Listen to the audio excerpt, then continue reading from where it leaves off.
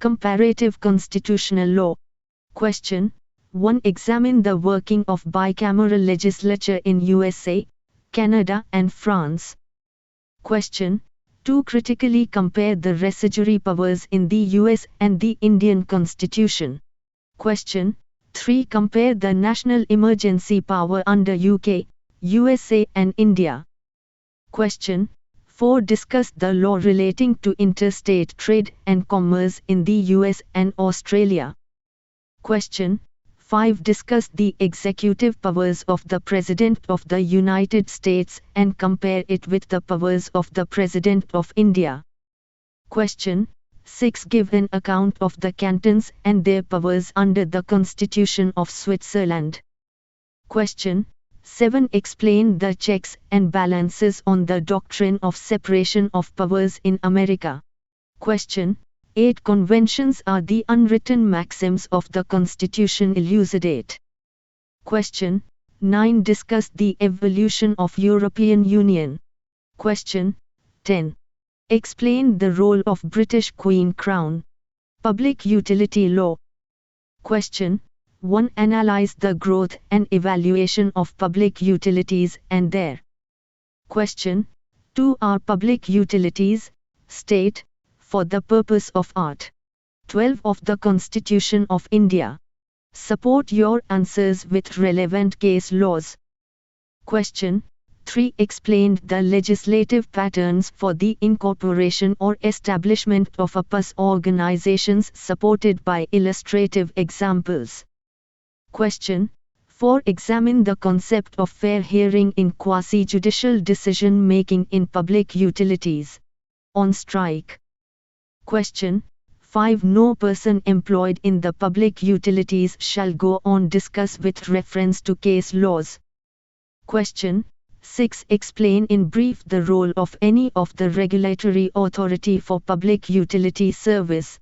Question 7. Explain parliamentary control over subordinate legislation. Question 8. Analyze the special privileges of public utilities in matters of contract and criminal law. Question 9. Explain the rights of the consumer that are protected under the Consumer Protection Act. Question 10. Write about an air hostess case in the backdrop of emergency of the dynamic concept of equality. Bicameralism is a type of legislature that is divided into two separate assemblies, chambers, or houses, known as a bicameral legislature. Bicameralism is distinguished from unicameralism, in which all members deliberate and vote as a single group. As of 2022, roughly 40% of world's national legislatures are bicameral, while unicameralism represents 60% nationally, and much more at the subnational level. Often, the members of the two chambers are elected or selected by different methods, which vary from jurisdiction to jurisdiction. This can often lead to the two chambers having very different compositions of members. Enactment of primary legislation often requires a concurrent majority, the approval of a majority of members in each of the chambers of the legislature. When this is the case, the legislature may be called an example of perfect bicameralism. However, in many parliamentary and semi-presidential systems, the house to which the executive is responsible, e.g. House of Commons of UK and National Assembly of France, can overrule the other house, e.g. House of Lords of UK and Senate of France, and may be regarded as an example of imperfect bicameralism. Some legislatures lie in between these two positions, with one house able to overrule the other only under certain circumstances. Canada. The Federal Bicameral Parliament of Canada, which contains a House of Commons and a Senate. Canada's elected lower house, the House of Commons, comprises members of Parliament, MPs, from single-member ridings, based mainly on population, updated every 10 years using census data. The Commons is democratically elected every 4 years, constitutionally up to 5 years. In contrast, in Canada's upper house, senators are appointed to serve until age 75 by the Governor-General on the advice of the Prime Minister through an independent advisory board as of 2016. The government, i.e. executive, is responsible to and must maintain the confidence of the elected House of Commons. Although the two chambers formally have many of the same powers, this accountability clearly makes the Commons dominant, determining which party is in power, approving its proposed budget and, largely, the laws enacted. The Senate primarily acts as a chamber of revision. It almost never rejects bills passed by the Commons but does regularly amend them. Such amendments respect each bill's purpose, so they are usually acceptable to the Commons. Occasionally, the two houses cannot come to an agreement on an amendment, which results in rare instances of a key government bill failing. The Senate's power to investigate issues of concern to Canada can raise their profile, sometimes sharply, on voters' political agendas. India. Only 6 of the 36 states or union territories of India have bicameral legislatures: Andhra Pradesh, Bihar, Karnataka, Maharashtra, Telangana and Uttar Pradesh, while the rest all have unicameral legislatures. The lower houses are called legislative assemblies, and their members are elected by universal adult suffrage from single-member constituencies in state elections, which are normally held every 5 years, called Vidhan Sabha. In the 6 states with bicameral legislatures, the upper house is called the Legislative Council, Vidhan Parishad, or Vidhan Parishad, 1/3 of whose members are elected every 2 years. Members of the Legislative Council are elected in various ways. 1/3 are elected by the members of local bodies in the state such as municipalities, gram panchayats, block development councils and district councils. 1/3 are elected by the members of the state's legislative assembly from amongst persons who are not members of the state legislative assembly. 1/6 are nominated by the governor of the state from amongst persons having knowledge or practical experience in fields such as literature, science, arts, the cooperative movement and social service. 1/12 are elected from special constituencies by persons who are college graduates of 3 years standing residing in those constituencies. 1/12 are elected by persons engaged for at least 3 years in teaching in educational institutions within the state not lower than secondary schools, including colleges and universities. From 1956 to 1958 the Andhra Pradesh legislature was unicameral.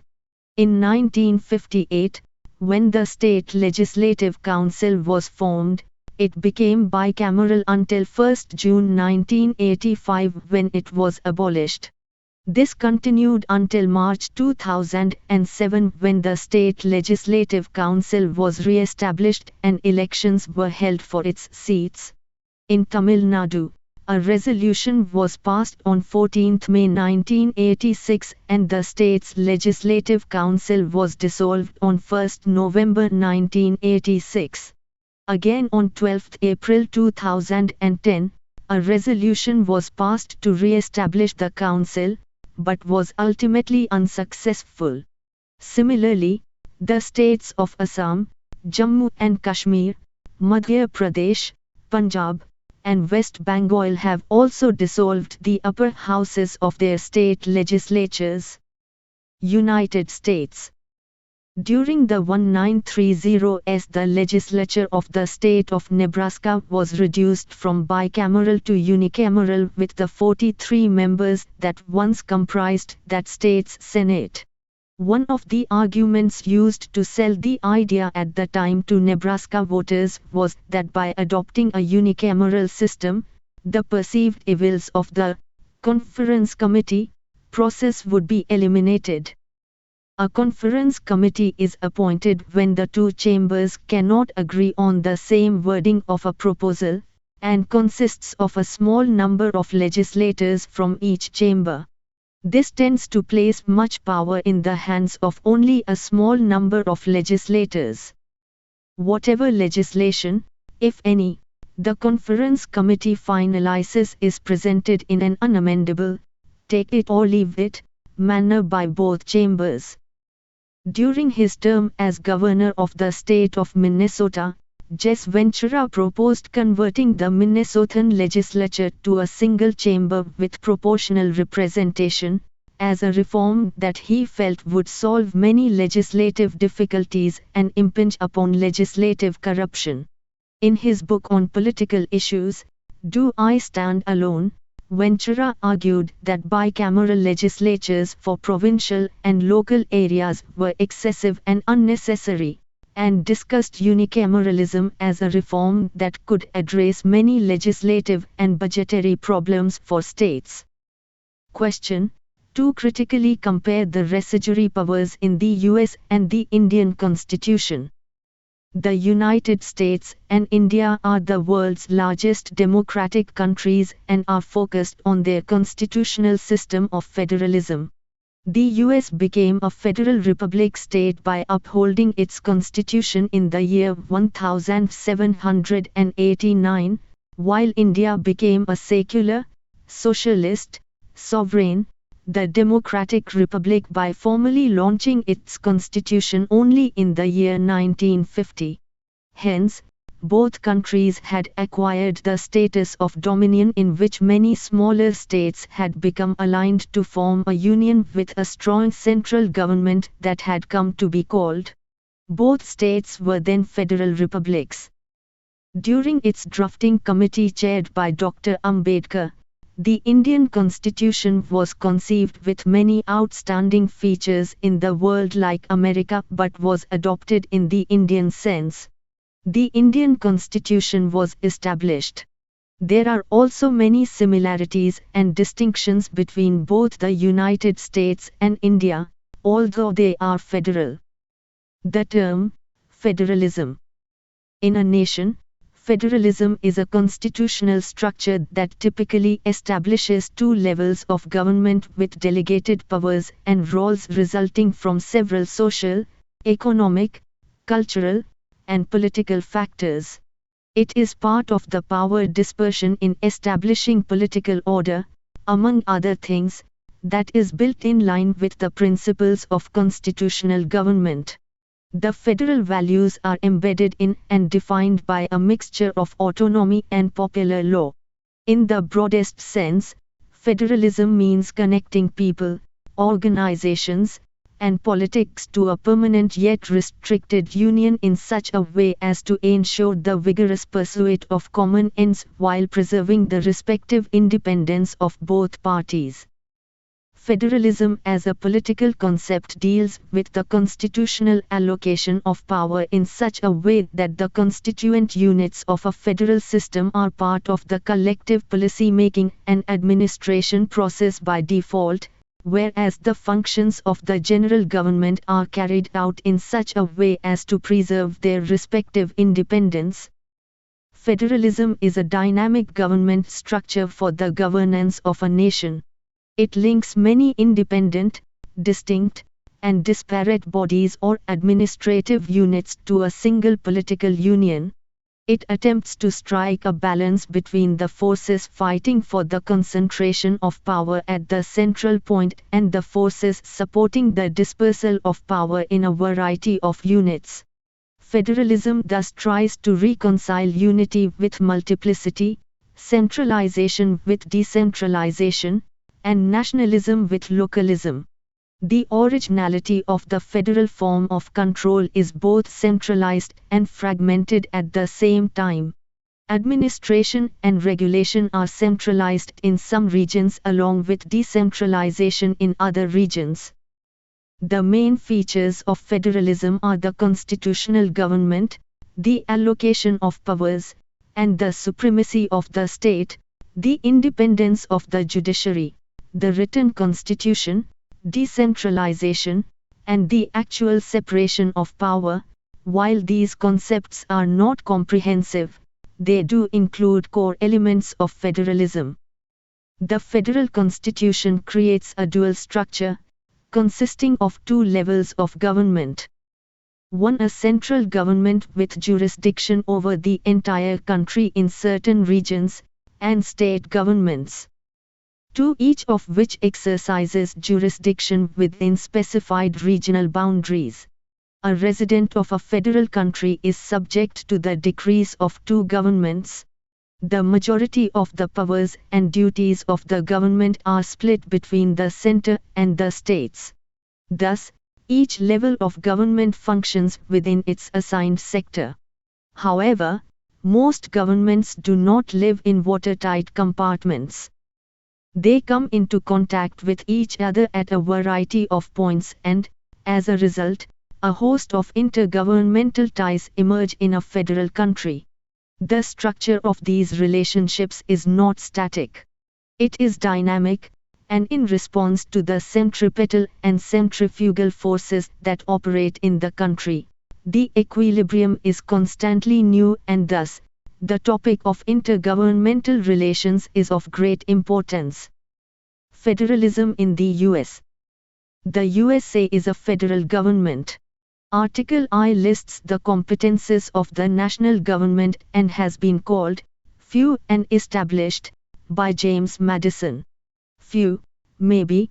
Section 8 of Article I has 18 clauses, although some are subdivided, and, to some degree, defined. The provision that gives Congress authority to create posts and postal roads is not well understood. Other laws were not so well known as obviously, since 1789 it has been contested almost continuously for the importance of the clause granting the Congress power to control trade between the various states. The powers that the Constitution does not delegate to the United States are reserved for the states or the people.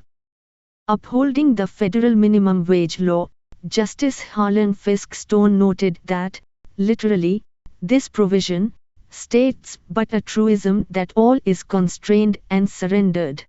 Madison makes a useful statement: powers reserved for the various states shall cover all the objects which, in the course of the ordinary business, concern people's lives, freedoms and property, and internal peace, improvements, and prosperity. The Constitution of the United States says nothing about the governments of the states that have control. State governments reflect the composition of the national government, an elected chief executive, two legislative houses, and the court. In addition to the basic proposal that state governments have plenary power, that is, may make legislation on any subject, while national governments only have specified powers, state governments structurally vary from domestic governments in several respects. Each state has a budget of its own. According to the U.S. Constitution, the national government does not need to be fiscal in check and has seldom done so in recent years. In some decisions of the Supreme Court in the 1990s, observers proclaimed the beginning of the Federalist movement. The court found certain statutes unconstitutional, as they had for the first time since 1936 violated federal values. And at this point, the revolt looks more like a group of pitchforks than a serious attempt to overthrow an enlargement of the national power since the New Deal. The key avenues of the national government power centralization have been defined through the use of legislative authority in intergovernmental trade regulations. Congress, inevitably, has other forces, and one, in particular, becomes more essential as the 20th century continues. Congress has the authority to enact and levy taxes to maintain America's popular security to welfare. the growth of the national government and in particular the implementation of the 16th Amendment, in which Congress approved the collection of income taxes, 1913, gave the tax authorities a stronger use. The key consequences for the separation between states and the national government of successful governance were conditional expenditure programs. Given domestic fiscal capital, dependent spending power has almost become as essential as the trade clause as a mechanism for centralizing governing authority. The court has shown little interest in significant limits on dependent spending power. In the case of Texas v. White, Chief Justice Salmon held that the United States is a federation of indestructible states. The Union of States has never been a strictly artificial and arbitrary arrangement.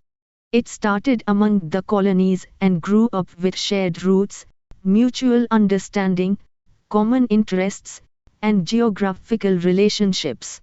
In the case of Chisholm versus Georgia, the first major constitutional ruling of the U.S. Supreme Court was made in 1793.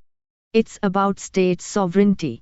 Sovereign immunity has been a central feature of sovereignty in the Anglo-American tradition.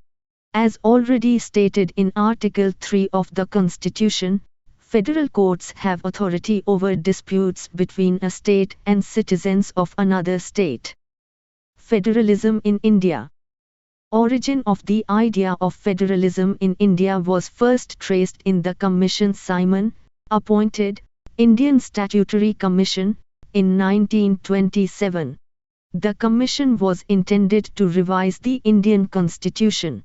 In its 1930 report, the commission recommended the development of India into a federation of self-government units. India emerged as a federation that had been relieved of British Raj's clutches. Several princely states, divided and governed, came together to form the Indian Union.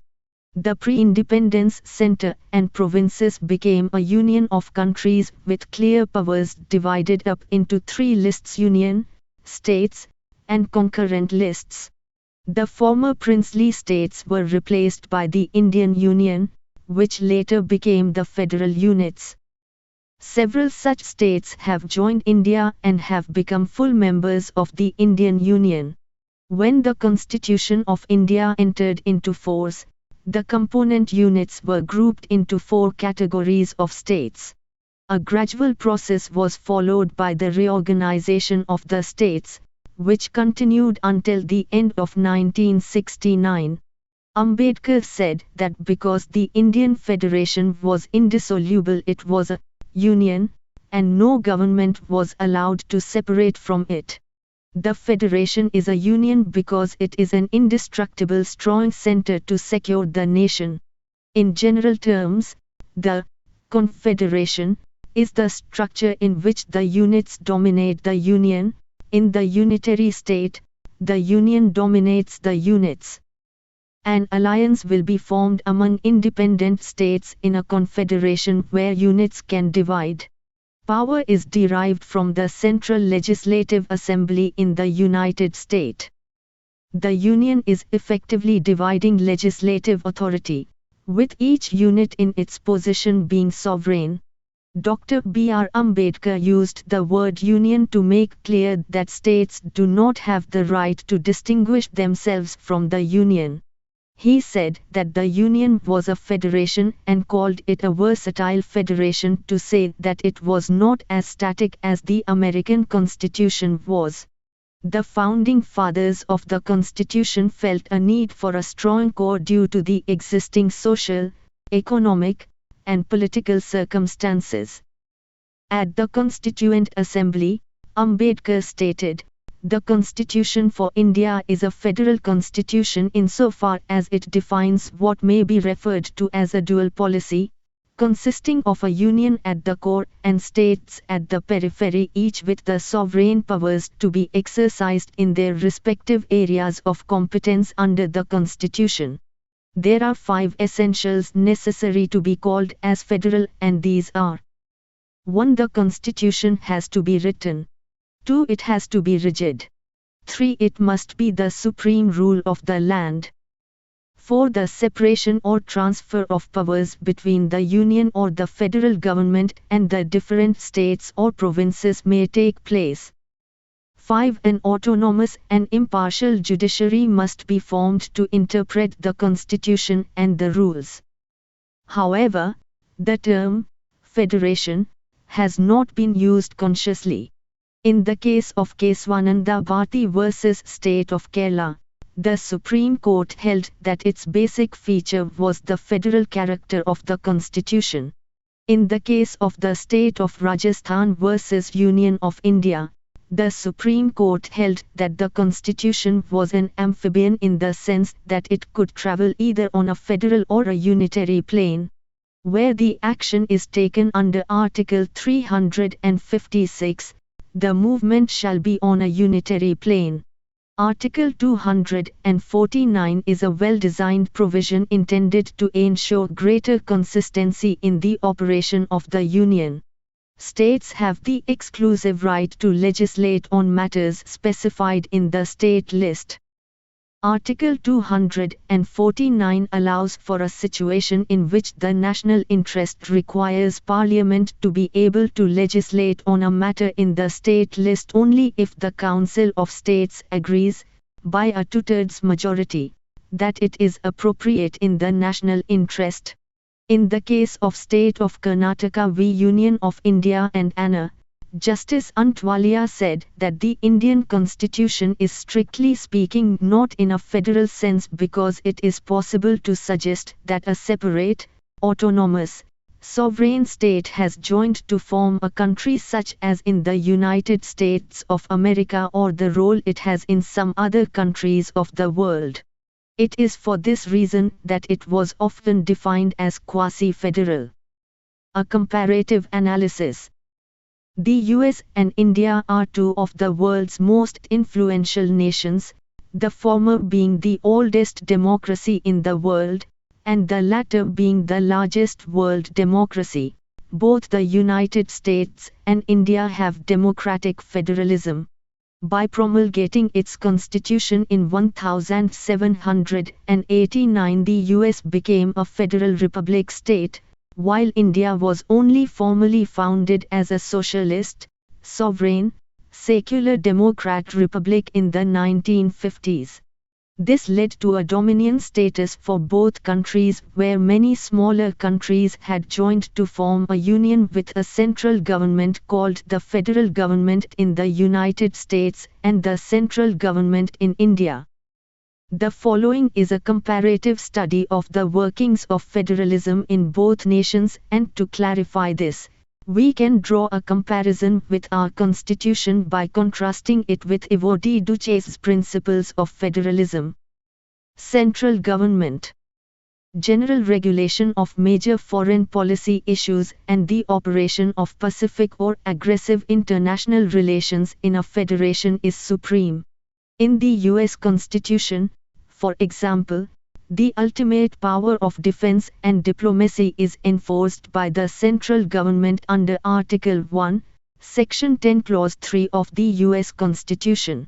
While the Indian Constitution in its 7th schedule contains entries in the list of powers bestowed on the federal government concerning diplomacy and security, war and peace and the treaty, pilgrimages from outside the world, piracies, and crimes perpetrated by air or by high sea and violations of international law. Section 1 of Schedule 7 confers powers on the Union government which are unique to the Union, and the states cannot interfere with the exercise of those powers. Besides, Article 53(2) refers to the President with the supreme command of the Union Defense Forces. Article 352, 353, and 355 also discuss the strength of the Union in times of national emergency. Article 51, which applies to the promotion of international peace and security, is also laid down in the concept of state policy of the directive. The nature of these powers under the Indian Constitution is more nuanced than under the American Constitution. Amendments. This is the firmest and most accurate criterion for defining the federal structure of the state by dissecting the text of every constitution. In the United States, Article 5 of the United States Constitution, it can be achieved by Congress by asking two-thirds of both chambers to introduce amendments. The implementation of the legislature of 2nd March of many states can also recommend it. At least 3/4 of certain states must be accepted to be ratified. There is also a certain provision, however, to the effect that no amendment shall affect the first and fourth clauses of the 9th section of the first article, and that no state shall be deprived of the same suffrage in the Senate. The Indian Constitution provides for the power and process to amend Article 4, Schedule 6 and, in particular, Article 368 of the Constitution. In all instances, the right to enact amendments is bestowed on the Union. For all amendments, there is no need for ratification by the states. However, Article 368(2) distinguishes certain types of amendments which, in essence, require ratification by at least half of the states. The amendments requiring such ratification by at least half of the states shall be made according to points A to E of Article 368(2). It is also clear that approval by not less than half of the states is needed if reforms have a certain effect on the federal structure. Center and state working. Article 1 Section 8 of the U.S. Constitution provides for 18 subjects to be legislated and limited by the middle. The majority of the authority is with the nations, and the residual power is with the states. In India, exhaustive lists are drawn up which cover the different areas of the center and the states. No question of residual power ever arose. But then, if there is no entry in any of the three lists, the center shall have the authority to do so. Thus, the residual power is with the center. Union and secession. As per Article 4 of Section 3 of the U.S. Constitution, it is clear that, without agreement between the legislatures of the states concerned and the Congress, no new state shall be created or established beyond the competence of any other state. Thus, it can be inferred that no state will withdraw from the U.S. Constitution from the Union. Article 1 of the Constitution of India states that India is a union of states. Article 2 empowers Parliament to admit or form new states within the Union on such terms and conditions as it considers necessary. Further, under Article 3, the Parliament may, by statute, create a new state by separating the territory from any state or by uniting two or more states or parts of states or by uniting any territory to any part of any state, by raising the area of any state, by reducing the area of any state, by altering the borders of any state, or by changing the name of any state.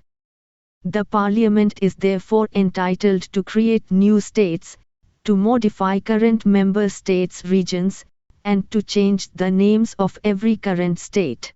Therefore, the Constitution provides for modifications to the geographical limits and does not protect the territorial integrity of the states. It is also possible to change names. According to Article 2, the terms and conditions for the admission of any region into the Union or for the creation of a new state must be defined by the Parliament. In so doing, it is not to seek rivalry between the state of which the proposal is likely to affect its territory, boundary, or name. All that Article 3 requires is for the President to send the bill, to express his opinions, in such cases to the legislatures of the concerned states. If the opinions of the member states are known, it is left to Parliament to vote on the proposed amendments. The Parliament can, therefore, without the competition of the state or states concerned, alter the boundaries of the state or increase or decrease its area or change its name. These clauses indicate that Parliament is of utmost importance in the matter of the constitution of states. Rulemaking. The Connecticut Compromise, where the American founders agreed to proportionate representation in the lower house of unequal states and equal representation of unequal states, 2 senators per state, in the upper house was also regarded by Americans as an integral measure of federalism. The United States is bicameral, as the 2 houses are similar in law matters. No legislation can be passed without the agreement of the 2 houses on the same text. In India, mutual participation in federal rulemaking is assured by an equitable representation of equitable units in the bicameral structure. Under Schedule 4 of the Constitution, seats are to be assigned to the states in the Council of States in the Parliament. Other than that, the President of the Council of States has nominated 12 members. This brings Rajya Sabha's total strength to 250. Jurisdiction. The Supreme Court of the United States has authority over the country as a whole but only through federal law. The states have their constitutions and their own rules and their own Supreme Court. In India, there is only one system of courts with the Supreme Court at the top and the high courts of the different states at the lower level. Both have the right to adjudicate federal as well as state legislation. Judicial authority. In the US, there is this principle of judicial review where the Supreme Court has the authority to resolve a central state dispute. McCulloch v. Maryland is the classic example of a central state dispute where judicial review has been used. According to Article 131, the Supreme Court of India has the initial authority to address a central state dispute. Moreover, judicial review is a fundamental function of the Indian Constitution, as laid down in Article 13, to read at 1432, 226. The key difference between the US and Indian federalism. Some gaps exist between US and Indian federalism. These differences were created by the creators of the Indian Constitution. The US federalism, as envisaged by its representatives in its constitution, is very powerful and more rigid.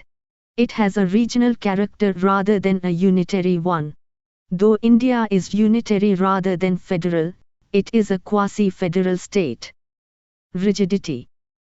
The Constitution of the United States is very concise and compact, with just a few pages, while the Constitution of India is very dense, comprising as many as 22 sections, 395 articles, and 10 schedules. Since the US Constitution is very strict, the laws intended to amend the Constitution are also very rigid and more formal. The US Constitution has only been changed 27 times, whereas the Constitution of India, which entered into force in 1950, has so far been amended 94 times. While a federal constitution exists in the US, all federal government states have their constitutions to rule themselves by their loyalty to the federal constitution. In India, all states that are aligned with the Indian Union have a commitment to the Indian Constitution and no constitution of their own, but each state has the right to pass the laws of its own that are included in both the state and the concurrent lists. Legislature working. The lower house or Lok Sabha in India is stronger and its representatives are elected directly and indirectly every 2 years by the people and representatives of the upper house or Rajya Sabha. The members of Lok Sabha serve their electorate on a population basis. The House of Representatives is elected in the US based on the population of a state, but each state in the USA has only 2 Senate members, totaling 100 members in the United States, irrespective of the size of the state or population. Whereas the Lok Sabha and lower house in India are stronger, the Senate House or the upper house is stronger in the United States. A Rajya Sabha member in India is indirectly elected by a system of proportional and transferable voting, while in the USA a Senate member is elected directly. Judicial working. While the United States has an established judicial system, the Indian judicial system is rapidly evolving. An accused or a witness in the United States will depose from his place of incarceration, preventing the use of modern technology and excessive trips to New York from Chicago or Los Angeles. Such facilities in India are yet to be built. While a judge in the United States can hold the post for life as long as he enjoys good health, it is slightly different in India. In India, a judge in the district, except for high-ranking, retires at the age of 58, retires at the age of 65 from the High Court and the high-ranking judge. Forms of government. The President is the head of the state in the US and thus his administration is popularly referred to as the presidential form of government. India, on the other hand, has a legislative system of government, while the Prime Minister exercises real power with his cabinet, with the President being only a nominal head. For a term of 4 years, the President of the United States has a 5-year control while the Indian Prime Minister retains a majority in Lok Sabha. Although the United States is following the 2-party rule, India has a multi-party system and a dynamic selection mechanism. The Indian Cabinet and the Prime Minister are accountable jointly both directly and indirectly to the Parliament and the people, while the US President has constitutional duties and responsibilities and, of course, to the people. The Prime Minister and all his cabinet members, because of joint responsibility, are accountable, liable, and responsible for a failure to perform their duty and blunder by a cabinet minister in India. Citizenship. The Indian Constitution recognizes single citizenship. On the other hand, the United States Constitution allows for double citizenship that can be a US resident of 2 countries, the United States and another. Although there are quite differences, there are also some similarities between the 2 countries, like both the US and India Constitution have a written constitution, providing for a federal constitutional system under which both governments exercise their powers and privileges, with the right to equality, to liberty, to the right to discrimination, to freedom of religion, to cultural and educational privileges, to land, and the right of constitution. The federal government functions in both countries at the core in which different states have acceded. In both the US and the Indian constitutions, the division of powers between 3 entities, administrative, legislative, and judicial, is given. Each division has a separate capability. While the powers between executive, legislative, and judicial officers in both countries are explicitly divided, these powers can also overlap. Chances are the authority or arbitrariness is exploited. A checks and balances mechanism that prevails in both countries is important.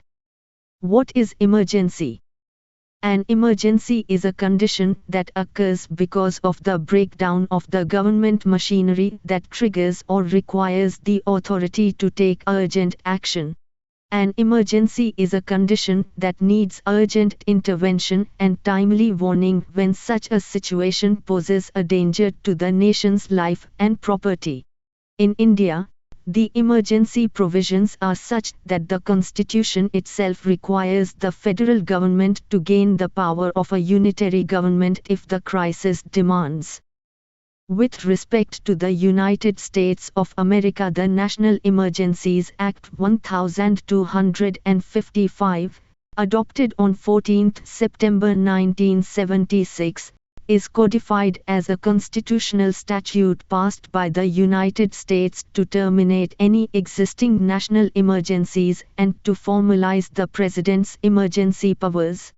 At the heart of President Lincoln's revocation of habeas corpus without congressional permission in 1861 was an assertion of emergency powers. Lincoln believed that an emergency was created by the Confederate revolt that gave him the unprecedented power of arbitrarily suspending the writ. The Act empowers the President during a crisis to invoke emergency powers, but before using those powers, it imposes such constitutional formalities. The alleged need for the legislation emerged from the breadth and number of laws in times of national emergency giving extraordinary authority to the President. In a joint resolution signed into law, Congress will revoke an emergency declaration. Powers available under this Act are limited to the 136 law-defined emergency powers that Congress has. Emergency provisions in India. The Indian Constitution grants the President the right to designate three forms of emergencies: national emergencies, local emergencies, and financial emergencies. In India, emergency laws are copied from Germany's Weimar Constitution. Part 18 of the Indian Constitution deals with the provisions of the emergency, i.e. 352 to 360 posts. In the Constitution, there are three forms of emergencies listed. The President of India is vested with the authority to enforce all three forms of emergencies. So basically there are three types of emergency provisions. 1. National emergency, Article 352 of the Indian Constitution. 2. Failure of constitutional machinery, Article 356 of the Indian Constitution. 3. Financial emergency, Article 360 of the Indian Constitution. National emergency. In the Indian Constitution, Article 352 speaks of a national emergency. The imposition of a national emergency entails a significant danger to the security of India or all of its territories as a result of the invasion, foreign violence, or violent revolt. Such an emergency shall be declared by the President at the written request of the Council of Ministers chaired by the Prime Minister. The adoption of an emergency resolution shall be subject to a special majority. Once authorized, the service of the emergency shall be for a maximum duration not exceeding 6 months. In the basis of war or external invasion, when a national emergency is declared, it is known as external emergency. On the other hand, as it is proclaimed on the basis of armed rebellion, it is referred to as internal emergency. By the 44th Constitution Amendment Act, 1978, the term armed rebellion was substituted for internal unrest. The first national emergency proclamation was issued in October 1962 as a result of Chinese violence against the NEFA and was in effect until January 1968. The second declaration of the national emergency was made in the aftermath of the Pakistan attack in December 1971. The third national emergency proclamation was made in June 1975. Back though the emergency was in effect. In March 1977, both the second and the third proclamations were repealed. Under Article 358, the 6 constitutional rights referred to in Article 19 are immediately revoked when a declaration of national emergency is issued. After the expiry of the emergency, Article 19 is automatically resurrected. Under Article 359, during a national emergency, the President is allowed to revoke, by decree, the power to transfer every court to impose constitutional rights.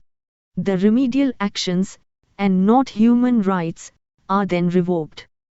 The 44th Amendment Act established that Article 19 could be repealed only if, on the basis of war or external invasion, the national emergency is laid down and not in the case of armed insurrection.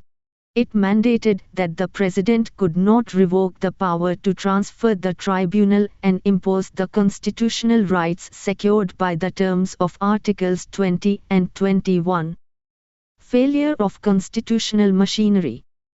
Article 356 states that if, on receipt of a report from the governor of a state or otherwise, the President is convinced that a situation has occurred in which it is not practicable for the government of the state to function in compliance with the provisions of that constitution, it may give rise to a state of emergency. Either the governor's report will announce an emergency, or the President himself is convinced that the situation is such that the emergency needs to be enforced. The state emergency proclamation shall be deposited before each House of Parliament until accepted by both chambers, and the emergency shall cease to have effect after the expiry of a term of 2 months. Furthermore, the length of the declaration can be extended to 6 months each time the resolution approving its extension is adopted by both Houses of Parliament. The case of S.R. Bommai v. Union of India is a seminal case with regard to the imposition of the law of the President in every state.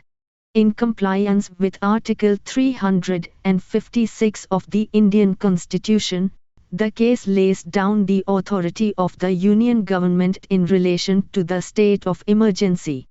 This case made the judicial review of the President's law necessary. The rule of the President was enforced on the state of Jammu and Kashmir for 6 years and 264 days, from 19 January 1990 to 9 October 1996. For 4 years and 259 days, from 11 June 1987 to 25 February 1992, Punjab was subject to the rule of the President. Financial emergency. Article 360 states that if the President is convinced that a situation has arisen in which the financial security or credit of India or any part of its territory is jeopardized, he may make a declaration to that effect by means of a decree. Under Article 360 of the Constitution, the President is empowered to declare a financial emergency if he is convinced that there is a danger to the financial security or credit of India or some portion of its territories.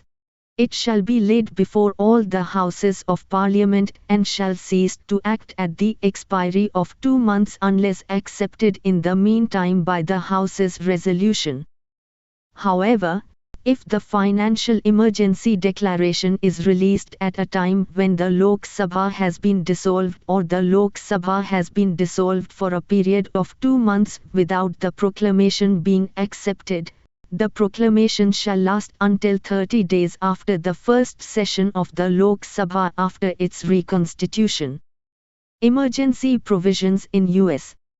Woodrow Wilson, who on 5 February 1917, was the first president to make an emergency proclamation. In 1976, Congress passed the National Emergency Act. Act requires the president, with an emergency declaration, to trigger the emergency provisions of the law on condition that the President outlines the provisions so triggered and notifies Congress. An activation would expire if the President had specifically ended the emergency, or had not periodically extended the emergency, or if a resolution terminating the emergency had been passed by each House of Congress. A joint resolution passed by both bodies requires a presidential signature, granting the President veto power on the termination, requiring a two-thirds vote in the case of a contested termination of both houses. The Act also requires the President and executive agencies to maintain track of all orders and legislation that proceed with the use of the emergency authority and to report annually. The Act is codified in 50 U.S.C. 1601-51, in reaction to the continuing presence of 4 declared national emergencies, the oldest of which had been in effect for 40 years. The Act did not cancel the pending states of emergency, but set expiry date, barring further intervention, for current proclaimed emergencies. It also called for a range of methods of termination, including the permanent termination every year of a national emergency on its anniversary, unless the President acts to extend it. The financial crisis of 1933, in which President Roosevelt renewed the National Emergency Declaration of the Act of 9 March 1933, Executive Order 6102, and banned the hoarding of gold, is some of the emergencies enforced by the United States of America. The Korean War of 1950, in which President Truman proclaimed a national emergency by Proclamation 2914, terrified communism. The 1970 postal workers' strike, in which President Nixon, through Proclamation 3972, proclaimed a national emergency and threatened to use the National Guard to send mail to New York. The 1971 inflation emergency, in which President Nixon, by Proclamation 4074, proclaimed a national emergency and levied a temporary surcharge on imports to reinforce the United States' foreign economic role. National Emergency Act 1976. Section 50 of the U.S. Section Code enshrines the National Emergency Act of 1976. The National Emergencies Act imposes procedural requirements on the President's exercise of emergency powers. It has governed the declaration of multiple emergencies. Congress has assigned to the President at least 136 different constitutional emergency powers, each available upon the declaration of an emergency. Just 13 of these require a legislative declaration. The other 123 are considered to have no additional congressional input on an executive declaration. Some of them which are still in force are: 1. Blocking property and suspending entry of certain persons contributing to the situation in Venezuela by Barack Obama on 8 March 2015. 2. Blocking property of persons who threaten international stabilization efforts in the Western Balkans by George Bush on 26 June 2001. 3. Blocking property and prohibiting transactions with persons who commit, threaten to commit, or support terrorism by George Bush on 23 September 2001. 4. Blocking the property of certain persons engaging in significant malicious cyber-enabled activities by Barack Obama on 1 April 2015. 5. Blocking the property of persons involved in serious human rights abuse or corruption by the current President Donald Trump on 20 December 2017. 6. Declaring a national emergency concerning the novel coronavirus disease, COVID-19, Outbreak by the current President Donald Trump on 13 March 2020. UK. The Emergency Powers Act 1920, 10 and 11 Geo. 5C55, was an act of the Parliament of the United Kingdom that gave the sovereign power, in certain circumstances, to declare a state of emergency by proclamation. The Act also authorized emergency regulations to be issued by order in Council. Passed during the time in office of the Lloyd George coalition government, the Act made permanent the powers of the Wartime Defence of the Realm Acts. The Act did not apply to Ireland, where due to the War of Independence the Restoration of Order in Ireland Act 1920 was already in force. U.S. On 4 February 1887, both the Senate and House passed the Interstate Commerce Act, which applied the Constitution's Commerce Clause, granting Congress the power to regulate commerce with foreign nations, and among the several states, to regulating railroad rates. Small businesses and farmers were protesting that the railroads charged them higher rates than larger corporations, and that the railroads were also setting higher rates for short hauls than for long-distance hauls. Although the railroads claimed economic justification for policies that favored big businesses, small shippers insisted that the railroads were gouging them. It took years for Congress to respond to these protests, due to members' reluctance to have the government interfere in any way with corporate policies. In 1874 legislation was introduced calling for a Federal Railroad Commission. The bill passed the House, but not the Senate. When Congress failed to act, some states adopted their own railroad regulations. Those laws were struck down in 1886, when the Supreme Court ruled in Wabash v. Illinois that the state of Illinois could not restrict the rates that the Wabash Railroad was charging because its freight traffic moved between the states, and only the federal government could regulate interstate commerce. Continued public anger over unfair railroad rates prompted Illinois Senator Shelby M. Cullom to hold the hearings that led to the enactment of the Interstate Commerce Act.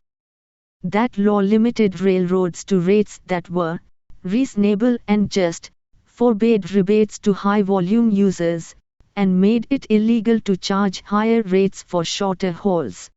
To hear evidence and render decisions on individual cases, the Act created the Interstate Commerce Commission.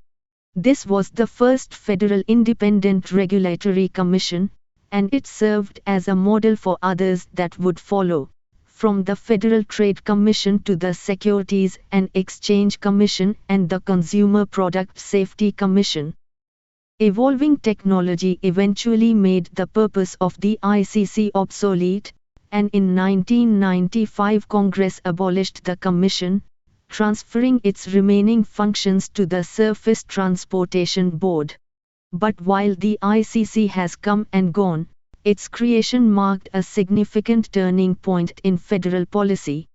Before 1887, Congress had applied the Commerce Clause only on a limited basis, usually to remove barriers that the states tried to impose on interstate trade. The Interstate Commerce Act showed that Congress could apply the Commerce Clause more expansively to national issues if they involved commerce across state lines. After 1887, the national economy grew much more integrated, making almost all commerce interstate and international. The nation rather than the Constitution had changed. That development turned the Commerce Clause into a powerful legislative tool for addressing national problems. Interstate Commission. Australian Constitution. There shall be an interstate commission, with such powers of adjudication and administration as the Parliament deems necessary for the execution and maintenance, within the Commonwealth, of the provisions of this Constitution relating to trade and commerce, and of all laws made thereunder. Manner of election. U.S. President is more or less directly elected, whereas the Indian President is indirectly elected. The advantage of the directly elected head of the government is the stability of the government. Unlike Indian Prime Minister, American President is not overpowered by the compulsions of coalition politics. Head of the state. The U.S. President is both the head of the state and head of the government, whereas the Indian President is only the head of the state. President of the U.S. is the real executive. Indian President, like the British monarch, is only a titular head. Term of office. American President holds the office for 4 years and he can seek re-election only once, while the Indian President holds the office for 5 years and is eligible for re-election any number of times. Responsibility to legislature.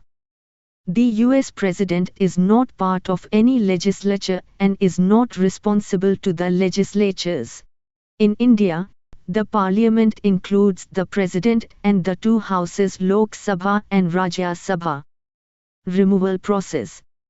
Both the American and Indian presidents can only be removed from the office through impeachment. In India, either house can initiate impeachment proceedings against the president and with the concurrence of the other house can impeach the president. In US, the power to impeach solely lies with the Senate, upper house. Emergency powers. Indian president wields huge powers during emergency situations. He can proclaim both external and internal emergencies. Indian president can declare emergency in a state, dissolve state legislature and dismiss the state council of ministers. During financial emergency, he has the power to reduce the salaries of all the government officials, including that of the Supreme Court and High Court judges. He has a formidable list of executive, financial and legislative powers which he can exercise on the advice of the cabinet during emergency. Independence of office. The Indian president needs to act as per the advice of the Council of Ministers, COEM, while discharging his duties. The COEM takes all the decisions pertaining to the affairs of the country and executes them under the president's name. In the US, the members of the cabinet are not members of the Congress and are not responsible to it. The cabinet members are appointed by the president and they are liable to be dismissed by the president. The American president has the power to determine the policy of his government independently without any external interference. Veto power. Indian president has comparatively lesser veto power than the president of US. The president of US can veto a bill passed by the Congress. He needs to sign the bill if it is once again passed by 2/3 majority of both the houses. The Indian president, on the other hand, can send the bill for reconsideration only once. If the bill is passed again even by a simple majority in the parliament, he is obliged to sign the bill. Pocket veto. US president can exercise his pocket veto power by not signing the bill for 10 days if he knows the session of the Congress will end within 10 days. In such cases the bill dies. Indian president can keep the bill for indefinite period as there is no constitutionally prescribed time limit to give his assent. The president can use his pocket veto if the fall of the government appears imminent.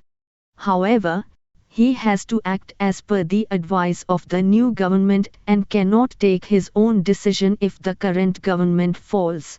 Pocket veto was first exercised by the President Giani Zail Singh with respect to the Indian Postal Bill, which was passed by the Rajiv Gandhi government. Subsequently, the new government withdrew the bill in 1989. State bills. Certain state bills need the previous consent of the President, and he possesses absolute veto power with respect to some types of state bills. The US President does not have such powers. Dissolving the legislature. The Indian President can dissolve the Parliament while the US President does not have such powers. Question 6. Give an account of the cantons and their powers under the Constitution of Switzerland. The 26 cantons of Switzerland are the member states of the Swiss Confederation. The nucleus of the Swiss Confederacy in the form of the first three confederate allies used to be referred to as the Wahlstatt. Two important periods in the development of the Old Swiss Confederacy are summarized by the terms Ort, 8 cantons, from 1353-1481, and Dresden-Ort, 13 cantons, from 1513-1798.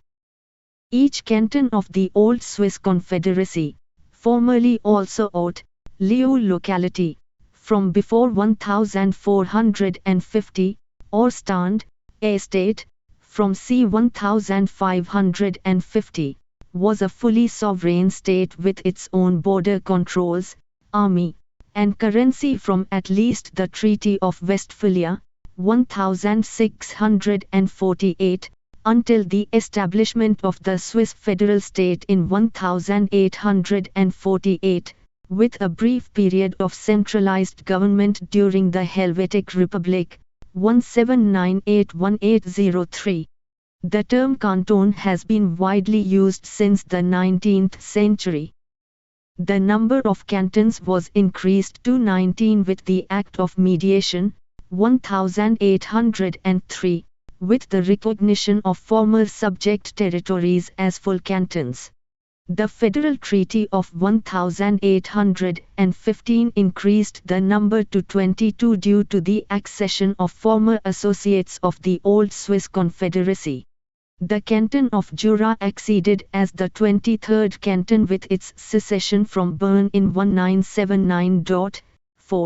The official number of cantons was increased to 26 in the Federal Constitution of 1999, which designated former half cantons as cantons.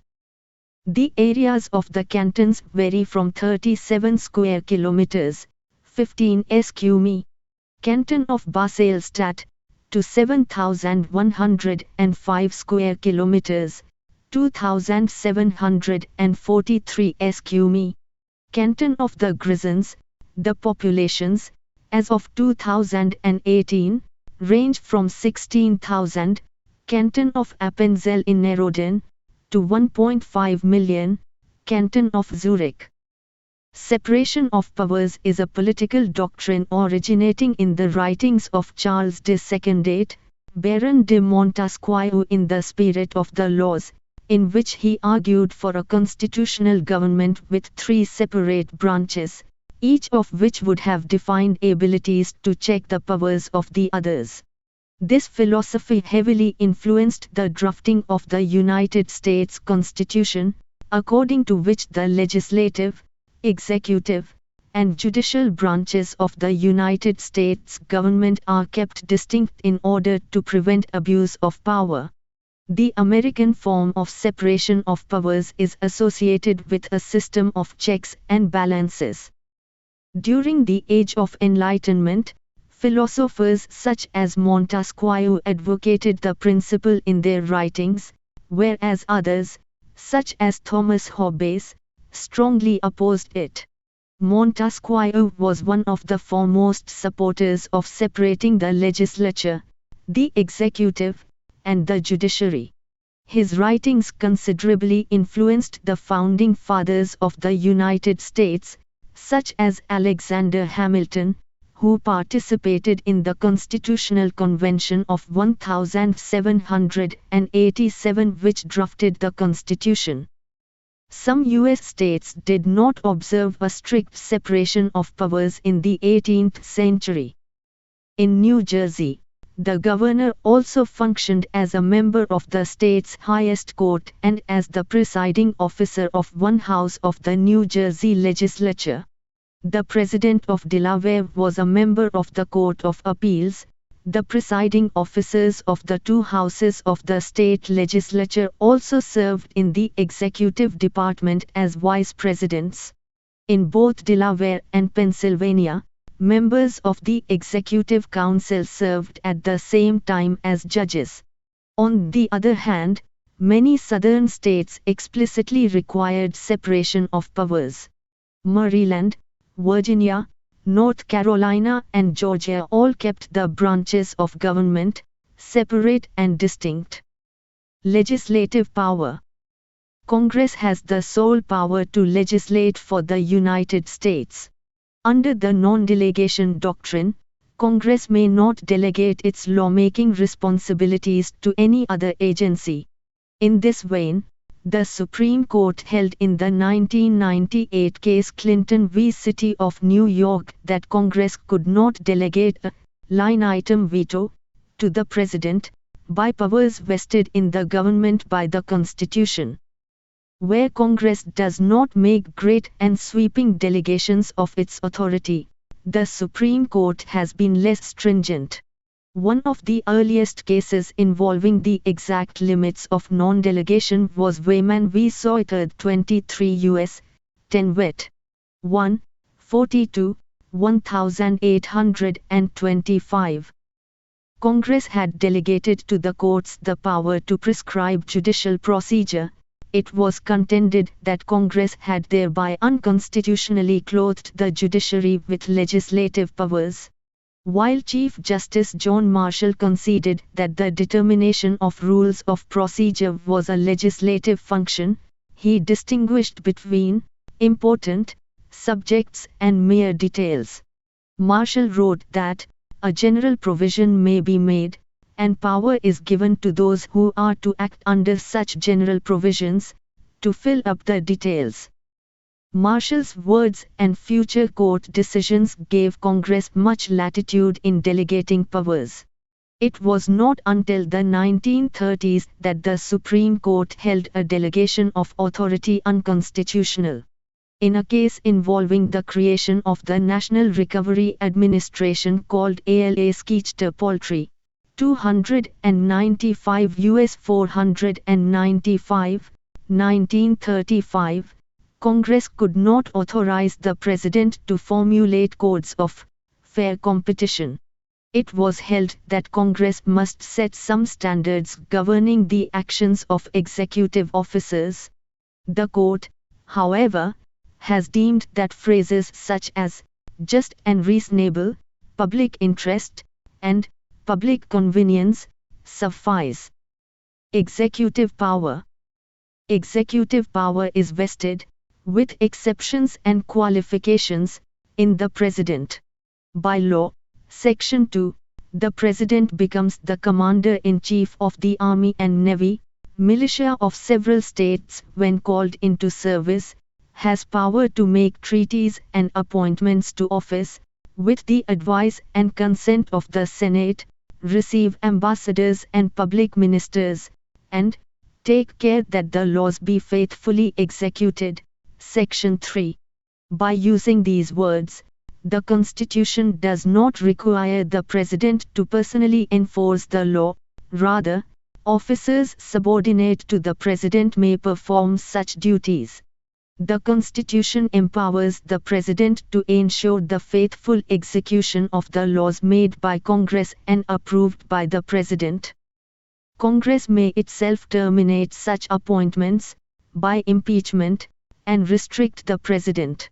Bodies such as the War Claims Commission, created by the War Claims Act of 1948, the Interstate Commerce Commission, and the Federal Trade Commission, all quasi-judicial, often have direct congressional oversight. Congress often writes legislation to restrain executive officials to the performance of their duties, as laid out by the laws Congress passes. In Immigration and Naturalization Service v. Chata, 1983, the Supreme Court decided, the prescription for legislative action in Art. I. 1. requiring all legislative powers to be vested in a Congress consisting of a Senate and a House of Representatives, and 7. Requiring every bill passed by the House and Senate, before becoming law, to be presented to the President, and, if he disapproves, to be repassed by 2/3 of the Senate and House, represents the framers' decision that the legislative power of the federal government be exercised in accord with a single, finely wrought and exhaustively considered procedure. This procedure is an integral part of the constitutional design for the separation of powers. Further rulings clarified the case.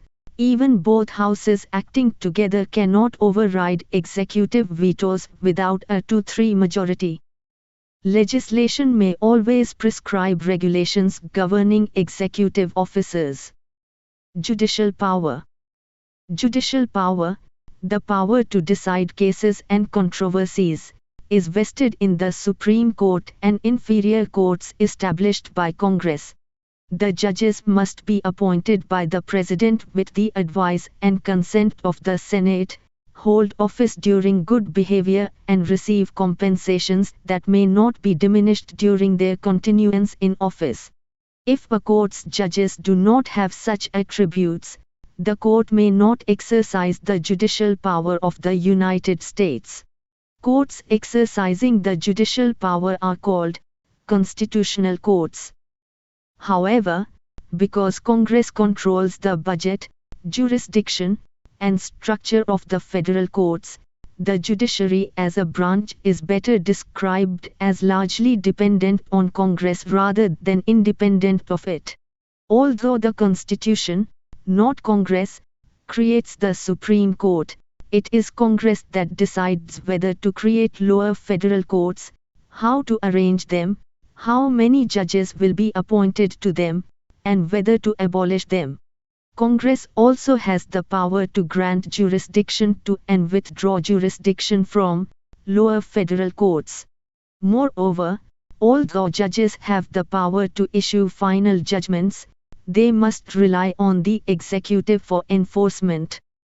Congress may also establish legislative courts, which do not take the form of judicial agencies or commissions, whose members do not have the same security of tenure or compensation as the Constitutional Court judges. Legislative courts may not exercise the judicial power of the United States. In Murray's Lessee v. Hoboken Land and Improvement Co., 1856, the Supreme Court held that a legislative court may not decide a suit at the common law, or in equity, or admiralty, as such a suit is inherently judicial.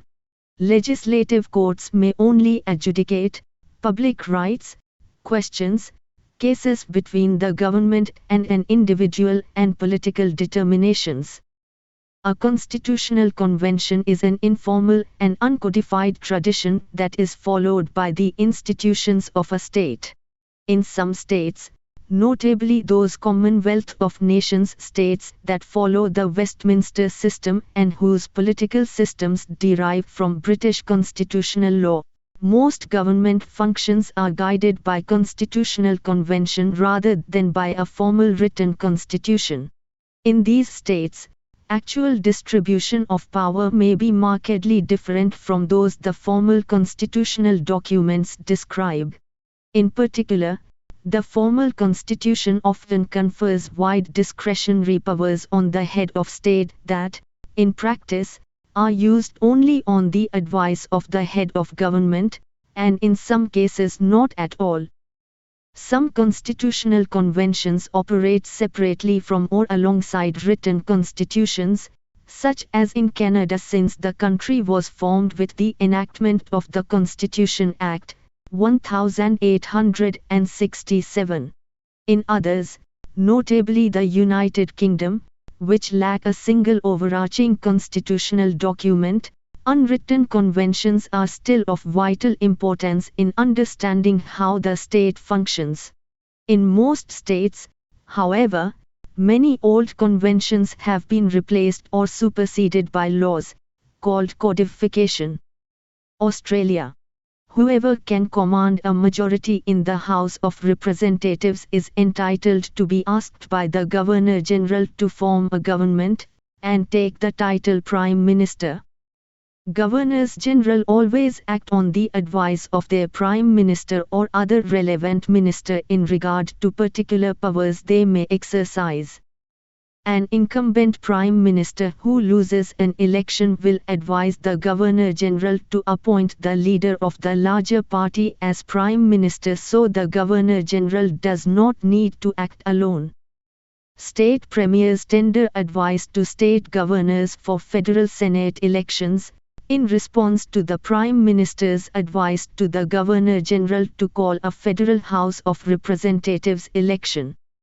State governors are given a dormant commission to administer the Commonwealth if the Governor-General is unable to. Viceregal officers act in a politically neutral way. No convention is absolute. All but one, the second, of the above conventions were disregarded in the lead-up to or during the constitutional crisis of 1975. Ignoring constitutional conventions does not always result in a crisis. After the 2010 Tasmanian state election, the Governor of Tasmania rejected the advice of his Premier to appoint the leader of the opposition as Premier because he felt the advice was tendered in bad faith. The Premier went on to form a new government. Bosnia and Herzegovina. The 6 members of the Constitutional Court of Bosnia and Herzegovina, that are chosen by the parliaments of entities of Bosnia and Herzegovina, should be chosen in a way as to establish the national balance of constituent peoples in the court, 2 Bosniaks, 2 Croatians and 2 Serbs, although the constitution does not have this requirement. The chairman of the Council of Ministers of Bosnia and Herzegovina should be of different nationality in every new term, establishing the rotation, although this is not formally regulated. The government of an entity should inform the government of Bosnia and Herzegovina of its intention to establish special parallel relationships with neighboring states, including negotiations. Also, the High Representative should be notified of any such intent, especially if there is a document that should be signed between parties, although the Constitution does not have this requirement. Also, for first example, the Prime Minister will request the Governor-General to call an election upon the defeat of the government in a confidence or money vote. This convention was broken in 1968 when the ruling minority government of Lester B. Pearson unexpectedly lost a money vote. All the parties in Parliament, who were not prepared for a snap election, agreed to pass a resolution retroactively declaring the lost money vote was not a matter of confidence. Though it is mentioned in various constitutional documents, the precise nature of the office of the Prime Minister operates mostly according to understood, uncodified British conventions. The Supreme Court of Canada is, by statute, the Supreme Court Act, composed of 3 justices from Quebec and 6 from anywhere in Canada, including Quebec. This is because Quebec uses civil law rather than the common law system used elsewhere in Canada. It is necessary to have a panel of at least 3 judges to hear civil law cases. By convention, the remaining 6 positions are divided in the following manner: 3 from Ontario, 2 from the Western provinces, typically 1 from British Columbia and 1 from the Prairie provinces, which rotate amongst themselves, although Alberta is known to cause skips in the rotation, and 1 from the Atlantic provinces, almost always from Nova Scotia or New Brunswick. The appointment of the most senior poison justice to Chief Justice is a convention that has recently fallen into disuse. Commonwealth realms. The Governor-General is appointed on the advice of the Prime Minister of the day, is a resident of the country he or she will represent, and can be dismissed immediately on the advice of the Prime Minister. Exceptions are Papua New Guinea and the Solomon Islands, where the Governor-General is elected by Parliament and then formally appointed by the Queen, and the United Kingdom, which has no viceregal office. However, in Canada, provincial lieutenant governors are appointed on the advice of the federal Prime Minister, not the provincial Premier.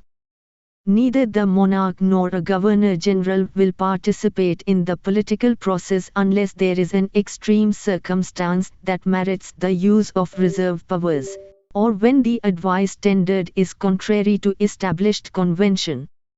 Neither the monarch nor a Governor-General will make partisan speeches or state partisan opinions. This convention was broken in 1975 by Sir Colin Hanna, the Governor of Queensland, who called for the defeat of the Whitlam government.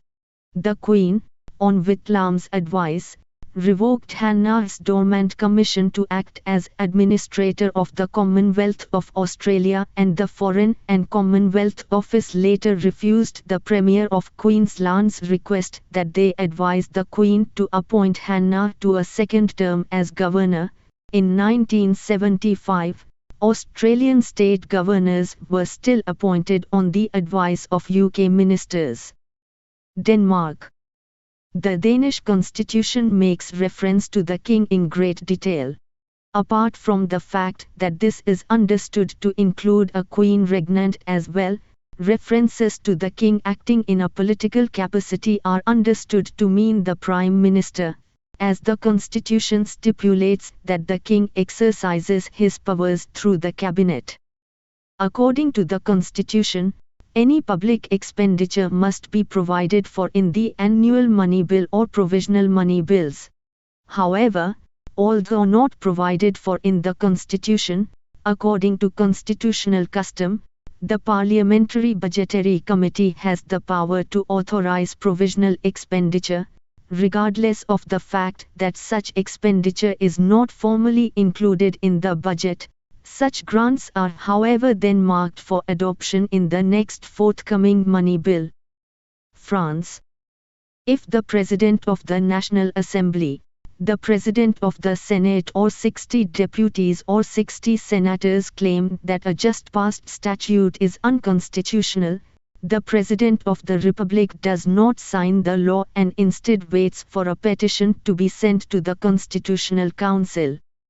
Germany. The German Basic Law does not provide for a formal mechanism of parliamentary self-dissolution. The Chancellor can only be forced out of office through a constructive vote of no confidence, which simultaneously opposes the current Chancellor and nominates a replacement. However, snap elections were held in 1972.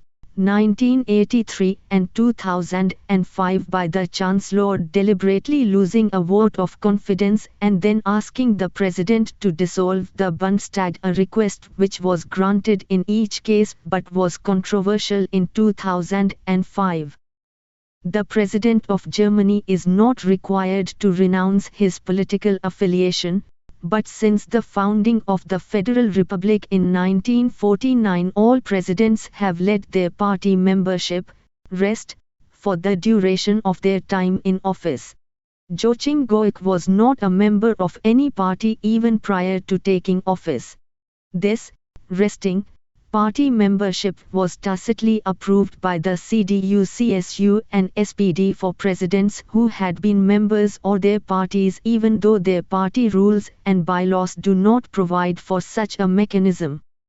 Similar to the provisions about monarchs in many parliamentary monarchies, the Basic Law formally grants the President powers to be exercised, on the advice of Parliament or the government, which are in practice never exercised by the President without clear direction from those bodies. The Basic Law only specifies how a Chancellor is to be elected, not who is eligible. With one exception, Kurt Georg Kiesinger, all Chancellors thus far have been members of the Bundestag, even though that is not a requirement for election or serving.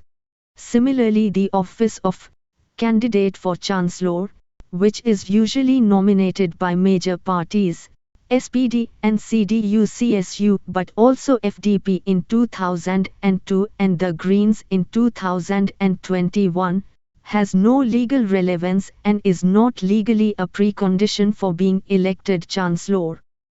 Virtually all customs and informal rules regarding coalition agreements are based on convention rather than formal rules.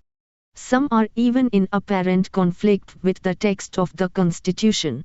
The Coalition Solutions, the Coalition Committee, which was first acknowledged to exist during the first Arad cabinet, is a method of resolving potential conflicts within a governing coalition that has been criticized as circumventing Parliament and the Cabinet as means to discuss and resolve such issues. The President of the Bundestag is a member of the biggest faction, even if that faction is otherwise in opposition. This is one of few constitutional conventions already in place during the Weimar Republic and still followed today. Lebanon. The Lebanese constitution states that the President of Lebanon is elected by a simple majority of the Parliament of Lebanon. However, due to the country's delicate ethnic balance, the parliament's various factions usually try to agree on a consensus candidate. Under the unwritten national pact, the president must always be a Maronite Christian, the prime minister a Sunni Muslim, the Speaker of Parliament a Shia Muslim, and the Deputy Speaker Greek Orthodox. Malaysia. At the federal level, the King acts on the Prime Minister's advice, except on certain cases. At the state level, the respective ruler or governor acts on his Chief Minister's advice.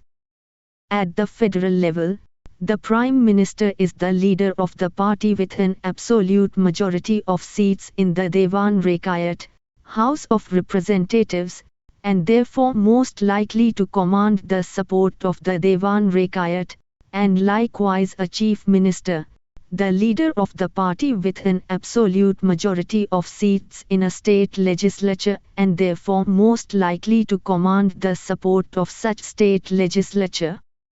The Prime Minister should be a member of the Dewan Rakyat. The Speaker of the Dewan Rakyat chairs the joint session of Parliament, where the King addresses both Dewan Negara, Senate, and Dewan Rakyat. New Zealand. There is a convention that the Prime Minister of New Zealand should not ask for an early election unless he or she is unable to maintain confidence and supply.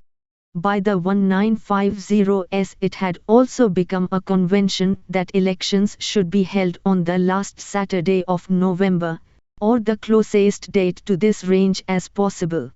There are several times when these conventions have been broken and an election has been held several months earlier.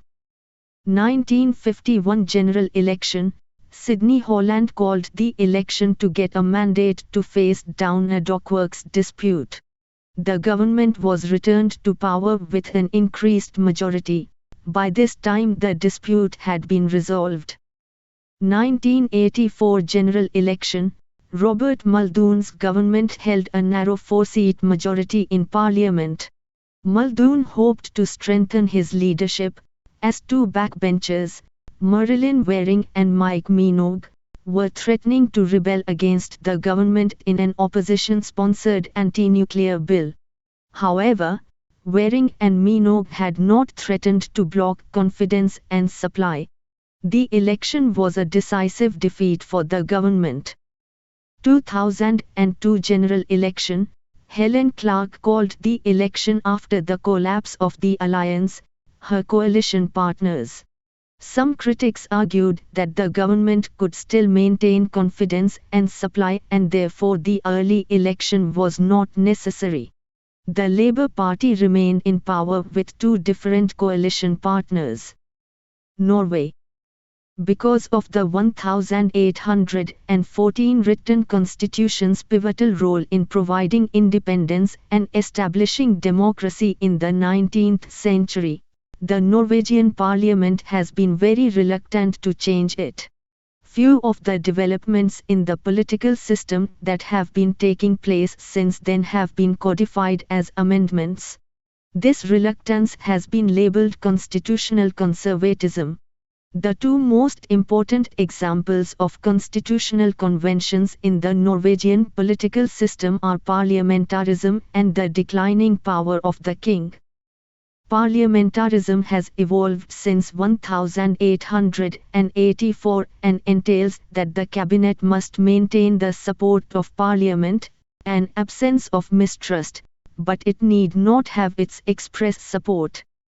All new laws are passed and all new cabinets are therefore formed in a de jure fashion by the king, although not necessarily in a de facto sense. According to the written constitution, the cabinet, council of ministers, are appointed by the king.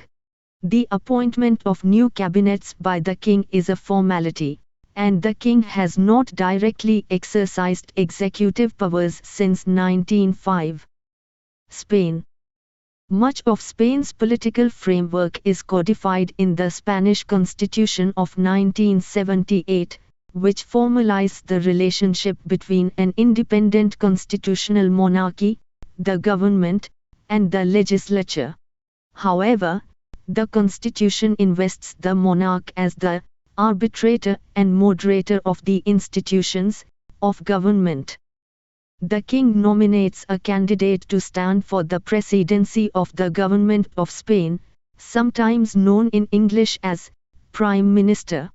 The nominee then stands before the Congress of Deputies and presents his political agenda for the upcoming legislative term, followed by a vote of confidence in the nominee and his agenda. The 1978 Constitution allows the king to nominate anyone he sees fit to stand for the vote of confidence so long as the king has met with the political party leaders represented in the Congress beforehand. However, King Juan Carlos I consistently nominated the political party leader who commands a plurality of seats in the Congress of Deputies. The Spanish public perception that the monarchy be politically non-partisan in its adherence to constitutional protocol and convention, yet while protecting the public expression of personal political views by members of the royal family. Expressions of personal political views expressed in public include when the Prince of Asturias and his sisters protested against terrorism following the 2004 Madrid bombings, or when the Queen gave controversial political viewpoints during an informal interview. Constitutionally, the King appoints the 20 members to the General Council of the Judiciary. However, when a vacancy is observed, the King's appointment has been customarily on the advice of the government of the day. Additionally, the King appoints the President of the Supreme Court on the advice of the General Council of the Judiciary. According to the 1978 Constitution, honors and titles of nobility, and civil and military decorations, are awarded by the King as head of state. However, in most cases since 1978, the King's appointments of titles of nobility have been countersigned by the President of the Government of Spain, with civil awards having been nominated by the President and military awards having been nominated by the military. Switzerland. The following constitutional conventions are part of the political culture of Switzerland. They hold true at the federal level and mostly so at the cantonal and communal level. Mostly, they aim to reconcile the democratic principle of majority rule with the need to achieve consensus in a nation that is much more heterogeneous in many respects than other nation-states. The government is a body of equals composed in political proportion to the weight of the various factions in parliament. This creates a permanent grand coalition. For most of the post-war era, the composition of the Federal Council was fixed by the so-called magic formula. Members of a collective body, including the federal government, observe collegiality at all times, that is, they do not publicly criticize one another. They also publicly support all decisions of the collective, even against their own opinion or that of their political party. In the eye of many observers, this convention has become rather strained at the federal level, at least after the 2003 elections to the Swiss Federal Council. The presidency of a collective body, particularly a government, rotates yearly. The president is a primus inter pares. United Kingdom. Main article, Constitutional Conventions of the United Kingdom. While the United Kingdom does not have a written constitution that is a single document, the collection of legal instruments that have developed into a body of law known as constitutional law has existed for hundreds of years. As part of this uncodified British Constitution, constitutional conventions play a key role. They are rules that are observed by the various constituted parts, though they are not written in any document having legal authority. There are often underlying enforcing principles that are themselves not formal and codified. Nonetheless, it is very unlikely that there would be a departure of such conventions without good reason, even if an underlying enforcing principle has been overtaken by history, as these conventions also acquire the force of custom.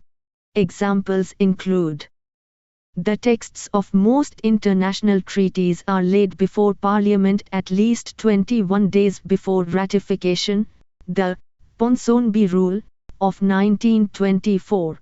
This convention was codified by the Constitutional Reform and Governance Act 2010. The monarch will accept and act on the advice of their ministers, who are responsible to Parliament for that advice.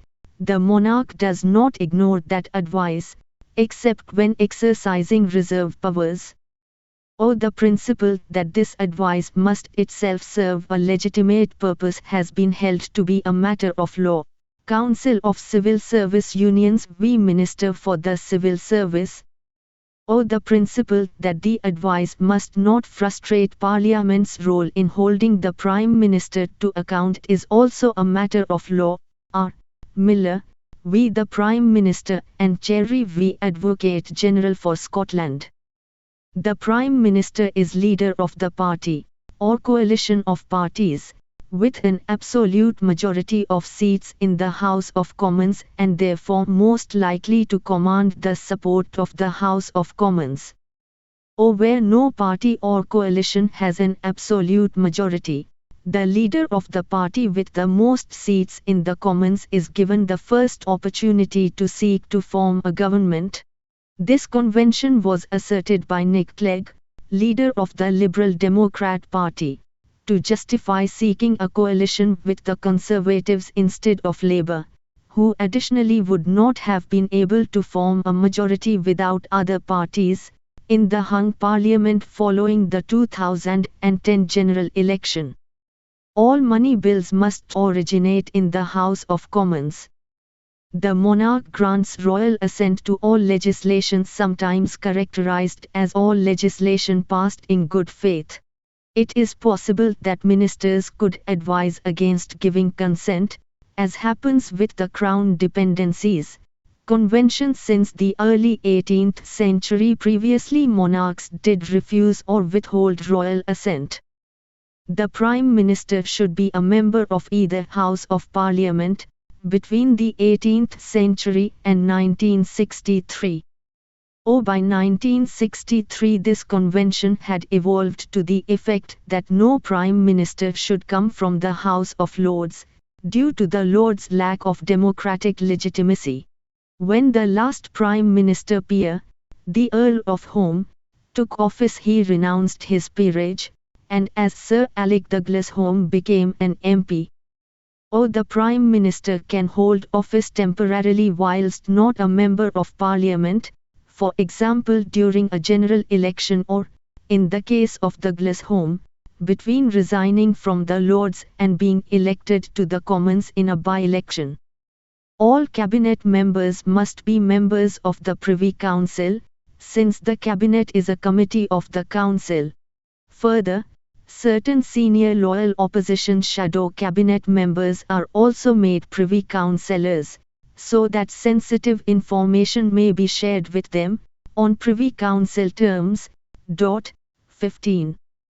The House of Lords should not reject a budget passed by the House of Commons. This was broken controversially in 1909 by the House of Lords, which argued that the convention was linked to another convention that the Commons would not introduce a bill that attacked peers and their wealth. The Lords claimed that the Commons broke this convention in Chancellor of the Exchequer David Lloyd George's People's Budget, justifying the Lords' rejection of the budget. The Commons disputed the existence of a linked convention. As a consequence, the Lords' powers over budgets were greatly lessened, including by removing their power to reject a bill, by the Parliament Act 1911. During a general election, no major party shall put up an opponent against a speaker seeking re-election. This convention was not respected during the 1987 general election, when both the Labour Party and the Social Democratic Party fielded candidates against the formerly Conservative Speaker, Bernard Wetherill, who was MP for Croydon North East. The Scottish National Party, SNP, does stand against the Speaker if he or she represents a Scottish constituency, as was the case with Michael Martin, Speaker from 2000 to 2009. The Westminster Parliament will only legislate with respect to Scotland or Wales on reserved matters. It will not legislate on non-reserved matters, devolved matters, without first seeking the consent of the Scottish Parliament. Since 1999, the Sewell Convention, later renamed to Legislative Consent Motions, or Senedd Cymru, since the Wales Act 2017.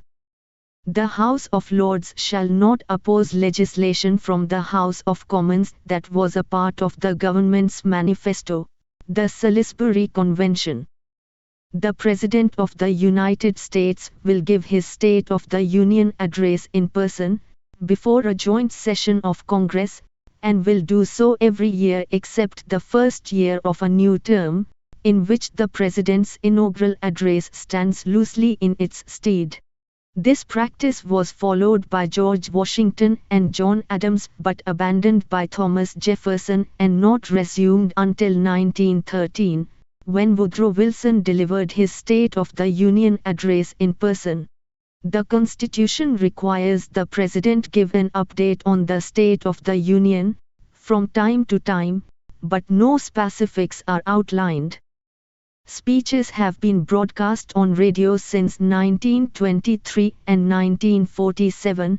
The last State of the Union message delivered only in writing was in 1981 by Jimmy Carter during his lame duck period. Much of how the United States Cabinet operates is dictated by convention. Its operations are only vaguely alluded to in the U.S. Constitution. While members of the United States House of Representatives are only required to live in the state they represent, it has generally been expected that they live in the district they represent as well, though there are some exceptions.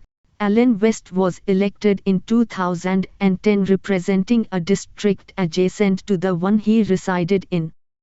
The President of the United States will obtain the consent of both senators from a state before appointing a United States attorney, federal district judge, or federal marshal with jurisdiction in that state. Cabinet officials and other major executive officers resign and are replaced when a new president takes office, unless explicitly asked to stay on by the new president. The Speaker of the House is always the representative who leads the majority party, even though the Constitution does not specify that the Speaker must be a member of the chamber.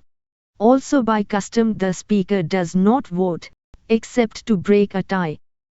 The President pro tempore of the United States Senate is the senior-most senator of the majority party. Members of the Electoral College are pledged to vote for a particular presidential candidate, and are chosen by popular vote with the name of the candidate, and not necessarily the elector, on the ballot.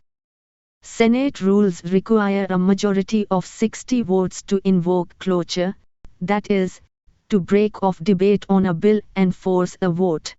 The Senate could revise its rules at any time, and the rules for each session of the House and Senate are typically set at the beginning of each elected Congress.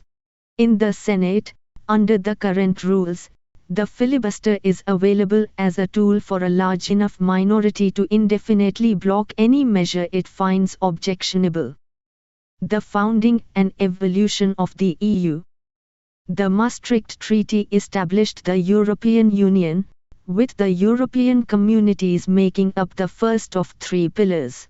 New additions were a common foreign and security policy as the second pillar and greater cooperation in justice and home affairs as the third. The treaties of Nice and Amsterdam were later added to the existing set of agreements, in part due to the upcoming expansion of the EU to the east.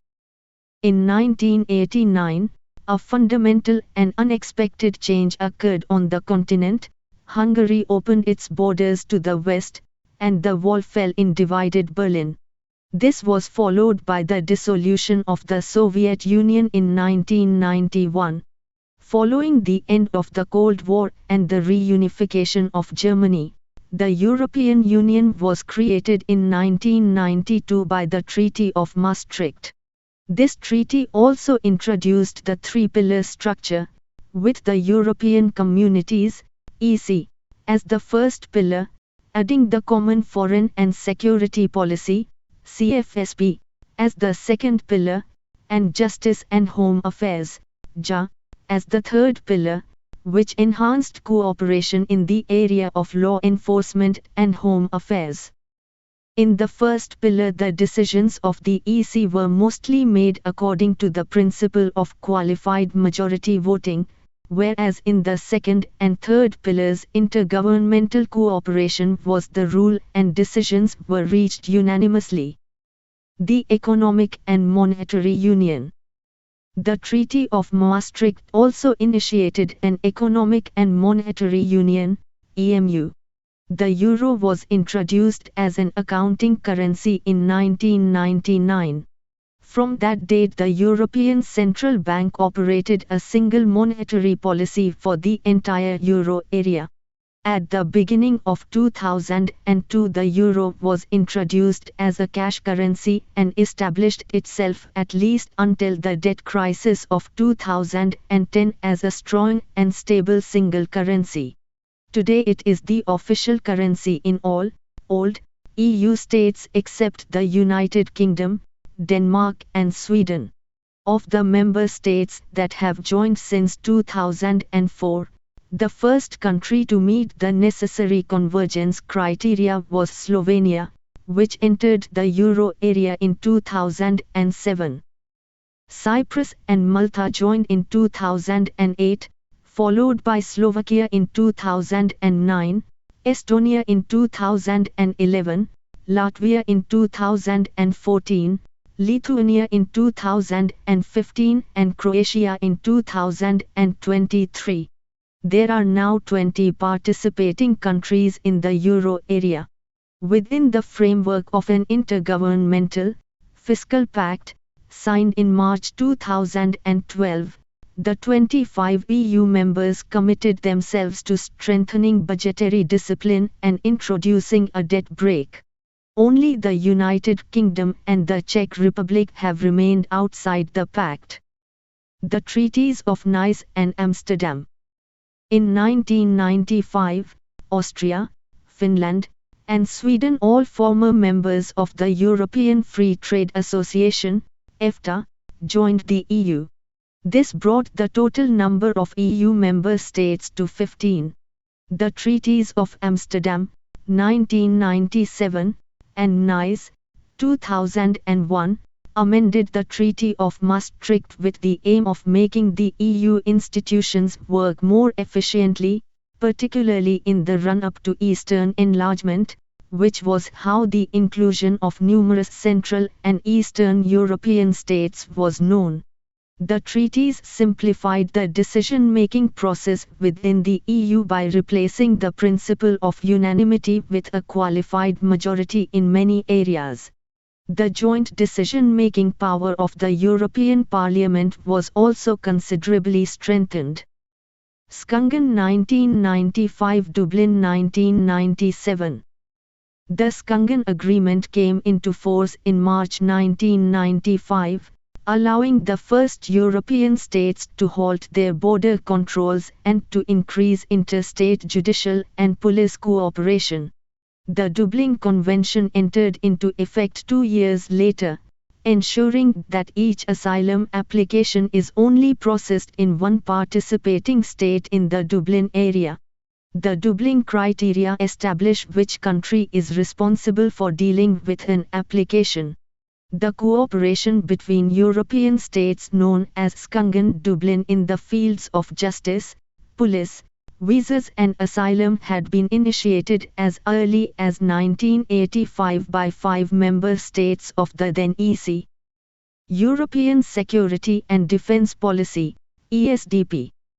In light of the bloodshed in the Balkan Wars, the European Council in Cologne in 1999 decided on a common European security and defence policy, ESDP.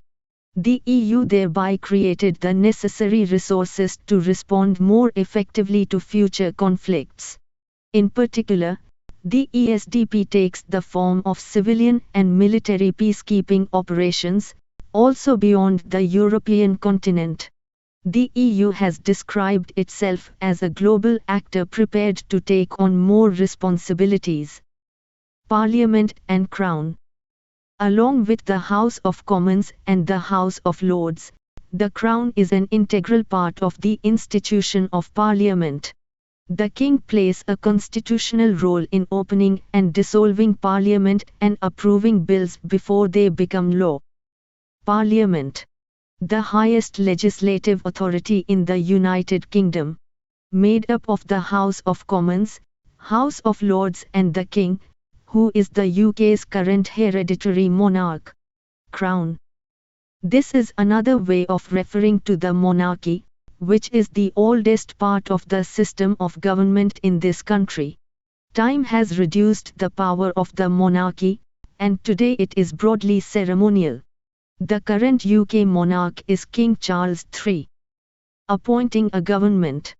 The day after a general election, the King invites the leader of the party that won the most seats in the House of Commons to become Prime Minister and to form a government. Opening and dissolving Parliament. The Crown opens Parliament through the state opening, marking the beginning of the parliamentary year. The Crown also dissolves Parliament before a general election. Queen's Speech. The Crown informs Parliament of the government's policy ideas and plans for new legislation in a speech delivered from the throne in the House of Lords. Although the King makes the speech, the government draws up the content. Royal Assent. When a bill has been approved by a majority in the House of Commons and the House of Lords, it is formally agreed to by the Crown. This is known as the Royal Assent. This turns a bill into an Act of Parliament, allowing it to become law in the UK. Public utility services are facilities provided by the government, which are essential to a citizen's needs. For instance, these services include the supply of water to homes, supply of electricity, the postal system, the banking system, railways, etc. The Consumer Protection Law enables consumers to file complaints about these public utility services. Examples of public utility services. Some examples of public utility services include transport service for carrying passengers or goods by air, road or water, postal services, telephone services, power facilities, lighting facilities, water facilities, insurance service. The law recognizes public utility services as establishments under the law.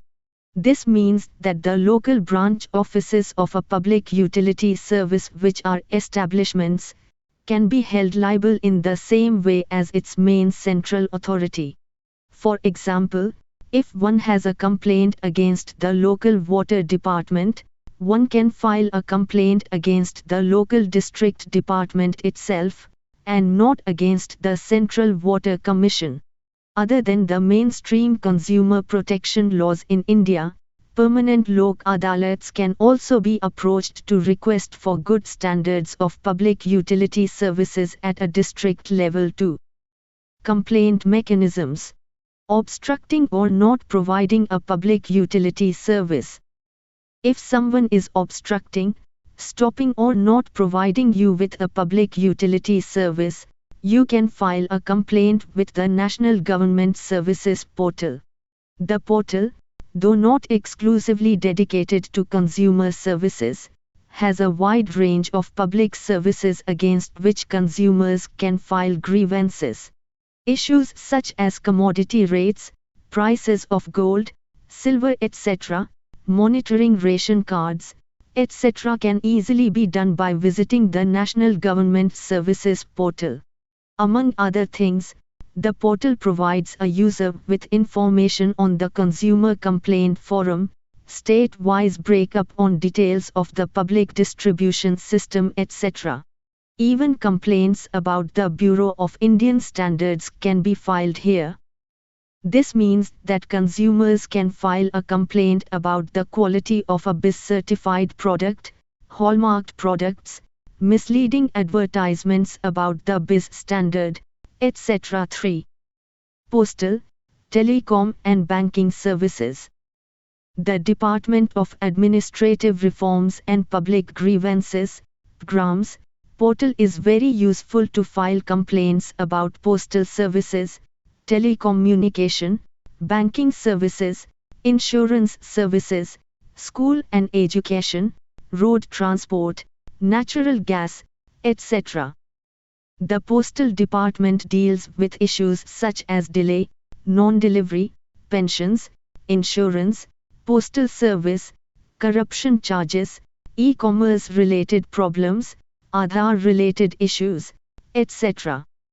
The Telecom Department deals with issues related to mobile, broadband, landline, pension, employee, malpractices and corruption. Complaints about telecom facilities can be filed at the Telecom Grievance Portal. The Banking and Insurance Division deals with issues related to bank lockers, deficiency in customer service, education and housing loans, NBFCs, Pradhan Mantri schemes, fraud, mobile banking, misappropriation, harassment, loan settlement, etc. Complaints about banking facilities can be filed at the RBI Complaints Portal. Complaints can also be filed to the Banking Ombudsman, who are senior officials appointed by the RBI to redress customer complaints against deficiency in certain banking services. Water, sanitation and electricity. Some states such as Karnataka, Tamil Nadu and Andhra Pradesh have implemented electricity call services for making complaints about electricity service. For complaints related to water services, customers can lodge grievances at the Ministry of Drinking Water and Sanitation Grievance Portal. Part 3 of the Constitution of India guarantees certain fundamental rights to the citizens of India as well as other persons residing in India. These fundamental rights are guaranteed only against state action. In other words, the state cannot act contrary to the fundamental rights and cannot by its action legislative or otherwise curtail or take away the fundamental rights. Every person aggrieved by curtailment or encroachment of the fundamental rights is entitled to approach the Supreme Court under Article 32 or the High Court under Article 226 of the Constitution of India. If the rights of a citizen are interfered with by any other person, it only amounts to violation of his/her civil rights, and he/she can approach ordinary civil courts or criminal courts constituted by the state for relief. Therefore, Article 12 of the Constitution of India defines the word state for purposes of Part 3 of the Constitution of India, which reads as follows. Definition. In this part, unless the context otherwise requires, the state includes the Government and Parliament of India and the Government and the legislature of each of the states and all local or other authorities within the territory of India or under the control of the Government of India. The Constitution of India is the sovereign law of the land. It promises justice, liberty and equality to the people of India. For this, the Constitution carries the basic notion of rule of law, i.e. limited government, and provides the structure, procedures, powers, and duties of government institutions, and sets out fundamental rights, directive principles, and the duties of citizens. The whole constitutional scheme prohibits all of the three organs of state, i.e. legislature, executive and judiciary, from acting against the spirit of the Constitution of India. The Constitution of India prohibits the state from interfering with the individual's fundamental rights. The state cannot act arbitrarily, irrationally, and unfairly. The state cannot impose unreasonable restrictions on an individual's fundamental freedoms. In order to limit someone's right to life and personal liberty, the state has to adopt just, fair, and reasonable procedure. However, all such constitutional remedies are available against the state's action only. In other words, the fundamental rights can be enforced against the state only. An individual cannot enforce his fundamental right against a private individual. Whereas, the present age is of an inevitable privatization and globalization, and has brought infinite private bodies or entities performing functions of public importance. The limited enforcement of fundamental rights involves serious implications, and asks what would happen if private entities or non-state actors violate individuals' fundamental rights. Therefore, the fundamental right conferred by Part 3 is an injunction both to the legislative as well as executive organs of the state and to other subordinate authorities. Most of the fundamental rights are claimed against the state and its instrumentalities and not against private bodies. Article 13(2) of Constitution of India bars the state from making any laws infringing any fundamental rights. Article 124 of Constitution of India gives an extended significance to the term state. Article 12 clarifies that the term state occurring in Article 13(2) of Constitution of India or any other provision concerning fundamental rights has an expansive meaning. Meaning of state under Article 12 of the Constitution of India. Since India is a modern welfare state, its functions have been increased over the period of time. The Indian state has to draft and implement welfare policies and schemes. Furthermore, the government needs the assistance of different departments, agents, and private bodies or individuals for performing essential public functions. However, the state cannot escape from their responsibility to protect individuals' fundamental rights. Currently, many private bodies and individuals engage in various commercial and non-commercial activities and perform numerous functions of public importance affecting individuals' fundamental rights. But due to lack of broadest meaning of state, an individual could not enforce his or her fundamental rights against these private or non-state actors. In the Indian constitutional scheme, almost all of the fundamental rights are available against the state. Article 12 of the Constitution of India defines state to include the Government and Parliament of India, the government and the legislature of each of the states, or local authorities, and other authorities within the territory of India or under the control of the Government of India. The most problematic expression under Article 12 of Constitution of India is other authorities, as this expression is not defined in the Constitution of India. Thus it is for the courts to interpret this term, and it is clear that the wider this term is interpreted, the wider the ambit of fundamental rights would be. Judicial dictum. In University of Madras vs. Shantabai and Anna, AIR 1954 Mad 67, the Madras High Court evolved the principle of aegis dem generis, which meant only authorities that perform governmental or sovereign functions can be included under Article 12 of Constitution of India. The Supreme Court of India interpreted the definition of state in a very restricted sense. The Supreme Court treated the definition as exhaustive one, and confined to the authorities or those which are of like nature.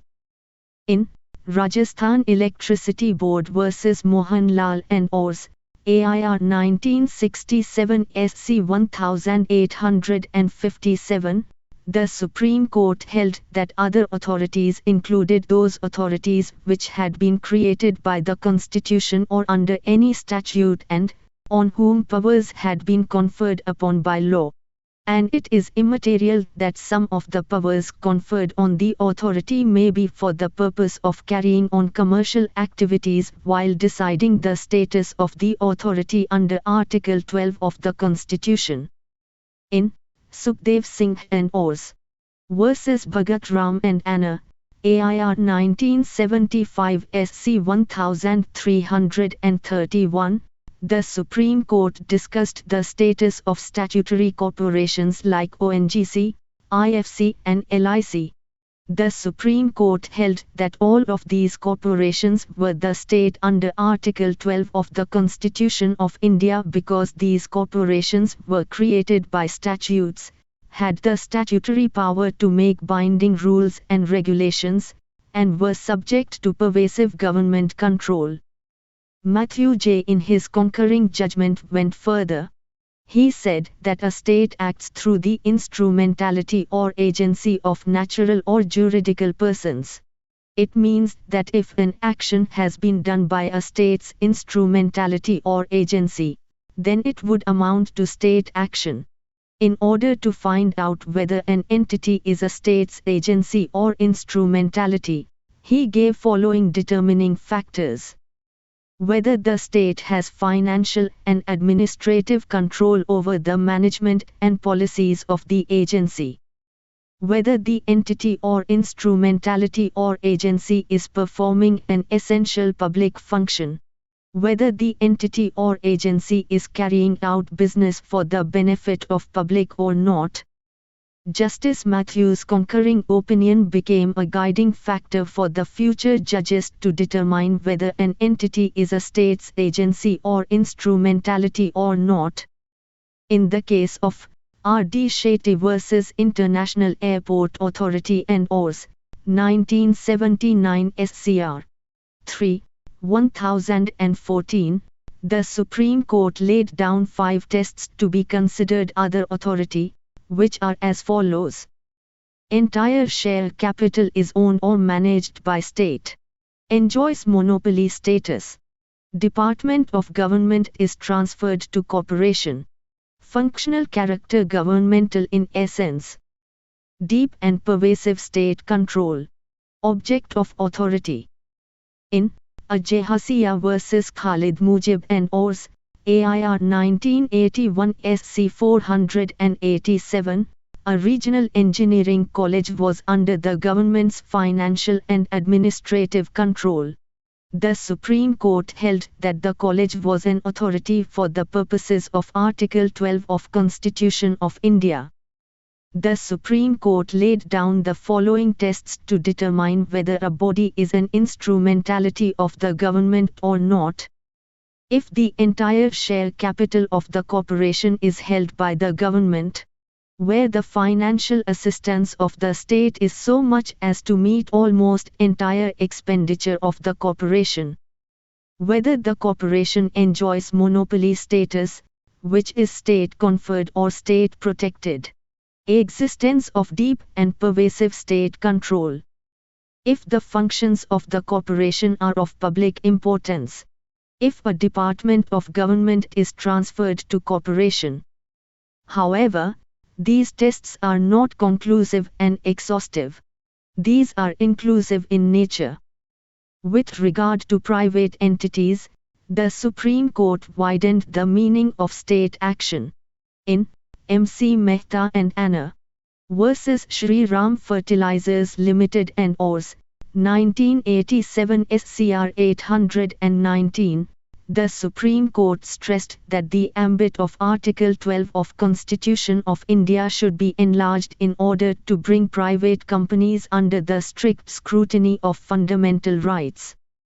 Furthermore, in the case of J.P. Unnikrishnan and Ors vs. State of AP and Ors, 1993, 1 SCC 645, the Supreme Court held that private educational institutions cannot be allowed to violate Article 14 of Constitution of India as they are performing a public function of imparting education. It is very important for the judiciary to enlarge the scope of Article 12 of Constitution of India for essential public function like education. In Pradeep Kumar Biswas vs. Indian Institute of Chemical Biology and Ors, 2002, 5 SCC 111, the Supreme Court said that the tests formulated in Ajehasiya are not a rigid set of principles. The Supreme Court held that cumulative effect of all the tests will be considered to find out whether the body is financially, functionally and administratively dominated by or under the control of the government. In the case of Zee Telefilms Limited and Anna vs. Union of India and Ors, 2005, 4 SCC 649, deliberating upon the term other authorities as appearing in Article 12 of the Constitution of India, the Apex Court held that the following bodies or authorities shall fall under the aegis of the term other authorities, as appearing in Article 12 of the Constitution of India. Corporations and societies created by the state for carrying out trading activities, in terms of Article 298 of the Constitution of India, where the capital, infrastructure, initial investment and financial aid is provided by the state, and the state exercises the necessary regulation and control thereof. Bodies created for, or otherwise carrying out, works in the nature of research and development, which are, broadly speaking, in periphery of governmental functions, but may or may not be in the domain of sovereign functions. A private body discharging a public duty or a positive obligation of public nature, and is carrying out activities which are otherwise in the nature of the job of the government. The Supreme Court further held that, in case of hybrid bodies, the relevant factors qua the determination of state, shall be the following.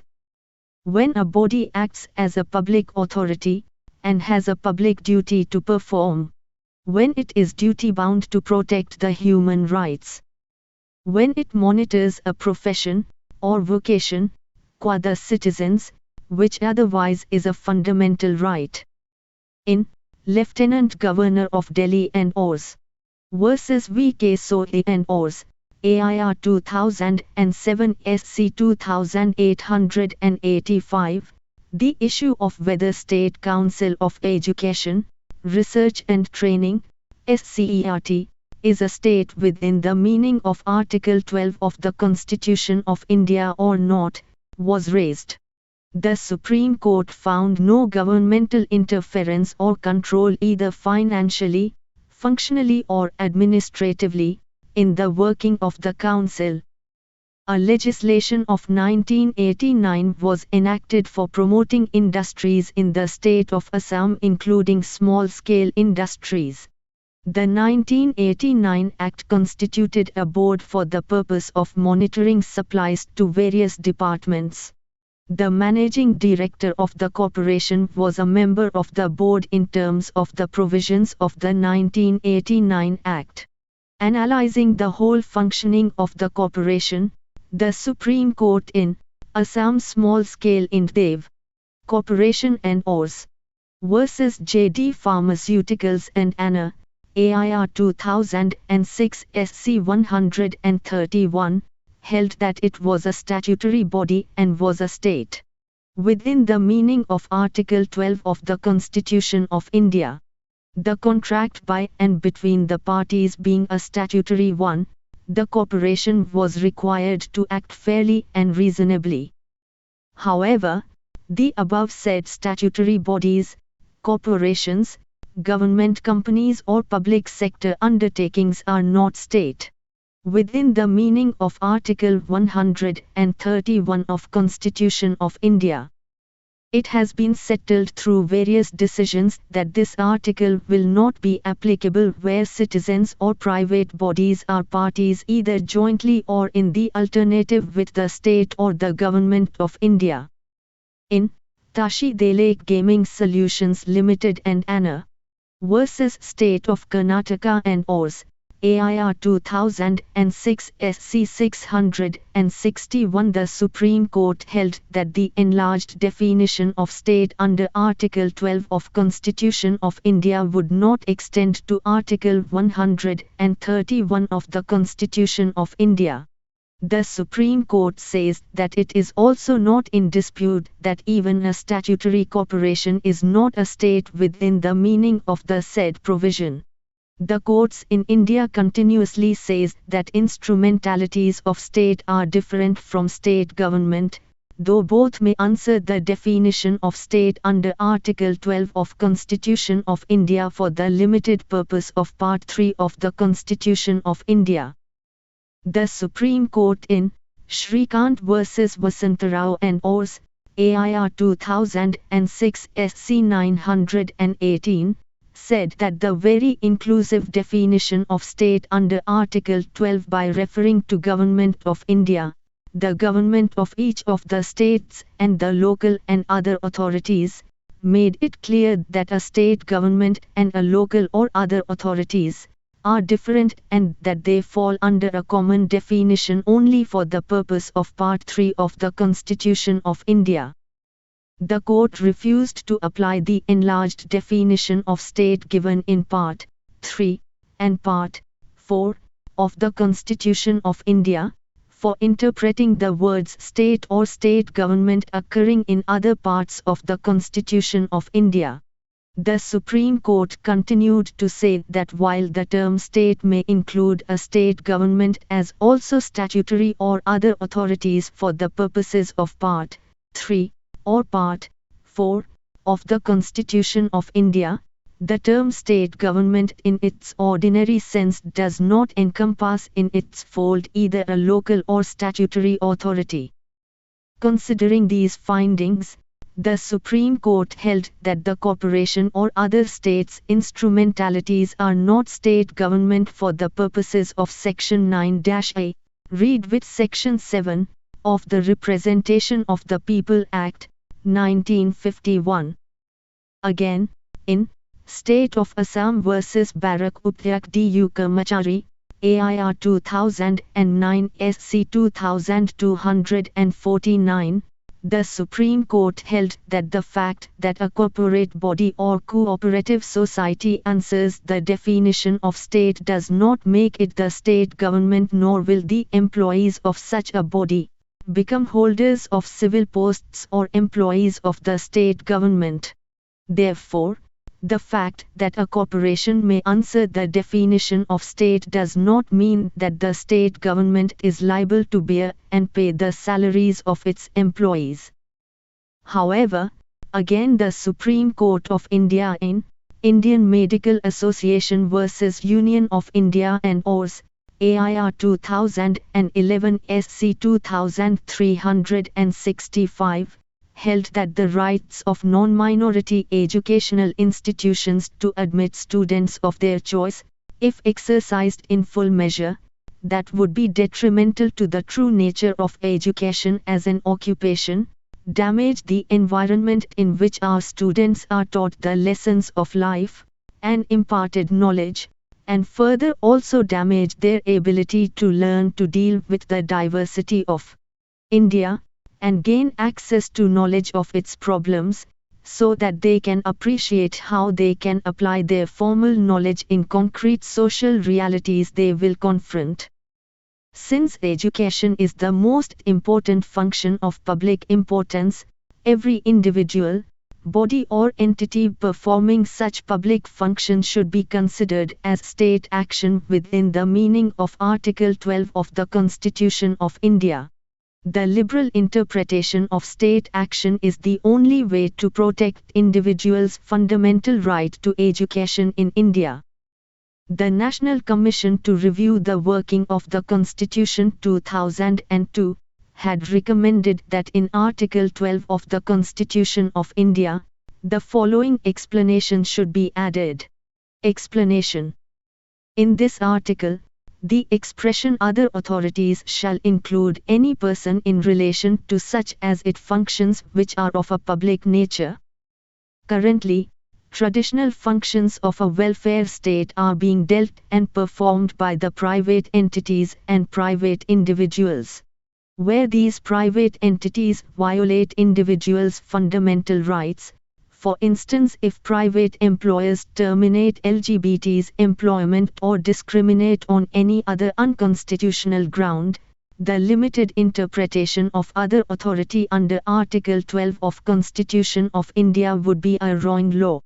The individuals should be empowered to enforce their fundamental rights against private entities too. Conclusion.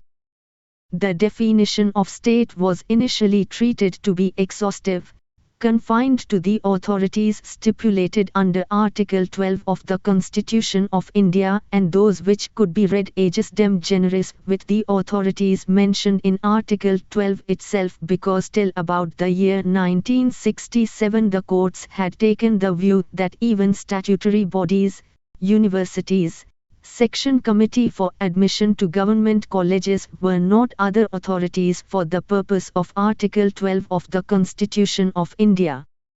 But, the definition of state has been expanded by judicial interpretation. The National Commission to Review the Working of the Constitution set up wide government resolution dated 22 February 2000, recommended to add an explanation in Article 12 of the Constitution as explanation. In this article, the expression other authorities shall include any person in relation to such of its functions which are of a public nature. Constitutional structure. The three lists contained in the Constitution's 7th schedule detail the areas in which the union and state governments may legislate. The Union list outlines the areas in which the Union government has exclusive authority, which include foreign policy, defense, communications, currency, taxation on corporations and non-agricultural income, and railroads. State governments have the sole power to legislate on such subjects as law and order, public health and sanitation, local government, betting and gambling, and taxation on agricultural income, entertainment, and alcoholic beverages.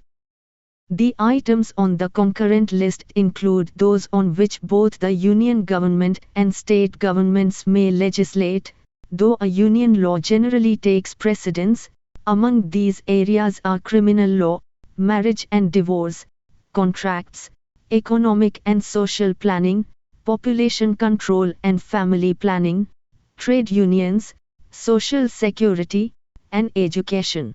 Matters requiring legislation that are not specifically covered in the listed powers lie within the exclusive domain of the central government. An exceedingly important power of the union government is that of creating new states, combining states, changing state boundaries, and terminating a state's existence. The union government may also create and dissolve any of the union territories, whose powers are more limited than those of the states. Although the states exercise either sole or joint control over a substantial range of issues, the Constitution establishes a more dominant role for the union government. Union government. The three branches of the union government are charged with different responsibilities, but the Constitution also provides a fair degree of interdependence. The executive branch consists of the President, Vice President, and a Council of Ministers, led by the Prime Minister.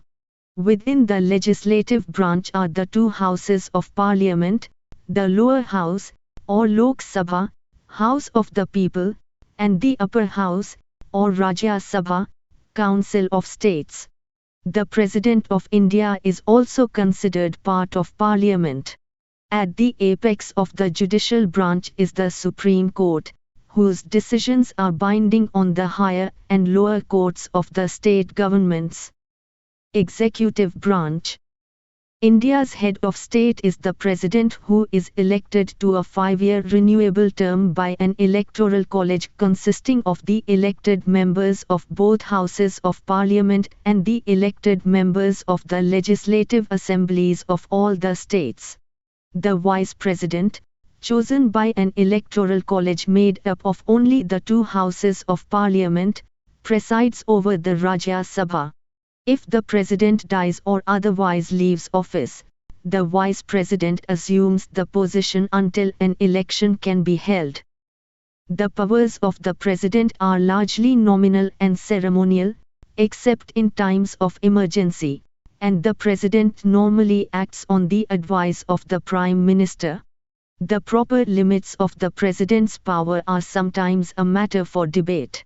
The President may, however, proclaim a national state of emergency when there is perceived to be a grave threat to the country's security, or impose direct presidential rule at the state level when it is thought that a particular state legislative assembly has become incapable of functioning effectively.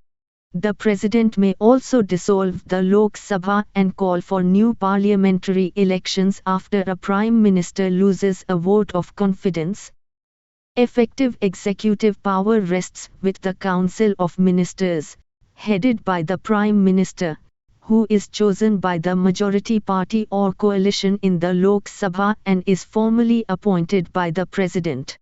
The Council of Ministers, also formally appointed by the President, is selected by the Prime Minister. The most important group within the Council is the Cabinet. Cabinet portfolios are assigned partly on the basis of interest and competence, but also on the basis of demonstrated loyalty to the ruling party or party leader, and on the implicit need to represent the country's major regions and population groups, e.g., based on religion, language, caste, and gender. The Prime Minister and the Council of Ministers remain in power throughout the term of the Lok Sabha, unless they lose a vote of confidence. Legislative branch of the two houses of Parliament, the more powerful is the Lok Sabha, in which the Prime Minister leads the ruling party or coalition. The Constitution limits the number of elected members of the Lok Sabha to 530 from the states and 20 from the union territories, allotted roughly in proportion to their population. The President may also nominate 2 members of the Anglo-Indian community if it appears that this community is not being adequately represented. Members of the Lok Sabha serve for terms of 5 years, unless the House is dissolved before that. Membership in the Rajya Sabha is not to exceed 250. Of these members, 12 are nominated by the President to represent literature, science, art, and social service, and the balance are proportionally elected by the state legislative assemblies. The Rajya Sabha is not subject to dissolution, but 1/3 of its members retire at the end of every second year. Legislative bills may originate in either house, except for financial bills, which may originate only in the Lok Sabha, and require passage by simple majorities in both houses in order to become law. Bureaucracy. The day-to-day functioning of the government is performed by permanent ministries and other public service agencies. These are led by members of the Indian Administrative Service and other specialized services, who are chosen by competitive examination. Rules of recruitment and retirement and conditions of service are determined by the Union Public Service Commission, or, for state governments, by state public service commissions. There has been a steady proliferation of agencies and growth in the size of the bureaucracy since independence, with a concomitant increase in regulations, which often impede, rather than facilitate, administration. Foreign policy. India's foreign policy has been officially one of non-alignment with any of the world's major power blocs. The country was a founding member of the non-aligned movement during the Cold War. India has also been a major player among the group of more than 100 low-income countries, loosely described as the Global South, that have sought to deal collectively in economic matters with the industrialized states of the Global North. India has maintained its membership in the Commonwealth, formerly the British Commonwealth of Nations, and in 1950 it became the first Commonwealth country to change from a dominion to a republic. It was a charter member, even though not yet independent, of the United Nations, as it was of the earlier League of Nations, and has played an active role in virtually all the organs within the United Nations system. In 1985 India joined 6 neighbouring countries in launching the South Asian Association for Regional Cooperation. State and local governments. The government structure of the states, defined by the Constitution, closely resembles that of the Union. The executive branch is composed of a governor, like the President, a mostly nominal and ceremonial post, and a council of ministers, led by the chief minister. All states have a Vidhan Sabha, legislative assembly, popularly elected for terms of up to 5 years, while a small, and declining, number of states also have an upper house, the Vidhan Parishad, legislative council, roughly comparable to the Rajya Sabha, with memberships that may not be more than 1/3 the size of the assemblies. In these councils, 1/6 of the members are nominated by the governor, and the remainder are elected by various categories of specially qualified voters. State governors are also regarded as members of the legislative assemblies, which they may suspend or dissolve when no party is able to muster a working majority. Each Indian state is organized into a number of districts, which are divided for certain administrative purposes into units variously known as tahsils, clerks, or subdivisions. These are further divided into community development blocks, each typically consisting of about 100 villages. Superimposed on these units is a 3-tiered system of local government.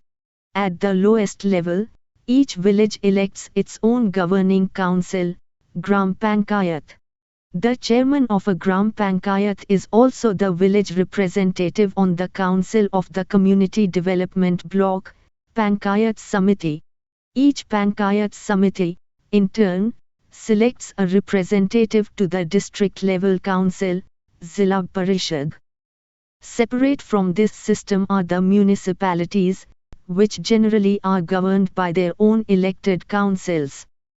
From the state down to the village, government appointees administer the various government departments and agencies. Financial grants from higher levels, often made on a matching basis, provide developmental incentives and facilitate the execution of desired projects. Approving, withholding, or manipulating grants, however, often serves as a lever for the accumulation of personal power and as a vehicle of corruption. Justice. The tradition of an independent judiciary has taken strong root in India. The Supreme Court, whose presidentially appointed judges may serve until the age of 65, determines the constitutional validity of union government legislation, adjudicates disputes between the union and the states, as well as disputes between two or more states, and handles appeals from lower-level courts.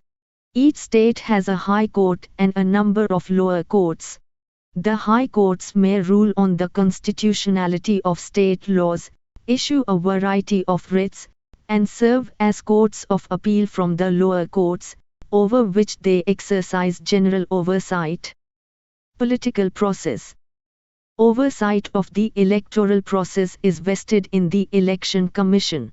There is universal adult suffrage, and the age of eligibility is 18. Seats are allocated from constituencies of roughly equal population. A certain number of constituencies in each state are reserved for members of scheduled castes and scheduled tribes based on their proportion of the total state population. Those reserved constituencies shift from one election to the next. As candidates do not have to be and frequently are not residents of the areas they seek to represent, none runs the risk of losing a seat solely by virtue of the allocation procedure. The Indian party system is complex. Based on performance in past elections, some parties are recognized as national parties and others as state parties. Parties are allocated symbols, e.g., a cow or a hammer and sickle, and ballots are printed with these symbols to help illiterate voters. The only party that has enjoyed a nationwide following continuously from the time of independence, in fact, since its founding in 1885, is the Indian National Congress. There have been several party schisms, however, and the Indian National Congress Indira, or simply the Congress, created in 1978 by the former Prime Minister Indira Gandhi and her supporters, has been by far the most successful of its derivative entities. Parties to the left of the Congress have included not only the Communist Party of India, which generally followed the lead of the Soviet Union, and the subsequently formed Communist Party of India, Marxist, more inclined toward policies espoused by China, but also an assortment of small, mainly short-lived Marxist and socialist groups. Parties to the right of the Congress have largely appealed either to Hindu sentiments, such as the Bharatiya Janata, Indian People's Party, BJP, or those of other communally defined groups, and some have sought to further the interests of landed constituencies, the pre-independence princely families or the more recently affluent peasant factions. Over time there has been a steady increase in the number and power of parties promoting the parochial interests of individual states.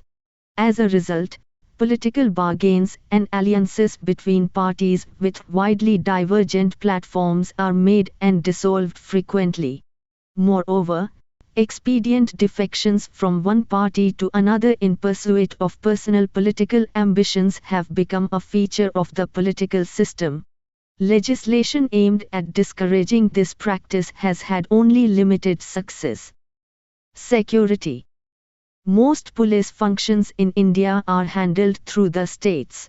There are, however, a number of centrally controlled police forces, including the Central Bureau of Investigation, to deal with certain breaches of union laws, the Border Security Force, the Volunteer Auxiliary Force of Home Guards, to help in times of emergency, such as riots or natural disasters, the Central Reserve Police Force, and the Central Industrial Security Force. There are also several paramilitary forces deployed to provide internal security and border defense. The combined Indian Armed Forces, comprising the Army, Navy, Coast Guard, and Air Force, are among the largest in the world. The Army is the largest of these, with more than 4/5 of military personnel. Each of the services consists solely of volunteers and is led by a well-trained, professional corps of officers that historically has eschewed interfering with domestic politics. Much of the military's equipment was obtained from the former Soviet Union. The Army has several thousand main battle tanks, though many are relatively antiquated, a comparable number of artillery pieces, both towed and self-propelled, and large numbers of armored personnel carriers and infantry fighting vehicles. The Air Force is equipped with numerous high-performance aircraft, including fighters and fighter ground attack jets, helicopters, and various fixed-wing support aircraft. The Navy has a large submarine fleet and boasts a single aircraft carrier, but its remaining surface vessels consist mainly of smaller craft such as destroyers, frigates, and patrol craft. The country's nuclear arsenal, thought to consist of several dozen relatively small devices, is controlled by Strategic Forces Command. The military also deploys short and medium-range ballistic missiles. Rules of natural justice. Rules of natural justice have developed with the growth of civilization, and the content thereof is often considered as a proper measure of the level of civilization and rule of law prevailing in the community. In order to protect himself against the excesses of organized power, man has always appealed to someone beyond his own creation. Such someone can only be God and his law, divine law or natural law, to which all temporal laws and actions must conform. This is the origin of the concept of natural justice. Natural justice implies fairness, reasonableness, equity and equality. Natural justice is the concept of common law, and it is the common law world counterpart of the American procedural due process. Natural justice represents higher procedural principles developed by judges which every administrative agency must follow in taking any decision adversely affecting the rights of a private individual. In India, the principles of natural justice are firmly grounded in Article 14 and 21 of the Constitution. Principles of natural justice are attracted whenever a person suffers a civil consequence or a prejudice is caused to him in any administrative action. Mainly there are two principles. 1. Nemo in propria causa julex, est debet no one should be made a judge in his own cause, or the rule against bias. 2. Audi alterum partem no one should be condemned unheard. This term paper deals with the second principle of natural justice. Right of fair hearing, i.e. audi alterum partem, meaning one should not be condemned unheard. Audi alterum partem, the rule of fair hearing. The principle of audi alterum partem is the basic concept of the principle of natural justice. The omnipotency inherent in the doctrine is that no one should be condemned unheard. In the field of administrative action, This principle has been applied to ensure fair play and justice to affected persons. Its application depends upon the factual matrix to improve administrative efficiency, expediency, and to mete out justice. The procedure adopted must be just and fair. The expression audi alterum partem simply implies that a person must be given an opportunity to defend himself. This principle is a sine qua non of every civilized society. Corollary deduced from this rule is qui aliquid statuerit, parti inaudita altra io cum licet dixerit, hod e cum facerit, i.e. he who shall decide anything without the other side having been heard, although he may have said what is right, will not have done what is right. The rule of fair hearing is a code of procedure, and hence covers every stage through which an administrative adjudication passes, starting from notice to final determination. 1. Right to notice. The term notice originates from the Latin word notitia, which means being known. Notice is the starting of any hearing. Unless a person knows the formulation of subject and issues involved in the case, he cannot defend himself. A notice must be adequate and contain 1.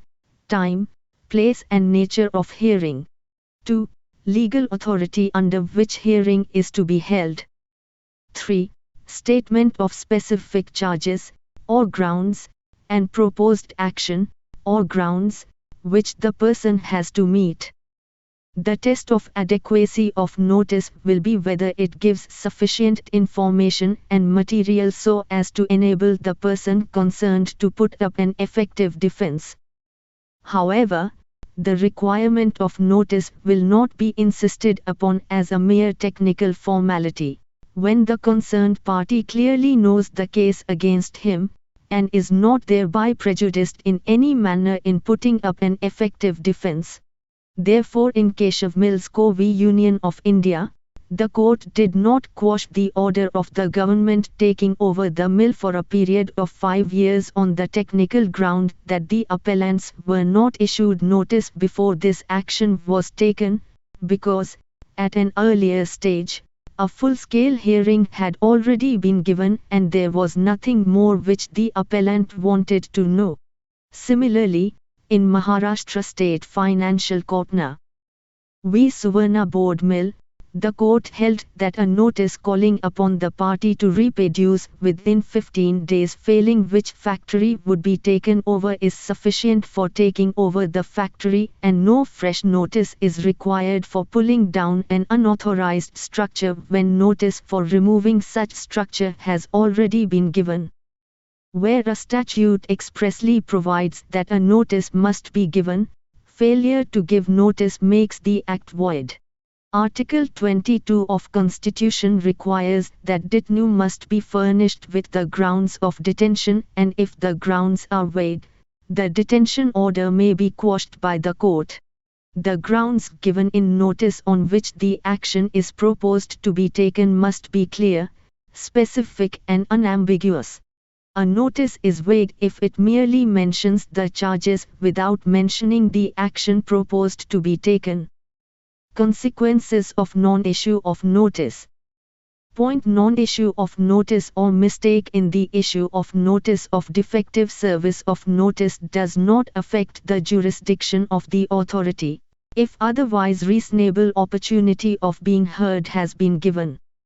Point: issue of notice as prescribed by law constitutes a part of reasonable opportunity of being heard. Point: if prejudice has been caused by non-issue or invalid service of notice, the proceedings would be vitiated. But irregular service of notice would not render the proceedings invalid, more so if the person by his conduct has rendered service impracticable or impossible. Point: in case of non-issue of notice, or defective service, which violates the principles of natural justice, an administrative authority may decide the case de novo with proper notice. Point: show cause notice if contains unspecified, vague or unintelligent allegations would imply a denial of proper opportunity if being heard. 2. Right to know the evidence against him. Every person before an administrative authority exercising adjudicatory powers has the right to know the evidence to be used against him. This principle was firmly established in Dakeshwari Cotton Mills Ltd v. CIT. In this case, the Appellate Income Tax Tribunal did not disclose the information supplied to it by the department. The SC held that the assessee was not given fair hearing. However, the supply of adverse material, unless the law otherwise provides, in original form is not necessary.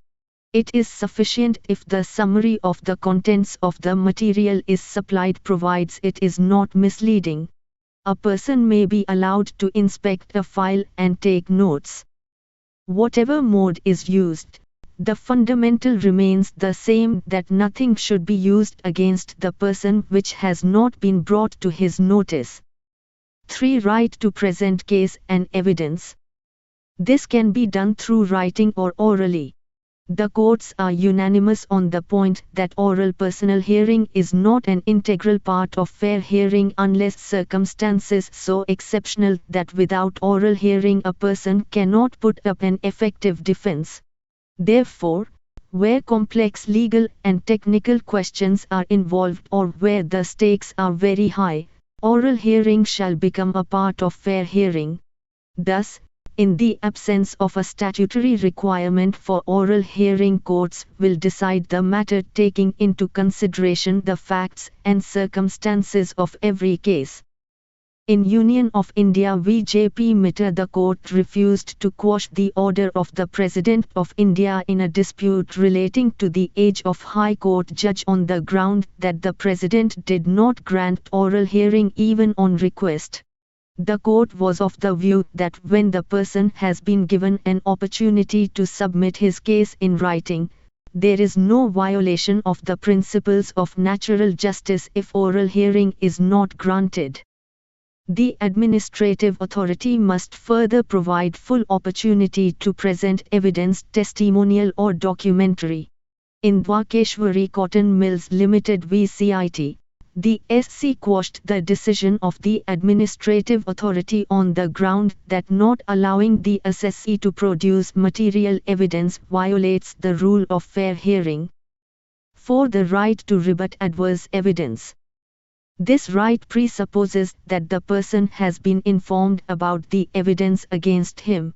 The opportunity to rebut evidence necessarily involves consideration of two factors: cross-examination. It is the most powerful weapon to elicit and establish truth. However, the courts do not insist on cross-examination in administrative adjudication unless the circumstances are such that in the absence of it the person cannot put an effective defense. The SC in Town Area Committee v. Jagdish Prasad, the department submitted the charge sheet, got an explanation and thereafter straightaway passed the dismissal order. The court quashed the order, holding that the rule of fair hearing includes an opportunity to cross-examine the witnesses and to lead evidences. However, in externment proceedings and proceedings before customs authorities to determine whether goods are smuggled or not, the right of cross-examination was held not to be a part of natural justice. On the grounds of practicability also opportunity of cross-examination may be disallowed. In Hiranath Mishra v. Principal, Rajendra Medical College, the SC rejected the contention of the appellants that they were not allowed to cross-examine the girl students on the ground that if it was allowed no girl would come forward to give evidence, and further that it would not be possible for the college authorities to protect girl students outside the college premises. Legal representation. Normally, representation through a lawyer in any administrative proceeding is not considered an indispensable part of the rule of natural justice, as oral hearing is not included in the minima of fair hearing. This denial of legal representation is justified on the ground that lawyers tend to complicate matters, prolong the proceedings, and destroy the essential informality of the proceedings.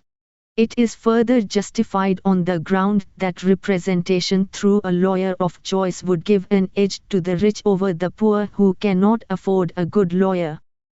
It is relevant to note at this stage that the SC in MH Hoskote v. State of Maharashtra, while importing the concept of fair procedure, in Article 21 of the Constitution held that the right to personal liberty implies provision by the state of free legal service to a prisoner who is indigent or otherwise disabled from securing legal assistance where the ends of justice call for such service.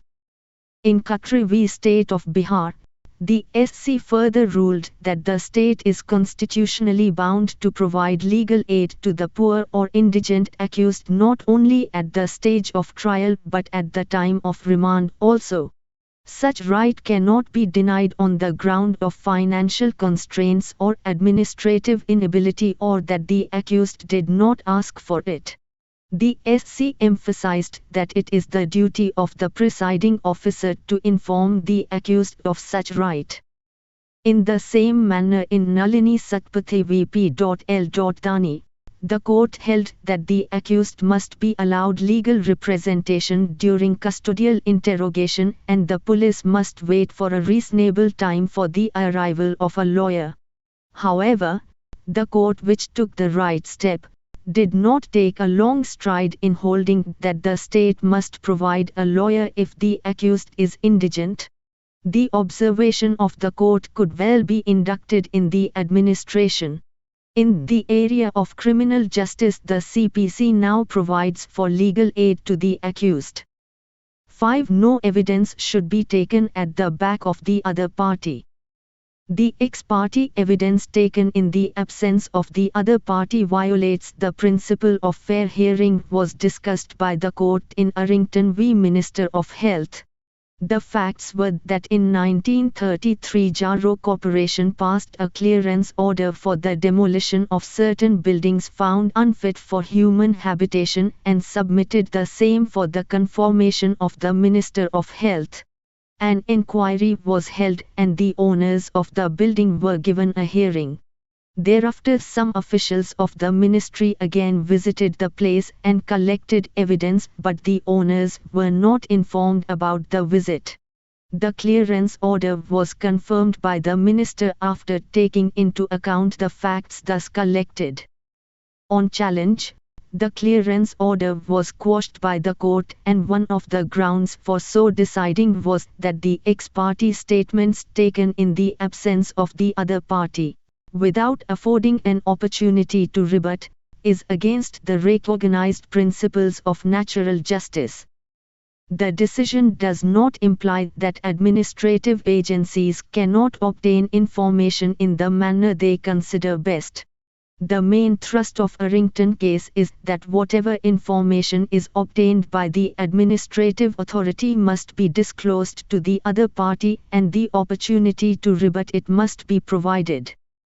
The SC reiterated this position in Hiranath Mishra v. Principal, Rajendra Medical College. In this case 36 girls of a medical college filed a report with the principal regarding misbehavior of the boys in the girls' hostel. The inquiry committee appointed by the principal recorded the statements of the girls, but in the absence of the appellants. The appellants were also identified by the girls through the photographs. The committee found the appellants guilty and consequently an expulsion order was served on them.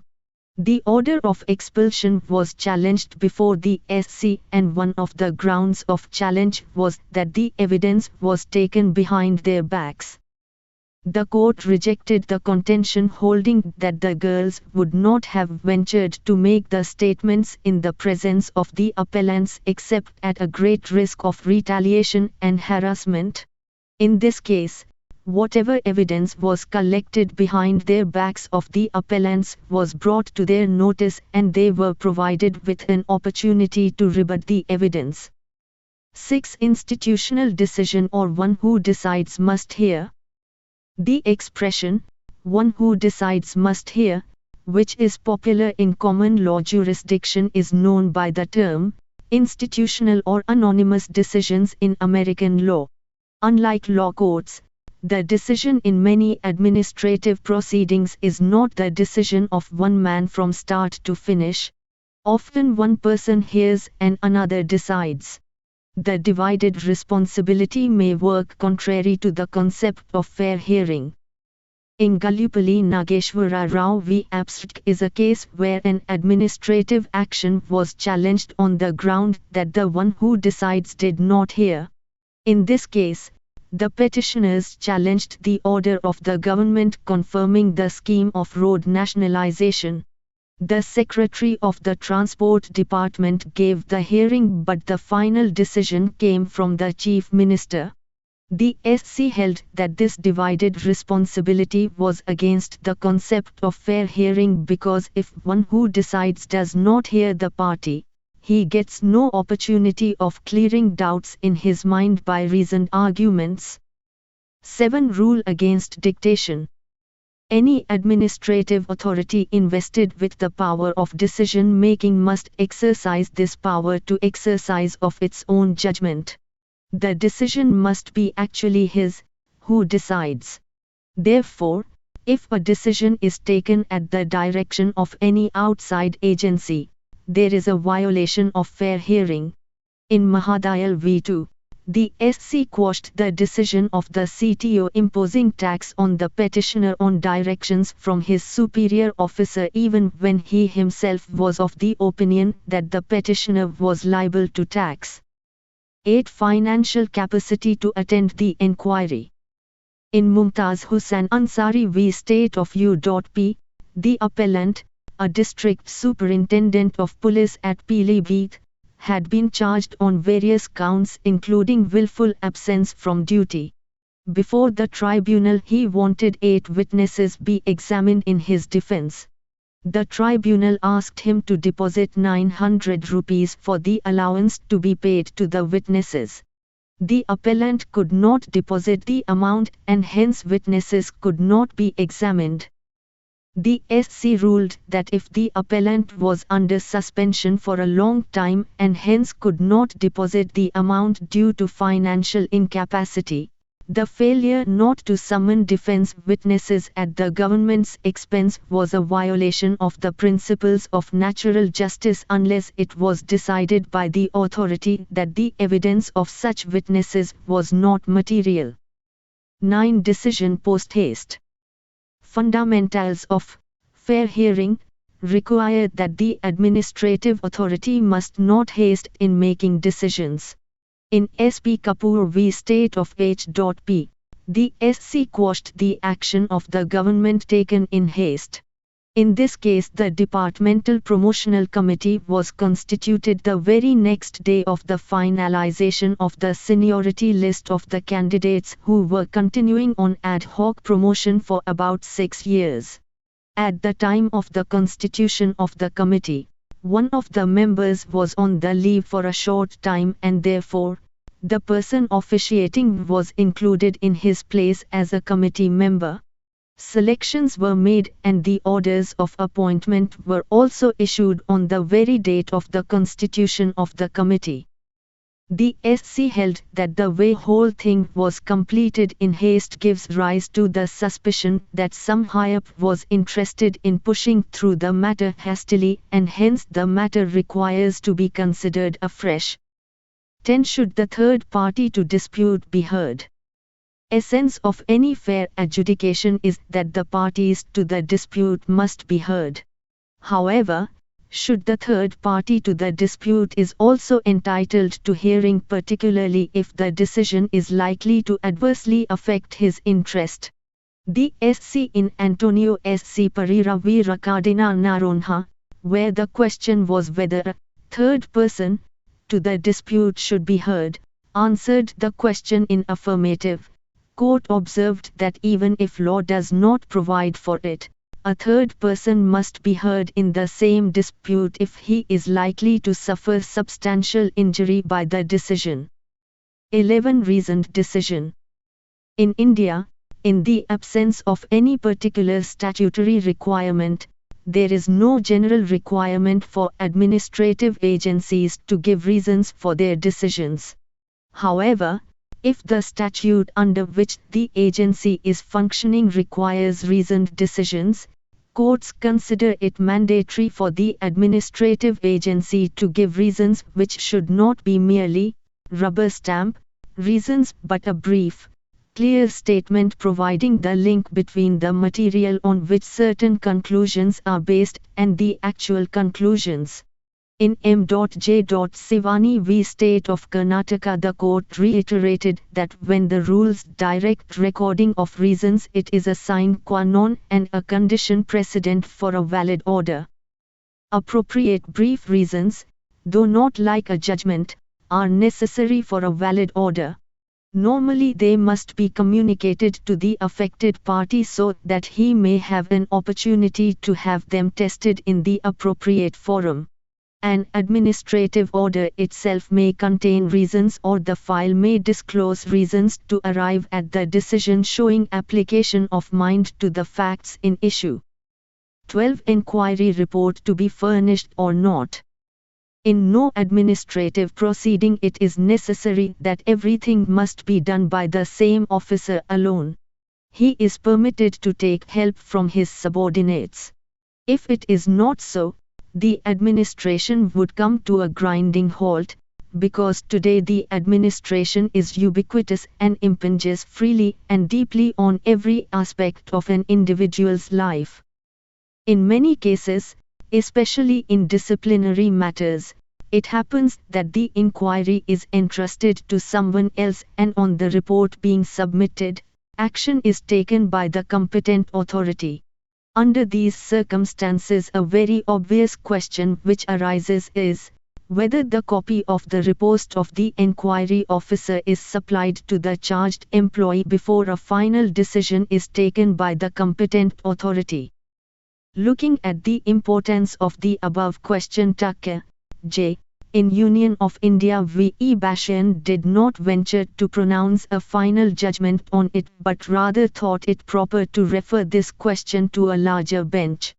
This was a special leave petition by the Union of India from the judgment and order dated 12 November 1987 of the Central Administrative Tribunal, New Bombay, wherein this question had been answered in the affirmative by holding that the failure to supply the inquiry report to the delinquent before the disciplinary authority takes a final decision would constitute a violation of Article 311(2) of the Constitution and violation of the principles of natural justice. This question is important from the constitutional and administrative law's points of view. One of the cardinal principles of administrative law is that any action which has civil consequences for any person cannot be taken without complying with the principles of natural justice. The next important question is whether failure to supply the copy of the report of the inquiry to the delinquent employee before the final decision is taken by the competent authority would violate the principles of natural justice. Similarly, whether failure to supply a copy of the report of the inquiry to the delinquent would violate the provisions of Article 311(2) of the Constitution of India. Article 311(2) provides that no government employee can be dismissed or removed or reduced in rank without giving him a reasonable opportunity of being heard in respect of the charges framed against him. Therefore, it has always been a perplexing question, whether failure to supply the report of the inquiry officer to the charged government employee before a final decision is taken would amount to failure to provide a reasonable opportunity, as required under Article 311(2).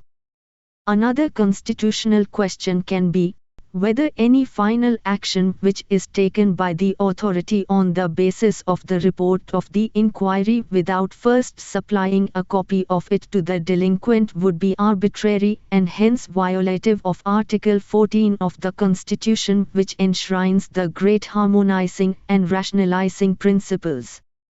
For the first time on 6 November 1987 that a full bench of the Central Administrative Tribunal, speaking through K. Madhavar Reddy J., Chairman, held that failure to supply a copy of the inquiry report to the delinquent before recording a finding against him is obligatory or failure to do so vitiate the inquiry. In 1964, a similar question had come before Supreme Court in Union of India v. H.C. Goyal, but in a different context. In this inquiry officer had found the charged employee not guilty of the charge of making an offer of a bribe to a superior officer. The Union Public Service Commission had also endorsed the conclusions of the inquiry officer. Nevertheless, the disciplinary authority, rejecting the report of the inquiry officer, found the delinquent officer guilty and punished him. This action was challenged on the ground that the decision of the disciplinary authority was not based on evidence and hence void. The highest bench, while quashing the administrative action, held that the inquiry officer, as a delegate of the disciplinary authority, investigates the matter, collects evidence, and makes his recommendation on the basis thereon. Therefore, when the disciplinary authority holds the delinquent guilty, contrary to the material and the recommendations of the inquiry officer in his report, then the authority certainly is acting on no evidence before it, and hence its decision holding the delinquent guilty is not legal. In Suresh Koshi v. University of Kerala, the Supreme Court raised another question, whether the denial to furnish a copy of the report when demanded would amount to violation of the principles of natural justice. In this case, the Vice-Chancellor had instituted an inquiry into the charge of use of unfair means by a student, and on the basis of the report, the university expelled him from the university. This action was challenged on the ground that a copy of the report was not supplied. The court held that since a copy of the report was not specifically asked for by the student, there was no breach of the principles of natural justice. The Supreme Court in Keshav Mills Co. Limited v. Union of India, the appellant company, after doing business for 30 years, suddenly had to be closed down because of fall in production. As a result, 1,200 persons became unemployed. The government in India appointed a commission to inquire into the affairs of the company under Section 15 of the Industries, Development and Regulation Act, 1951. On the basis of the report of the Inquiry Commission, the government passed an order under Section 18-A of the Act, authorizing the Gujarat State Textile Corporation to take over the mill for a period of 5 years. This decision was challenged before the Supreme Court, and one of the grounds of challenge was that the report of the Inquiry Commission was not furnished. The court held that it was not possible to lay down any general principle on the question as to whether the report of an investigating body or an inspector appointed by an administrative authority should be made available to the person concerned before the authority reaches a decision upon that report. The answer to this question must always depend on the facts and circumstances of each case. It is not at all unlikely that there may be certain cases where, unless the report is given to the party concerned cannot make any effective representation about the action taken on the basis of that report. Whether the report should be furnished or not must, therefore, depend on the circumstances of every individual case. Therefore, if the non-disclosure of a report causes any prejudice in any manner to a party, it must be disclosed, otherwise non-disclosure would amount to a violation of the principles of natural justice. In Divisional Manager, Plantation Division v. Mubarak, the Supreme Court once again emphasized on prejudice doctrine, which makes it obligatory on the part of the workman to show that he had been prejudiced by reason of non-supply of inquiry report. Therefore, principles of natural justice must be seen in circumstantial flexibility. An administrative action can be quashed only if non-observance of the principles of natural justice has caused serious prejudice to the complainant. Those who hold the view that it must be obligatory in all cases for the disciplinary authority to supply a copy of the inquiry report to the delinquent before a final decision is reached argue that there may be errors and omissions, misstatements and lack of evidence in the report of the inquiry officer which will affect the mind of the disciplinary authority. Therefore, if no opportunity is given to the delinquent to make a representation on the basis of the report, it would be clear violation of the principles of natural justice. The report of the inquiry officer in relation to a decision thereupon by the disciplinary authority may take any of the following broad shapes. 1. The inquiry report may indict the delinquent and the disciplinary authority may exonerate him. 2. The inquiry report may exonerate the delinquent and the disciplinary authority may indict him. 3. The inquiry report may indict the delinquent and the disciplinary author may also indict him. 4. The inquiry report may exonerate the delinquent and the disciplinary authority may also exonerate him. In the first and fourth situations, supply of the inquiry report would be unnecessary. In the second case, if the report of the inquiry is not supplied to the delinquent along with the comments of the disciplinary authority, it would violate the principles of fairness because in its absence the decision of the disciplinary authority would be based on no evidence. Similarly, in the third situation, it will be in the interest of fairness if a copy of the report is supplied to the delinquent before a final decision is taken in his case. This will all the more be necessary in situations where inquiry has been held for the imposition of any major penalty. In Kailash Chandra Asthana v. State of U.P., a bench of 3 judges of the Supreme Court held that after the 42 constitutional amendment of Article 311, a copy of the inquiry report need not be shown to the delinquent government servant, but in Union of India v. Mohg. Ramzan Khan, again a bench of 3 judges of the Supreme Court held the opposite by holding that non-furnishing of the inquiry report would amount to denial of the principles of natural justice. The court held that the delinquent employee has a right to a copy of the inquiry report before the disciplinary authority takes a decision on the question of his guilt. The court further emphasized that this rule extends to all establishments, government, non-government, private or public. Concept of post-decisional hearing. The idea of post-decisional hearing has been developed to maintain a balance between administrative efficiency and fairness to the individual. The harmonizing tool was developed by the SC in Maneka Gandhi v. Union of India. In this case, the passport dated 1 June 1976 of the petitioner, a journalist, was impounded, in the public interest, by an order dated 2 July 1977, and the government having declined to furnish her the reasons for its decision, she filed a petition before the SC under Article 32 challenging the validity of the impounding order.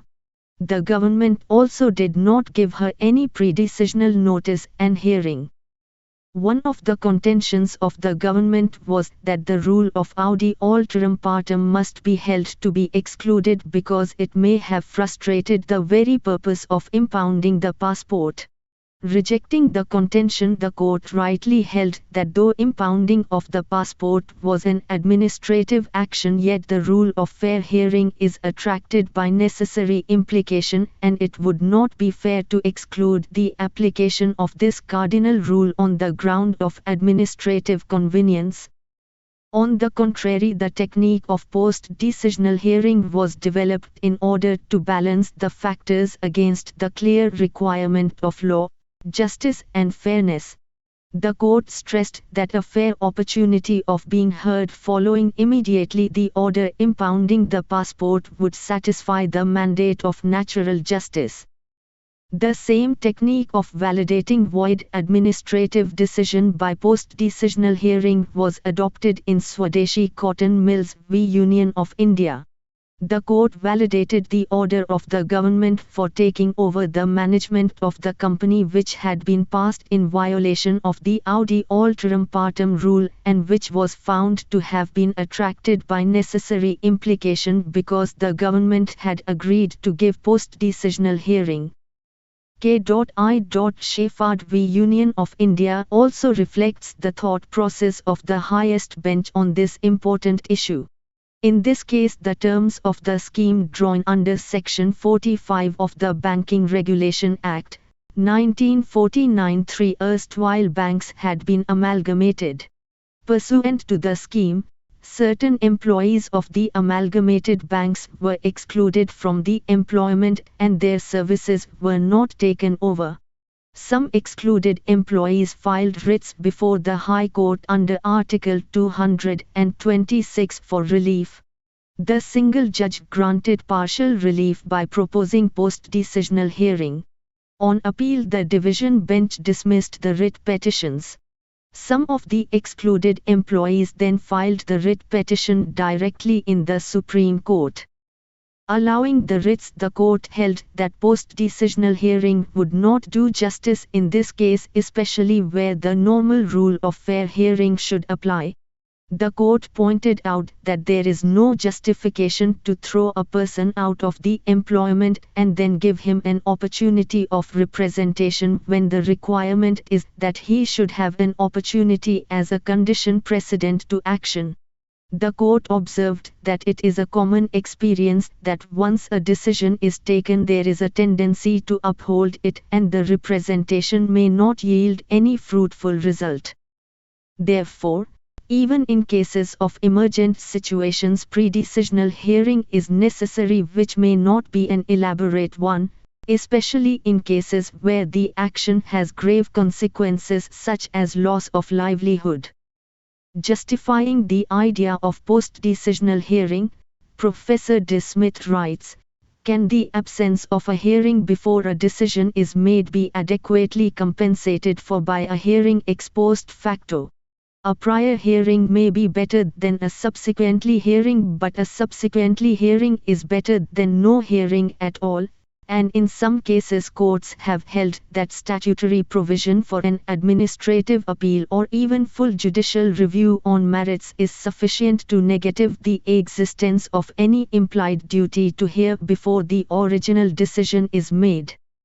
The approach may be acceptable where the original decision does not cause serious detriment to the person affected, or where there is also a paramount need for prompt action, or where it is impracticable to afford antecedent hearings." The Supreme Court in H.L. Trahan v. Union of India observed, "In our opinion, the post-decisional opportunity of hearing does not subserve the rules of natural justice. The authority which embarks upon a post-decisional hearing will normally proceed with a closed mind, and there is hardly any chance of getting a proper consideration of the representation at such a post-decisional opportunity. Thus, in every case where the pre-decisional hearing is warranted, post-decisional hearing will not validate the action except in every exceptional circumstances." Exceptions to the rule of natural justice. The word exception in the context of natural justice is really a misnomer, because in these exclusionary cases the rule of Audi Alterum Partem is held inapplicable not by way of an exception to fair play in action, but because nothing unfair can be inferred by not affording an opportunity to present or meet a case. Such situations where nothing unfair can be inferred by not affording fair hearing must be few and exceptional in every civilized society. Application of the principles of natural justice can be excluded either expressly or by necessary implication, subject to the provisions of Articles 14 and 21 of the Constitution. 1. Exclusion emergency. In such exceptional cases of emergency where prompt action, preventive or remedial, is needed, the requirement of notice and hearing may be obviated. Therefore, if the right to be heard will paralyze the process, law will exclude it. Even in a situation of emergency where precious rights of people are involved, post-decisional hearing has relevance to administrative and judicial gentlemanliness. Otherwise, some pre-decisional hearing, no matter in a rudimentary form, must be given depending on the fact situation of every case. However, the administrative determination of an emergency situation calling for the exclusion of rules of natural justice is not final. Courts may review the determination of such a situation. In Swadeshi Cotton Mills v. Union of India, the court held that the word immediate, in Section 18- of the Industries, Development and Regulation Act cannot stand in the way of the application of the rules of natural justice. 2. Exclusion in cases of confidentiality. In Malak Singh v. State of Punjab and Haryana, the Supreme Court held that the maintenance of surveillance register by the police is a confidential document. Neither the person whose name is entered in the register nor any other member of the public can have access to it. Furthermore, the court observed that the observance of the principles of natural justice in such a situation may defeat the very purpose of surveillance, and there is every possibility of the ends of justice being defeated instead of being served. 3. Exclusion in case of purely administrative matters. A student of the university was removed from the rolls for unsatisfactory academic performance without being given any pre-decisional hearing. The Supreme Court in Jawaharlal Nehru University v. B.S. Nerwal held that the very nature of academic adjudication appears to negative any right of an opportunity to be heard. Therefore, if the competent academic authorities examine and assess the work of a student over a period of time and declare his work unsatisfactory, the rules of natural justice may be excluded. However, this exclusion would not apply in case of disciplinary matters or where the academic body performs non-academic functions. 4. Exclusion based on impracticability. In R. Radhakrishnan v. Osmania University, where the entire MBA entrance examination was cancelled by the university because of mass copying, the court held that notice and hearing to all candidates is not possible in such a situation, which had assumed national proportions. Thus the court sanctified the exclusion of the rules of natural justice on the ground of administrative impracticability. 5. Exclusion in cases of interim preventive action. If the action of the administrative authority is a suspension order in the nature of a preventive action and not a final order, the application of the principles of natural justice may be excluded. In Abhay Kumar v. K. Srinivasan, the institution passed an order debarring the student from entering the premises of the institution and attending classes till the pendency of a criminal case against him for stabbing a co-student. This order was challenged on the ground of denial of natural justice. The Delhi High Court, rejecting the contention, held that such an order could be compared with an order of suspension pending inquiry, which is preventive in nature in order to maintain campus peace, and hence the principles of natural justice shall not apply. 6. Exclusion in cases of legislative action. Legislative action, plenary or subordinate, is not subject to the rules of natural justice because these rules lay down a policy without reference to a particular individual. On the same logic, principles of natural justice can also be excluded by a provision of the Constitution also. The Constitution of India excludes the principles of natural justice in Articles 22, 31, A, B, C, and 311, 2, as a matter of policy. Nevertheless, if the legislative exclusion is arbitrary, unreasonable and unfair, courts may quash such a provision under Articles 14 and 21 of the Constitution. Union of India v. Cyanamide India Limited. When the Supreme Court that no principles of natural justice had been violated when the government issued a notification fixing the prices of certain drugs, the court reasoned that since the notification flowed from a legislative act and not an administrative one, so the principles of natural justice would not apply. 7. Where no right of the person is infringed. Where no right has been conferred on a person by any statute nor any such right arises from common law, the principles of natural justice are not applicable.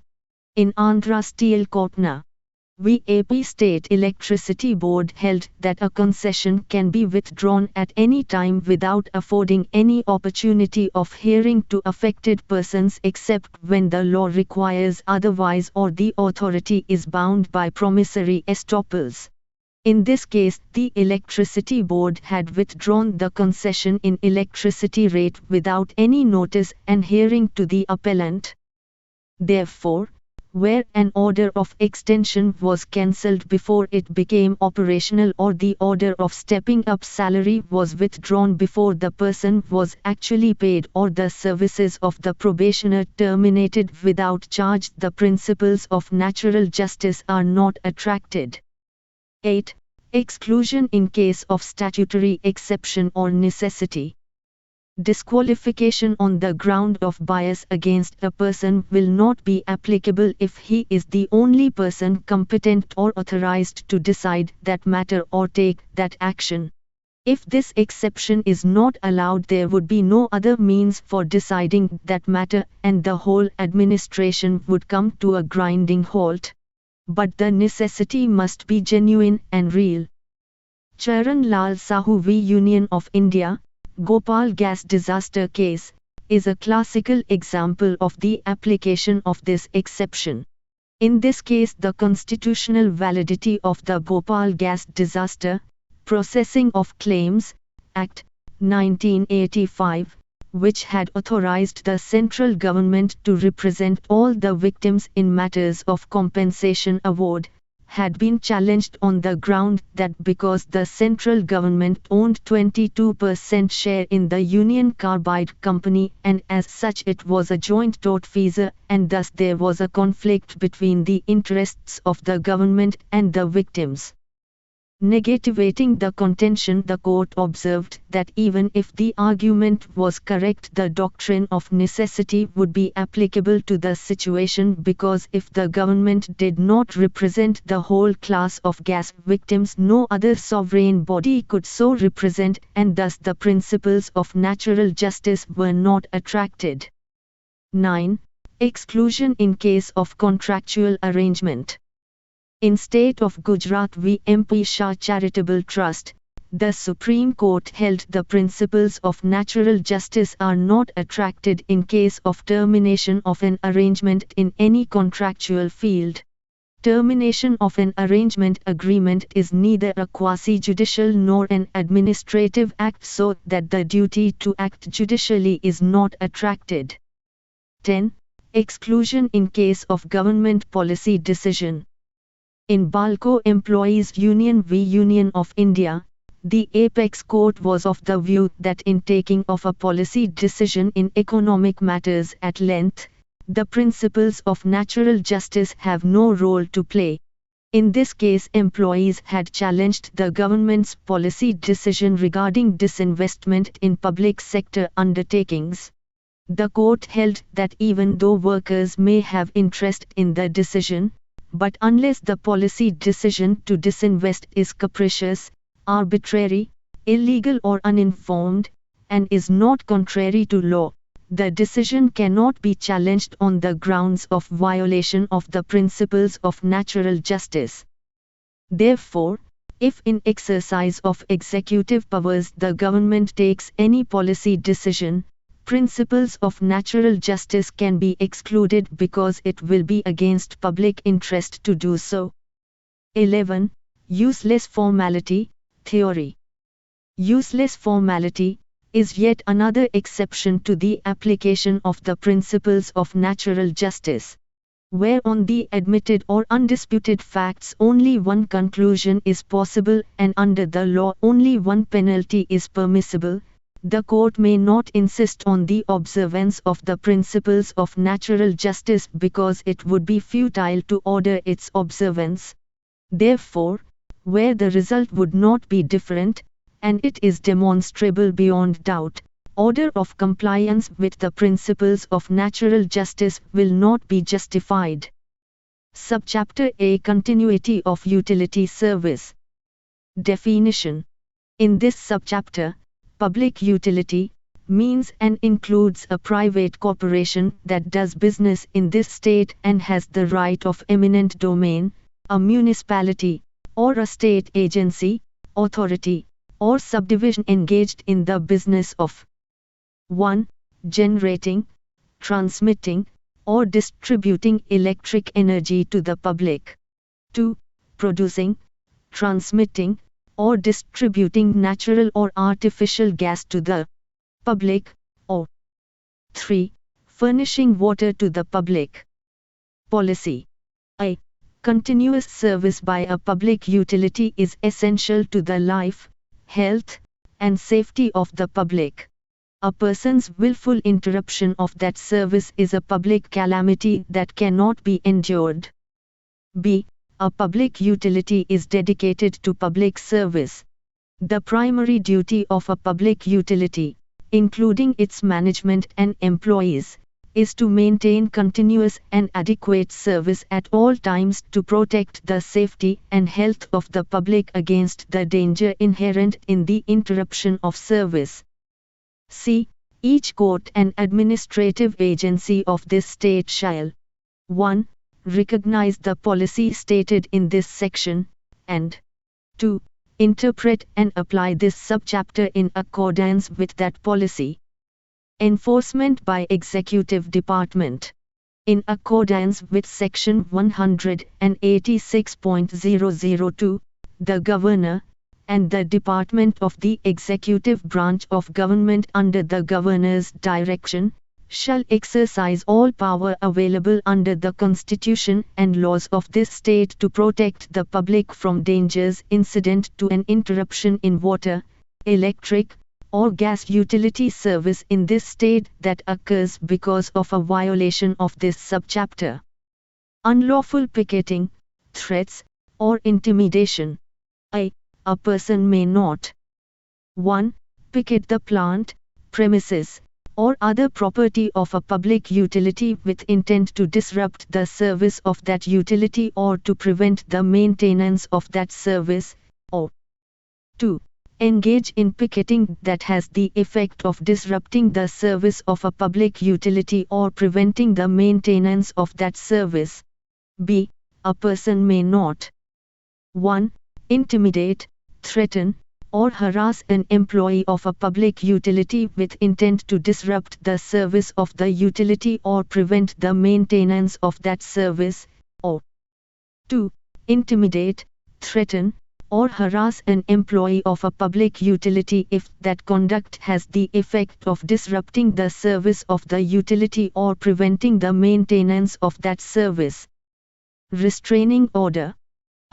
A district court shall immediately inquire into the matter if a public utility presents a verified petition to the court. 1. alleging that in the judicial district of the court a person is violating or threatening to violate section 186.004 and that the violation or threatened violation will interfere with the maintenance of adequate water, electric, or gas service, and 2. Describing the acts committed in violation, or the threatened acts that, if committed, will violate. B.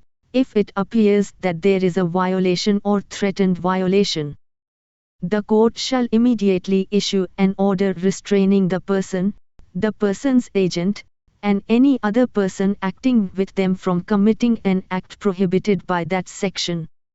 C. A restraining order issued under this section is effective when the petitioner files with the clerk of the court a good and sufficient bond in an amount set by the court to cover court costs that may reasonably accrue in connection with the case. A judgment rendered in the case may not be superseded pending appeal. D. Venue for a suit under this section is in any judicial district in which the violation or threat to violate occurs. Employee rights. This subchapter does not limit the right of an employee of a public utility to 1. Quit work and leave the employer's premises at any time the employee chooses, or 2. Refuse to report for work when the employee does not want to report. Public Utility Commission whether emergency preparedness reports. In this section, Commission means the Public Utility Commission of Texas. A-1. The Commission shall analyze emergency operations plans developed by electric utilities as defined by Section 31.002, power generation companies, municipally owned utilities, and electric cooperatives that operate generation facilities in this state and retail electric providers as defined by Section A weather emergency preparedness report on power weatherization preparedness. In preparing the report, the Commission shall 1. Review emergency operations plans on file with the Commission. 2. Analyze and determine the ability of the electric grid to withstand extreme weather events in the upcoming year. 3. Consider the anticipated weather patterns for the upcoming year as forecasted by the National Weather Service or any similar state or national agency, and 4. Make recommendations on improving emergency operations plans and procedures in order to ensure the continuity of electric service. B. The Commission shall require an entity subject to this section to file an updated emergency operations plan if it finds that an emergency operations plan on file does not contain adequate information to determine whether the entity can provide adequate electric services. C.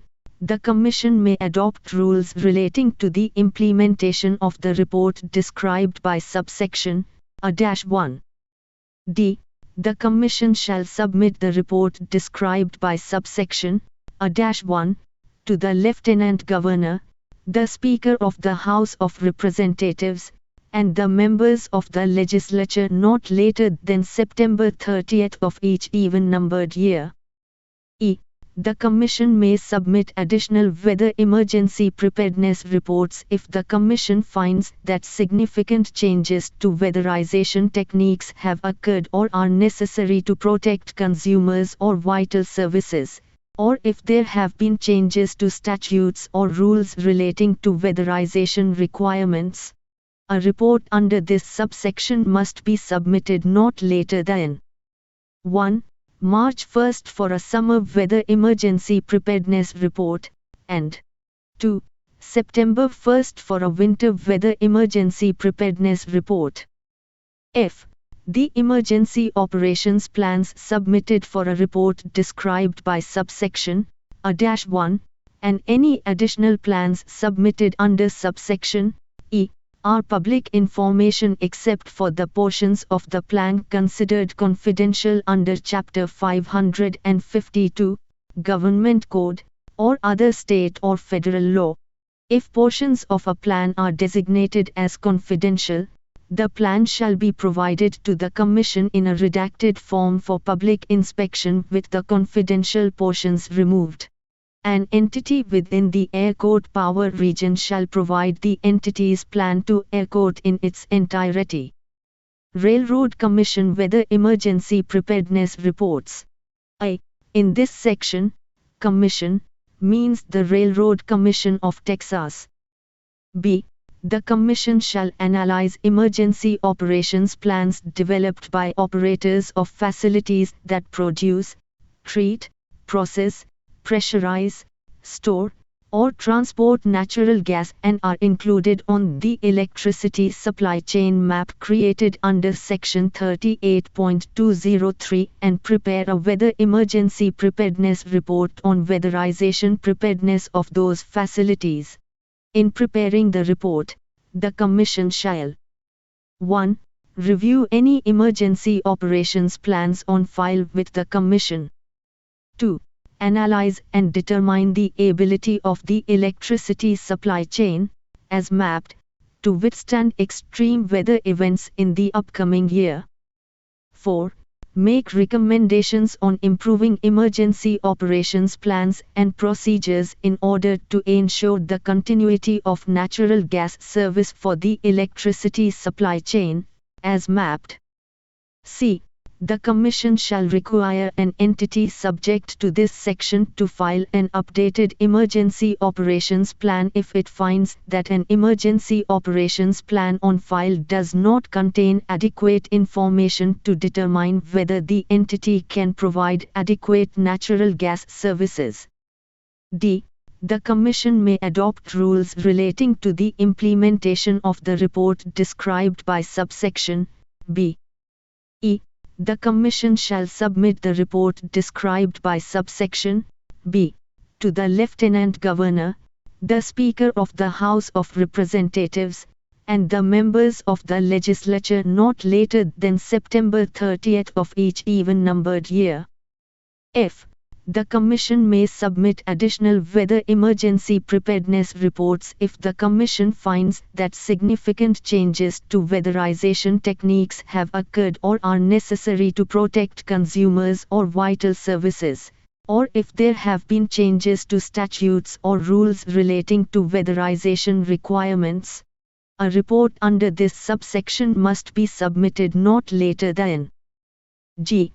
The emergency operations plans submitted for a report described by subsection B, and any additional plans submitted under subsection F, are public information except for the portions of the plan considered confidential under Chapter 552, Government Code, or other state or federal law.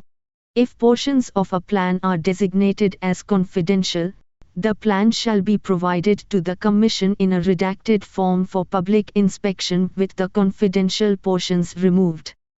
Subchapter B. Manipulation of service for certain law enforcement purposes. Emergency involving hostage or armed suspect. In an emergency in which the supervising law enforcement official having jurisdiction in the geographical area has probable cause to believe that an armed and barricaded suspect or a person holding a hostage is committing a crime, the supervising law enforcement official may order a designated telephone company security official to cut or otherwise control telephone lines to prevent telephone communication by the armed suspect or the hostage holder with a person other than a peace officer, or person authorized by a peace officer. B. The serving telephone company in the geographical area of a law enforcement unit shall designate a telephone company security official and an alternate to provide all required assistance to law enforcement officials to carry out this section. C. Good faith reliance on an order given by a supervising law enforcement official under this section is a complete defense to a civil or criminal action brought against a telephone company or the company's director, officer, agent, or employee as a result of compliance with the order. Subchapter C. Fraudulent obtaining of service. Definitions. In this subchapter, 1. Publish means to communicate information to another by any means. 2. Telecommunications service means the transmission of a message or other information by a public utility, including a telephone or telegraph company. Fraudulently obtaining telecommunications services. A person commits an offense if 1. Knowing that another will use the published information to avoid payment of a charge for telecommunications service, the person publishes a. An existing, cancelled, revoked, or non-existent telephone number. B. A credit number or other credit device, or C. A method of numbering or coding that is used in issuing telephone numbers or credit devices, including credit numbers, or 2.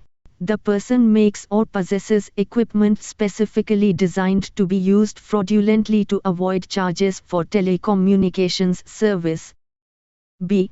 An offense under this section is a misdemeanor punishable by a fine of not more than $500, by confinement in jail for not more than 60 days, or by both, unless the person has been previously convicted of an offense under this section. A second or subsequent offense is a felony punishable by a fine of not more than $5,000, by imprisonment in the Texas Department of Criminal Justice for not less than 2 years and not more than 5 years, or by both. C.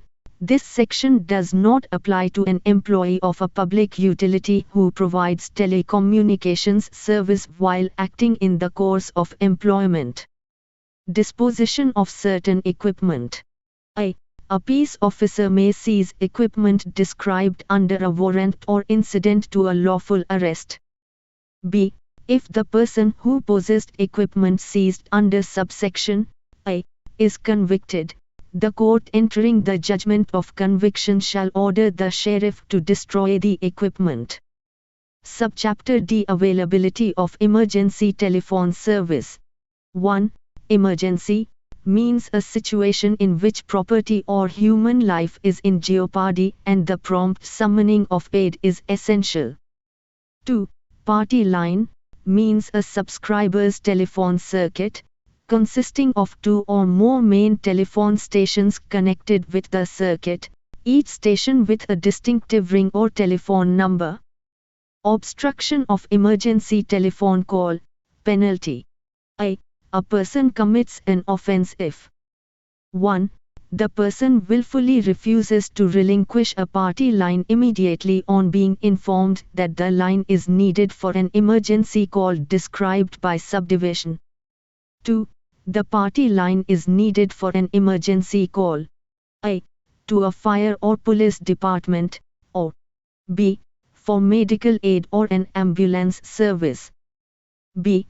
An offense under this section is a misdemeanor punishable by 1. A fine of not less than $25 and not more than $500. 2. Confinement in the county jail for not more than 1 month, or 3. Both fine and confinement. Falsification of emergency telephone call. Penalty. A person commits an offense if the person secures the use of a party line by falsely stating that the line is needed for an emergency call. 1. To a fire or police department, or 2. For medical aid or an ambulance service. Notice of certain offenses required. A telephone directory distributed to the public in this state that lists the telephone numbers of an exchange located in this state must contain a notice explaining the offenses. The notice must be 1. Printed in type not smaller than the smallest type on the same page, and 2. Preceded by the word warning, printed in type at least as large as the largest type on the same page. B. At least once each year, A person providing telephone service shall enclose in the telephone bill mailed to each person who uses a party line telephone a notice. C. This section does not apply to a directory, commonly known as a classified directory, that is distributed solely for business advertising purposes. Failure to provide notice, penalty. A person providing telephone service commits an offense if the person 1. Distributes copies of a telephone directory subject to Section 186.044, from which the notice required by that section is willfully omitted, or 2. Willfully fails to enclose in telephone bills the notice required by Section 186.044, b. An offense under this section is a misdemeanor punishable by a fine of not less than $25 and not more than $500. Subchapter E. Construction and maintenance of facilities along, over, under, or across railroad right-of-way. 1. Cable operator means an entity that owns or operates a cable system, as that term is defined by 47 U.S.C. Section 522, as amended. 2.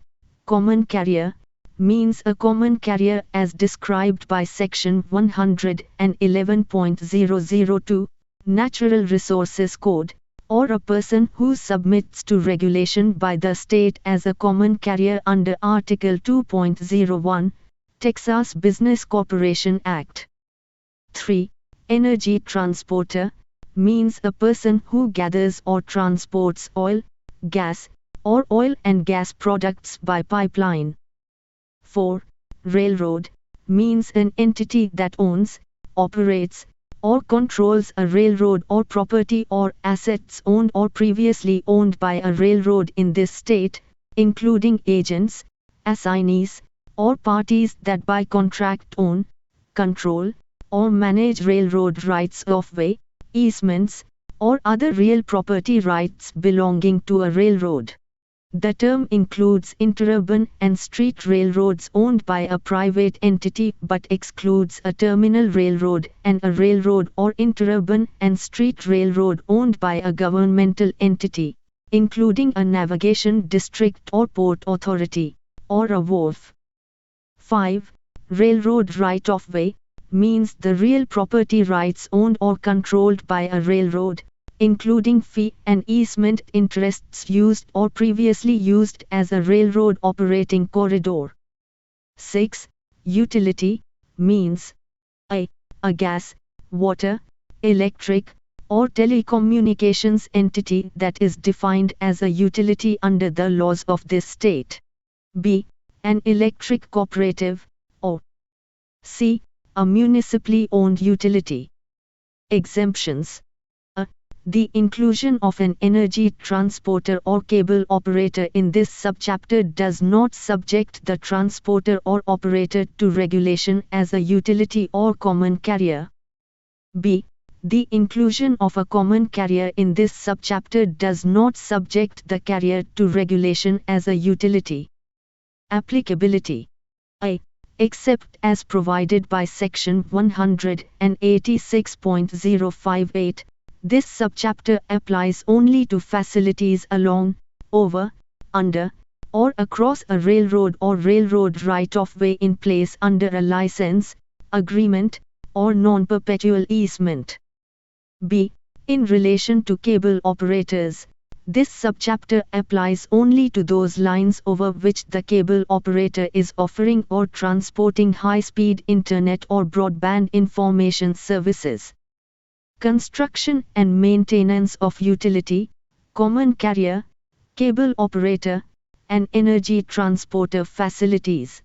A utility, common carrier, cable operator, or energy transporter may acquire an easement by eminent domain along, over, under, or across a railroad or railroad right-of-way as provided by this subchapter to maintain, operate, or upgrade its facilities consistent with pre-existing licenses or agreements. B. a utility, common carrier, cable operator, or energy transporter. 1. Shall provide notice to the railroad within a reasonable period of any proposed activity relating to the construction, maintenance, or operation of the facilities, and 2. May not unreasonably interfere with railroad operations. C. Absent terms to the contrary in an easement acquired by condemnation under this subchapter, existing license, or agreement, a railroad may require a utility, common carrier, cable operator, or energy transporter to relocate any portion of a facility that is located in the railroad right-of-way that is not in the public right-of-way if 1. A reasonable alternate route is available. 2. A reasonable amount of time is provided. 3. Substantial interference with the railroad operations is established. 4. The railroad reimburses the utility, common carrier, cable operator, or energy transporter for the reasonable cost of relocation. Documentation of rights acquired. If a railroad requires a utility, common carrier, cable operator, or energy transporter to obtain from the railroad a right to use a railroad right-of-way, the railroad shall produce, if requested in writing, the readily available documentation from the railroad's records indicating the extent of the railroad's right, title, or interest in the property sought to be used by the utility, common carrier, cable operator, or energy transporter. The utility, common carrier, cable operator, or energy transporter shall reimburse the railroad for the reasonable cost of producing the documentation as required by this section. The reimbursable cost, including internal costs, may not exceed $500, unless the parties agree otherwise. A railroad that produces documentation as provided by this section is not limited or prevented from asserting a right, title, or interest in real property based on documentation that has not been produced under this section. Valuation of rights acquired. A. In the absence of an agreement to convey a permanent easement for the continued right to use a pre-existing facility located in a railroad right-of-way, a utility, common carrier, cable operator, or energy transporter may obtain the right to continuously use the right-of-way through the exercise of eminent domain under Chapter 21, Property Code. B. The award of damages due the railroad under an eminent domain proceeding as provided by subsection A is 1. The market value of the real property interest to be used, and 2. If a portion of the railroad's right-of-way is taken, damages, if any, to the railroad's remaining property. C. The railroad may also recover 1. Reasonable costs and expenses for interference with railroad operations, including internal costs for providing flagging services, and 2. Reasonable costs and expenses to repair any damage to its facilities caused by the maintenance, operation, or upgrade of the pre-existing utility, common carrier, cable operator, or energy transporter facilities. D. The payment by the utility, common carrier, cable operator, or energy transporter determined under this section is the only compensation due to the railroad for the perpetual use of the interest obtained. Right to maintain facilities. A utility, common carrier, cable operator, or energy transporter may not be required to remove an existing facility for 180 days after the date the utility, common carrier, cable operator, or energy transporter receives a written notice from the railroad that an existing facility must be removed from the railroad's right-of-way if 1. The facility was located along, under, over, or across the railroad right-of-way with the written consent of the railroad, and 2. The utility, common carrier, cable operator, or energy transporter is not in default under an agreement with the railroad. B. If a utility, common carrier, cable operator, or energy transporter requests documentation under Section 186.055, the 180-day period provided by subsection I is told until the utility, common carrier, cable operator, or energy transporter receives a written response to its request from the railroad. C. If a utility, common carrier, cable operator, or energy transporter does not condemn or enter into an agreement regarding the disputed area involving the railroad's right-of-way within the 180-day period provided by subsection I, or any extended period provided by subsection B, the license or agreement between the utility, common carrier, cable operator, or energy transporter and the railroad is terminated. D. The possessory right provided by this section is in addition to any possessory right provided by Chapter 21, Property Code. License and renewal. A utility, common carrier, cable operator, or energy transporter may obtain an original license or renew a license for the right to use a railroad right-of-way for a one-time fee paid based on 1. The agreement of the railroad and the utility, common carrier, cable operator, or energy transporter, or 2. A mutually acceptable third-party determination of market value. B. A fee paid under this section is the only fee payment required. The license remains in effect without the requirement of additional fee payments for renewal of the license. C. The terms of the license or license renewal may provide that the railroad is not later subject to this subchapter, except the railroad continues to be subject to eminent domain authority granted by other law. Restrictions on payment of costs awarded against railroad in condemnation. If the special commissioners or a court awards costs against a railroad under Section 21.047, Property Code, because the award of damages to the railroad is equal to or less than the amount the utility, common carrier, cable operator, or energy transporter exercising the right of eminent domain under this subchapter offered to pay, the costs awarded against the railroad must be paid by the railroad without reimbursement by or contribution from any agent or representative, including an agent or representative that handled or assisted in the condemnation proceedings. Cumulative rights and responsibilities. The rights, privileges, and responsibilities provided by this subchapter are in addition to and not in diminution of or substitution for those rights granted by any other state or federal law. Effect on other law. This subchapter does not affect the elements a condemner must establish by law to acquire real property. Question 6. Explain in brief the role of any of the regulatory authority for public utility service.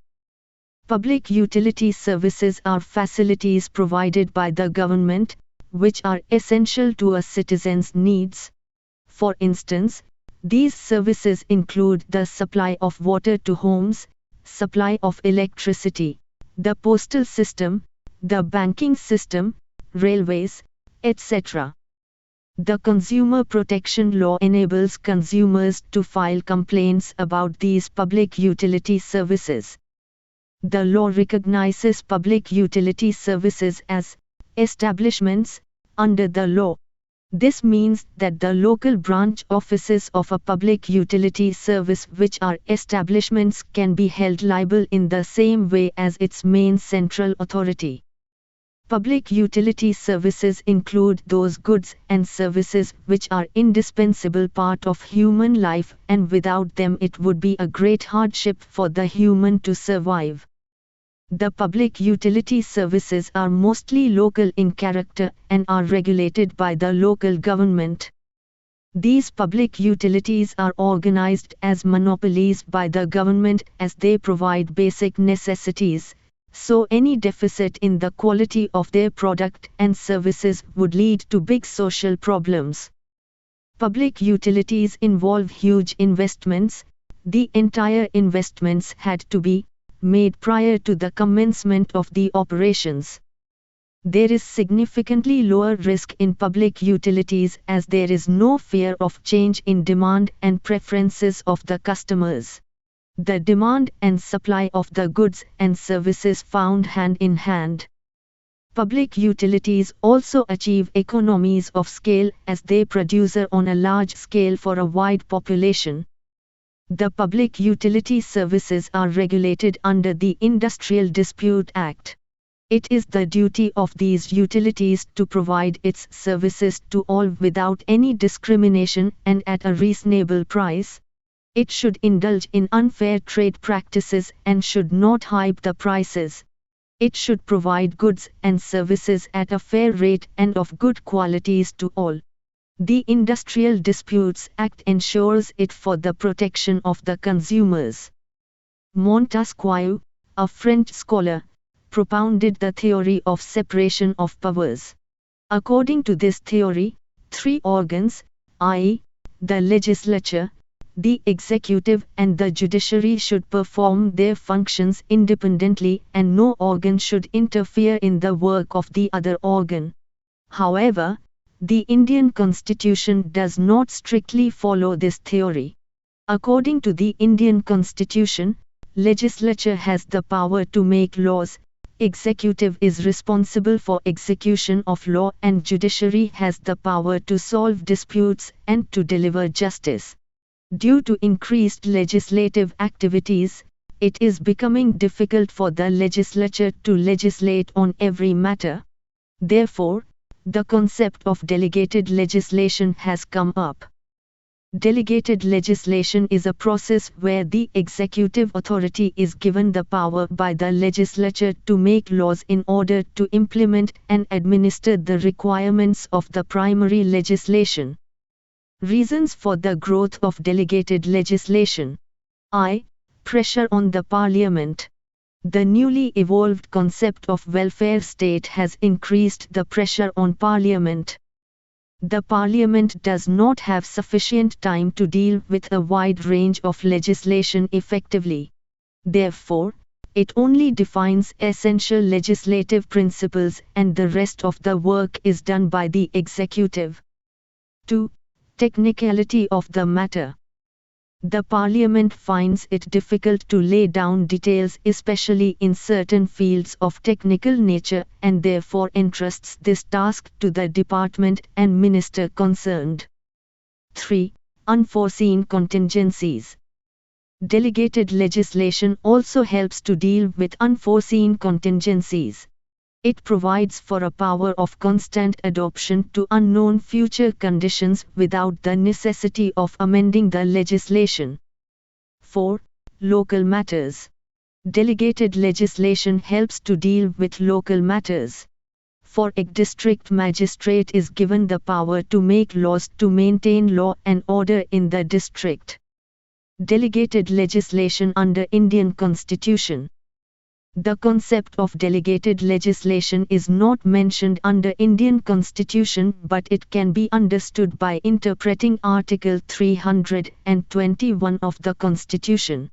According to this article, Rajya Sabha can open a new branch of All India Service after getting 2/3 votes. According to this, some powers of legislature will be delegated to the recruiters of All India Service. One of the most important case law related to delegated legislation is D.S. Grewal versus the State of Punjab. In this case, the constitutionality of All India Service Act, 1951 was challenged. D.S. Grewal was appointed to the All India Service and posted to Punjab. He was Superintendent of Police of various districts. In 1957, he was appointed as Assistant Superintendent of Police. In 1958, he was posted to Dharamshala. After a few months, an action was taken against him under Rule 5 of All India Services, Discipline and Appeal, Rules, 1955. An inquiry committee was set up which was led by Shri K.L. Bhodiraja. He filed a petition under Article 226 of the Indian Constitution before the Punjab High Court in which he challenged the constitutionality of the Act and legality of the inquiry against him. The Supreme Court held that Article 312 of the Indian Constitution deals with power of delegated legislation. As the case was very serious, therefore the petitioner can be removed or compulsory removed from his post by the government. Justice K.N. Vanchu observed that, there is nothing in the words of Article 312 which takes away the usual power of delegation, which ordinarily resides in the legislature. The England law allows the Parliament to delegate any amount of power without any restriction. Whereas, the position in America and India is different, where the governments do not have unlimited power. They can delegate power only in a controlled manner with certain restrictions. Controls of delegated legislation. Controls of delegated legislation can be divided into three categories. 1. Parliamentary control. 2. Executive control. 3. Judicial control. Parliamentary control of delegated legislation. In a democracy, it is the function of the legislature to legislate, but if it wants to delegate the power to the executive under certain circumstances, it is not only the right but the duty of the legislature to see how its agent, i.e., executive, is working. There are two stages in parliamentary control. A. Initial stage.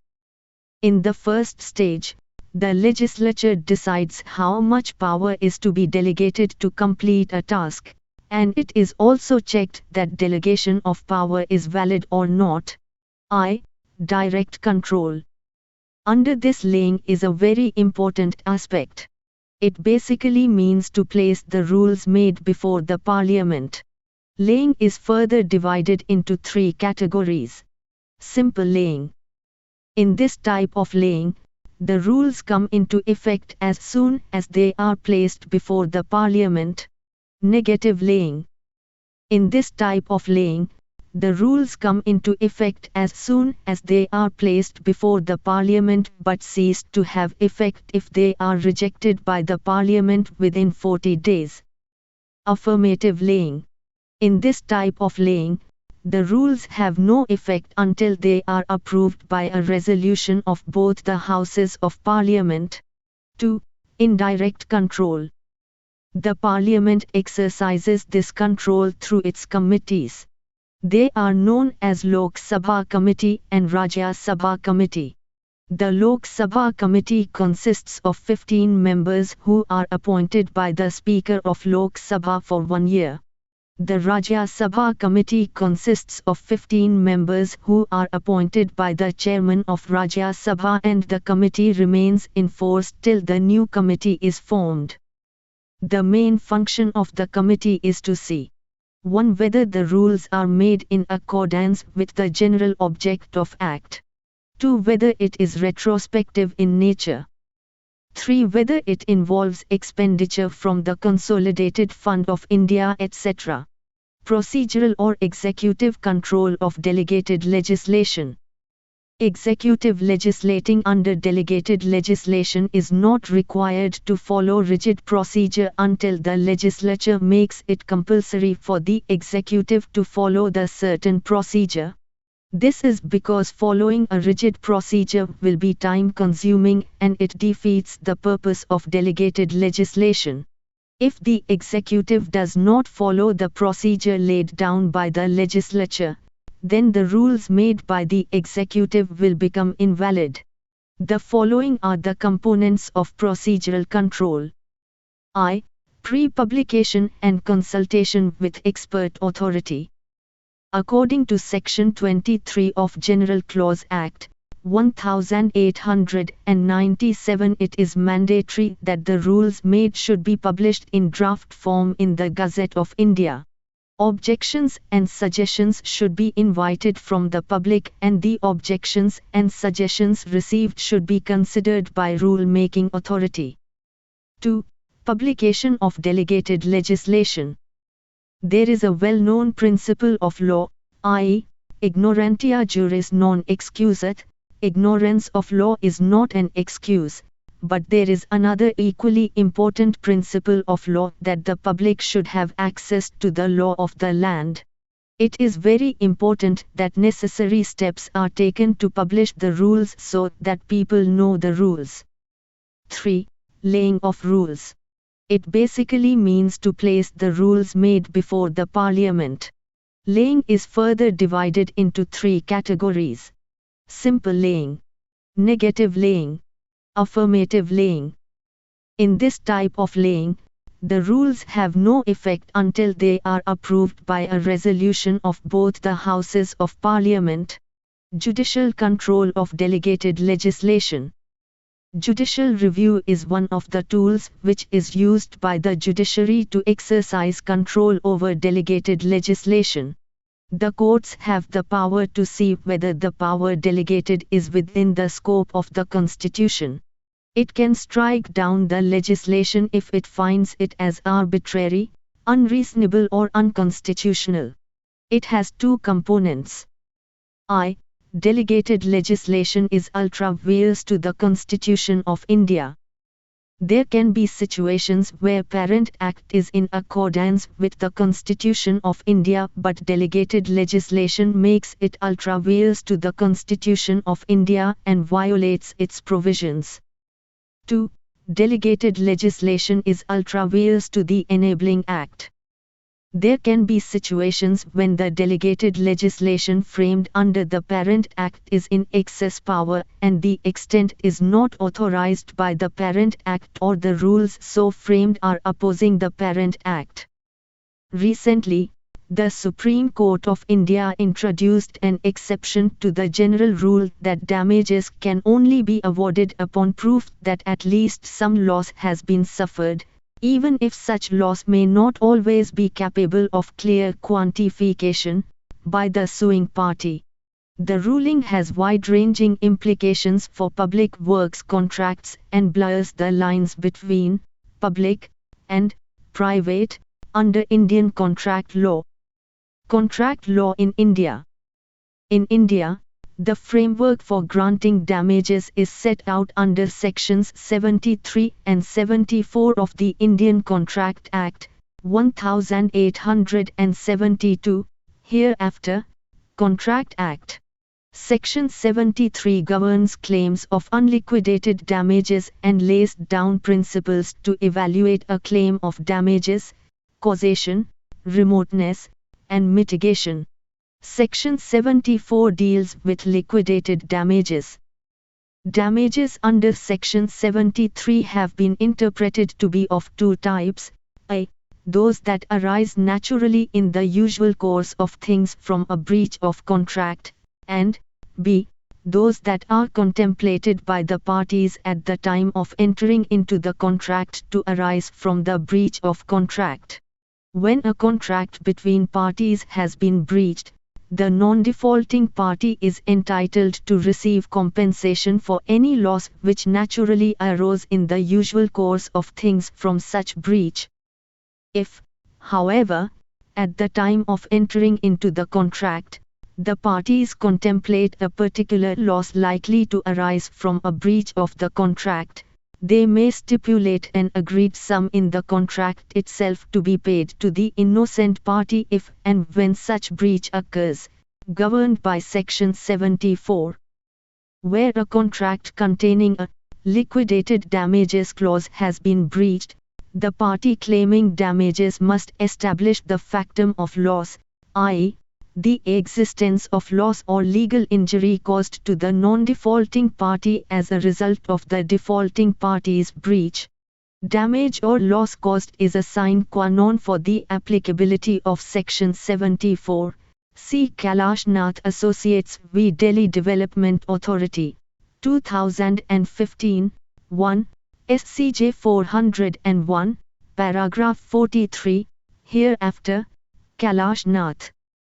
This is critical because while Section 74 enables a person to claim compensation despite not being able to prove the extent of loss or damage, it does not justify payment of compensation in a case where no loss or injury has in fact occurred as a result of the breach. See Fateh Chand v. Balkishan Das, AIR 1963 SC 1405, paragraph 15.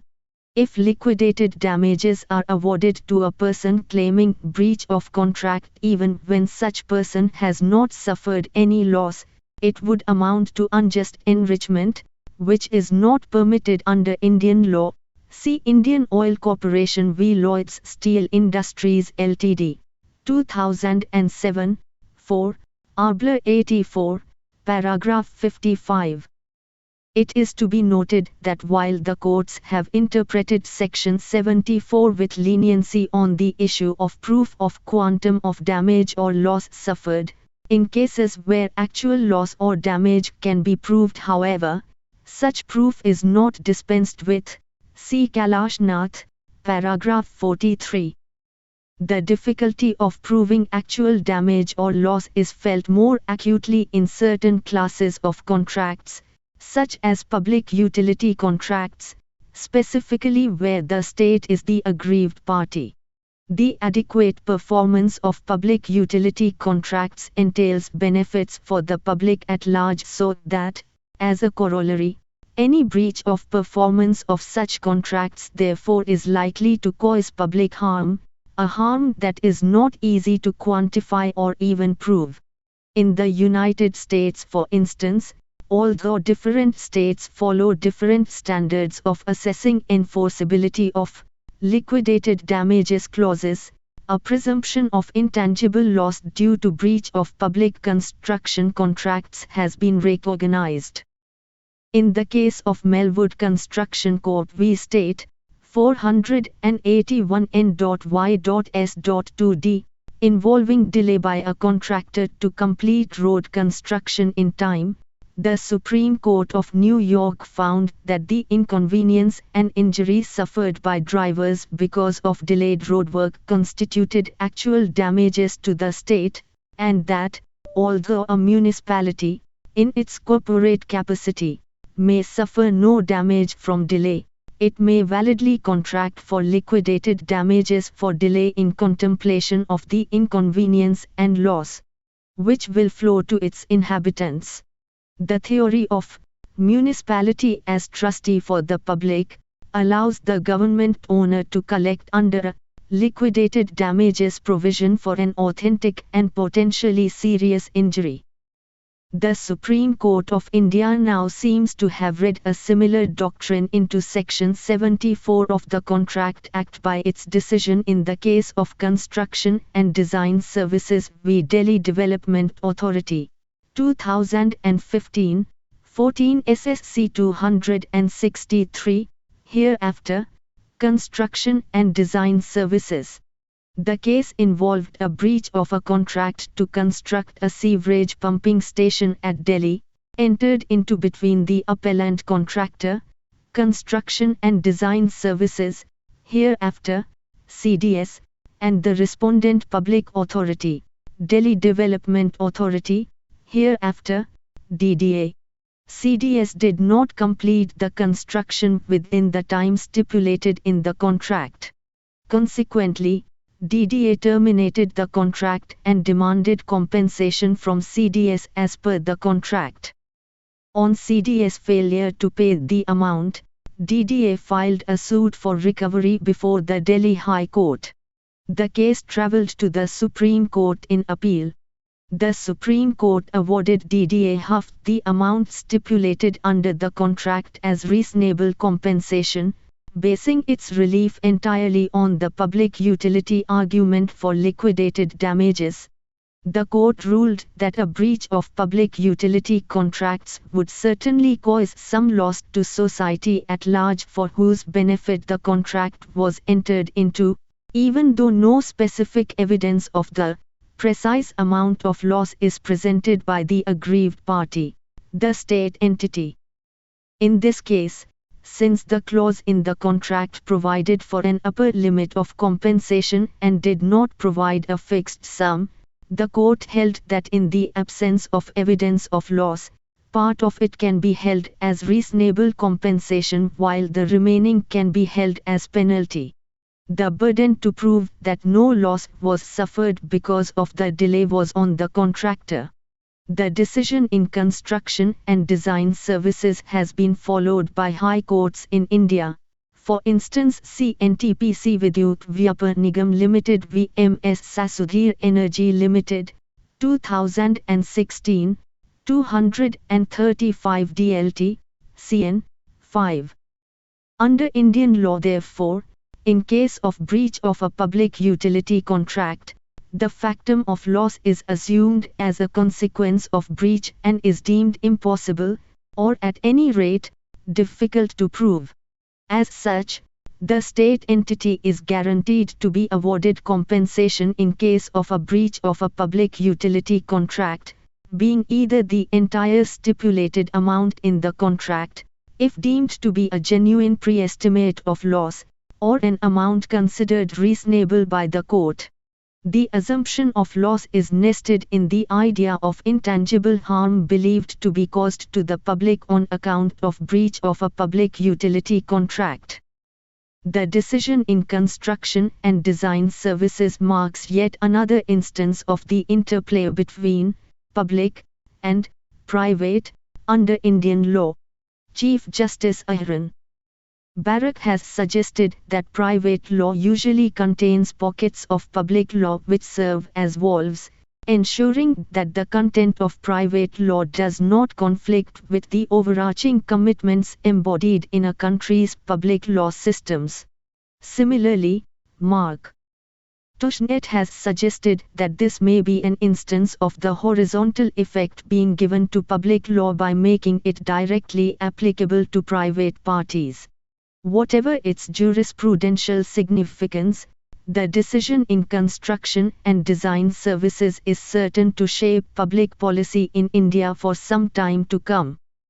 Consumer Protection Act, 2019 is an act which aims to protect the rights of a consumer, and for the same purpose it has established authorities, effective administration and awareness forums.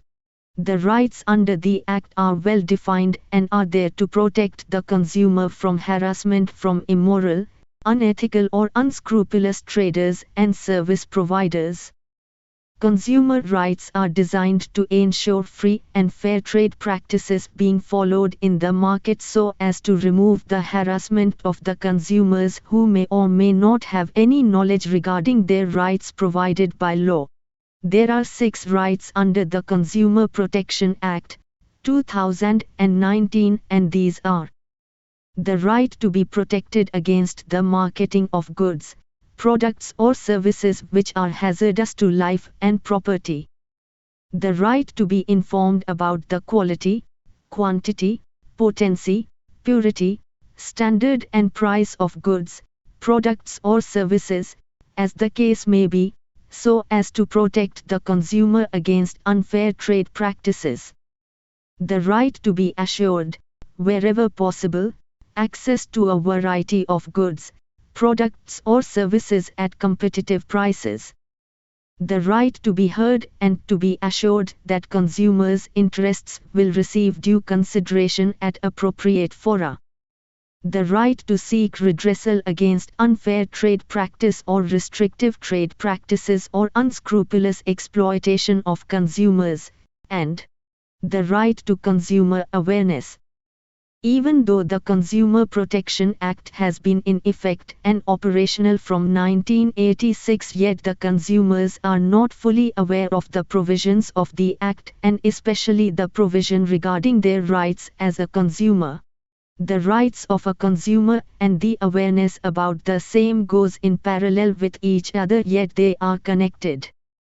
The study on consumer rights under the Consumer Protection Act 2019 aims to reflect on the evolution of these rights available for consumers and the consumer awareness steps taken by respective the stakeholder agencies, i.e., the government, consumer awareness NGOs, traders and merchants, and their role in imparting the consumer knowledge through their measures for awareness.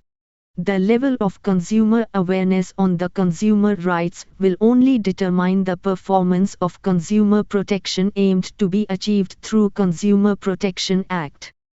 Introduction. The introduction of the Consumer Protection Act 2019 states that it is an act to provide for protection of the interests of consumers and for the said purpose, to establish authorities for timely and effective administration and settlement of consumers' disputes and for matters connected therewith or incidental thereto. With an aim to protect the interests of consumer, the consumer councils and other authorities for the settlement of consumers' grievances are established at the national, state and district level to increase consumer awareness. For settlement of the matters of consumers and the related disputes, the Act seeks to promote and protect the rights of the consumers such as 158. The preamble of the Indian Constitution explicitly mentions the resolve of the people of India to make it a sovereign, socialist, democratic republic to ensure the social, political and economic justice to the citizens. It is the duty of the Government of India to establish a socialist and welfare society. This is possible only when economic, social and political justice be ensured to the citizens, and they should be protected from social and economic exploitation. In this connection, directive principles of state policy enshrined in Part 4 of the Constitution are important and deserve special mention. These directive principles of state policy lay down the foundation for a welfare state.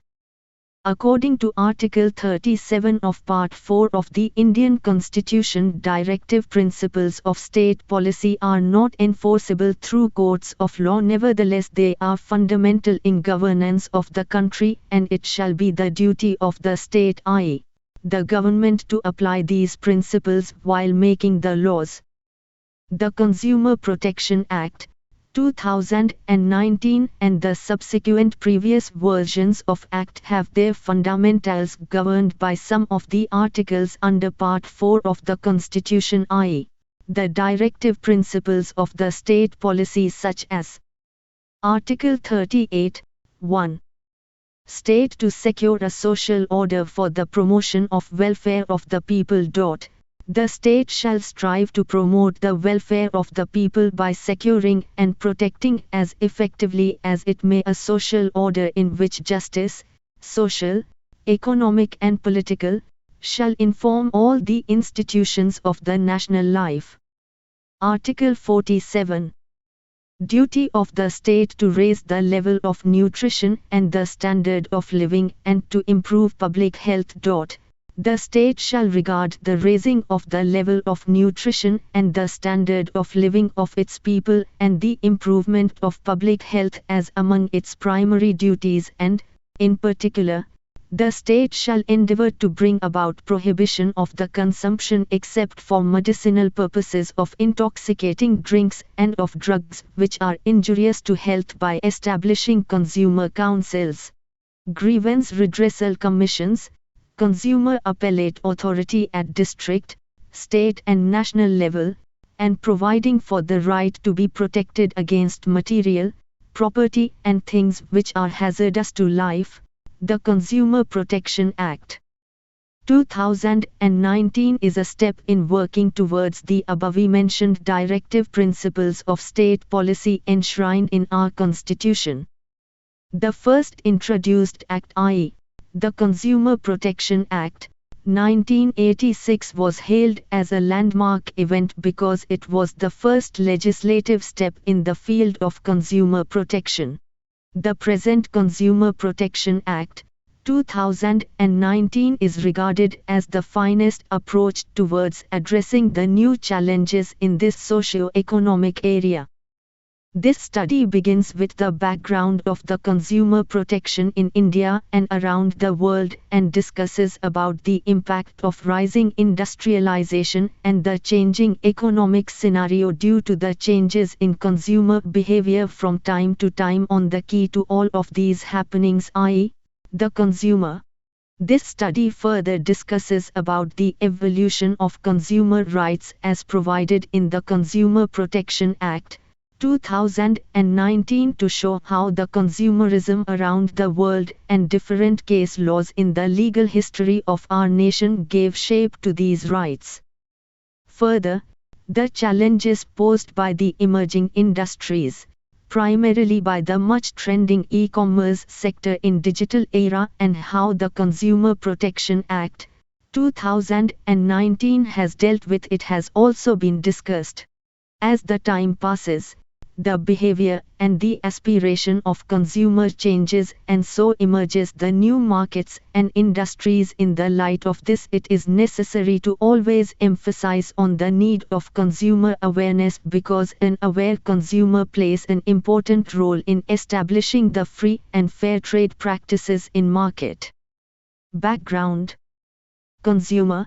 Oxford Dictionary describes a consumer as a person who purchases goods and services for personal use. A consumer plays a vital role in shaping the economy of the country.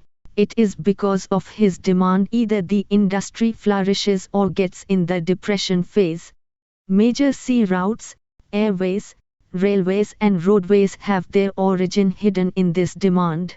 With ever-increasing demand of some goods and services and sharply decreasing trends has molded the new world order in the gone and the present century. The consumer behavior was also pertinent in how the world saw rapid industrialization. In most of the instances, people purchase products in order to differentiate themselves from other people. Therefore, it follows that people do not buy products just because of their material needs or usage, but also because of their symbolic value. Ironically, people purchase a particular object because they want to identify themselves with a certain community and project certain value to others. Then it is also true that buying consumer goods is actually a way of constructing an identity, and at the same time people are also looking for emotional and aesthetic fulfillment. But this experience is for short term only. It is because as soon as people buy something to get a unique identity, that article becomes common and they are out to shop again. The gone century was ruled by the concept of caveat emptor, a Latin phrase meaning let the buyer be aware. Today the present century has changed its ways, and now it is said caveat venditor, meaning let the seller be aware. With the advent of Industrial Revolution in 18th century, the new socio-economic world order took shape. The behavior of the consumer was key in giving a shape to it. While it was the consumer who was the fulcrum of the revolution on which the growth of industries depended, the industries in the coming time became too heavy to weaken the strength of the consumers. Since the character of the trade and business turned international from being national, and the manufacturers and the sellers had become well organized, skilled and professional, and on the other hand most of the consumers were illiterate and unorganized, it had become very difficult, rather impossible, to prevent the exploitation of consumers. In order to protect the consumers and prevent their exploitation, the need for international consumers protection movement was felt. In the 20th century, the stakeholders for the global issues came forward and heralded the systematic designing of the rights of consumers.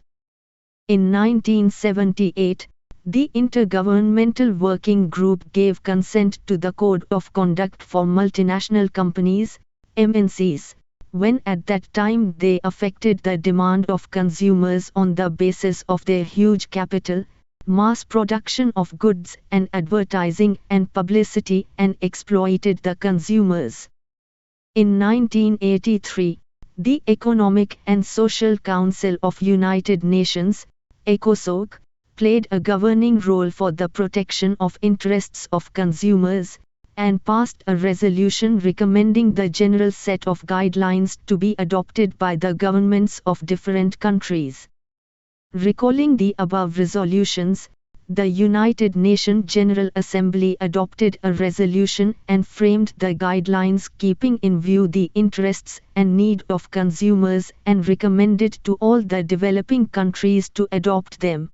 These guidelines are to help the countries to achieve and maintain protection adequate to their consumer population, to render help in production and distribution in accordance with the needs and desires of the consumers, to encourage the high standards of moral conduct the persons involved in making available goods and services to the consumers, to help the countries at national and international levels to suppress the defective business systems affecting the interests of the consumers, to help in development of independent consumer groups or unions, to encourage the condition of market which may provide more opportunities of choice at less cost. In India, before the introduction of a consumer central legislative step, different acts had the provisions of dealing with unfair trade practices, hazardous products, and protection of consumers.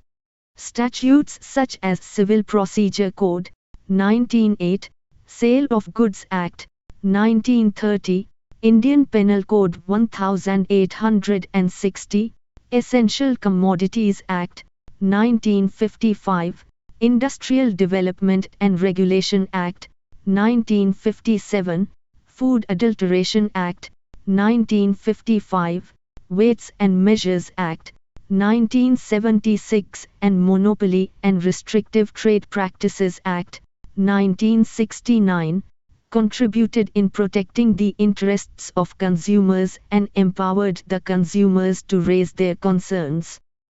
Thus, the Consumer Protection Act, 1986 was an outcome of the negotiations happening around the world and involving the consumer dedicated provisions in the above-mentioned statutes, and therefore it is regarded as the Magna Carta in the field of consumer protection. But much development also took after the passing of the Act. The original Act was amended in 1991, 1993, 2002 and 2019. Consumer Rights. The whole Consumer Protection Act, 2019 is the tree whose root is only and only the rights of the consumers. For these rights to be entrusted with the consumers, the whole Act has been designed.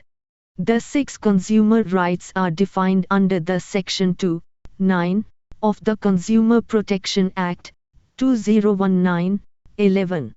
These rights are: I. The right to be protected. 2. The right to be informed. 3. The right to be assured. 4. The right to be heard. V. The right to seek redressal. 6. The right to consumer awareness. They are discussed in detail below. The right to be protected. This right has been provided to protect the consumers from the hazardous goods or the goods which pose threat to the life of consumers.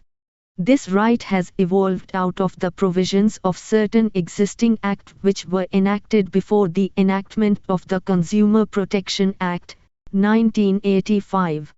The statutes such as Prevention of Food Adulteration Act, 1954, which provides for prevention of food adulteration by laying down the provisions of food inspectors. Restraint on sale, manufacture, import of certain item. The Act also has penal provisions for defaulters. Agriculture Produce, Grading and Marketing Act, 1937 provides for grading and marking the agriculture produce so as to ensure that the produce meets minimum level of standards as set out by this law and states the penalty for non-conforming to the requirement of this law. Drugs and Cosmetics Act, 1940 regulates the import, manufacture, sale and standards of drugs and cosmetics, states the minimum standard to be followed from manufacturing to packaging of drugs and cosmetics. Bureau of Indian Standards, Act 1986 provides for setting up a bureau which is empowered to establish, publish and promote Indian standards of articles or processes. It also provides for mandatory certification of various products ranging from electrical appliances like iron, heater and fan to food products like milk powder, etc.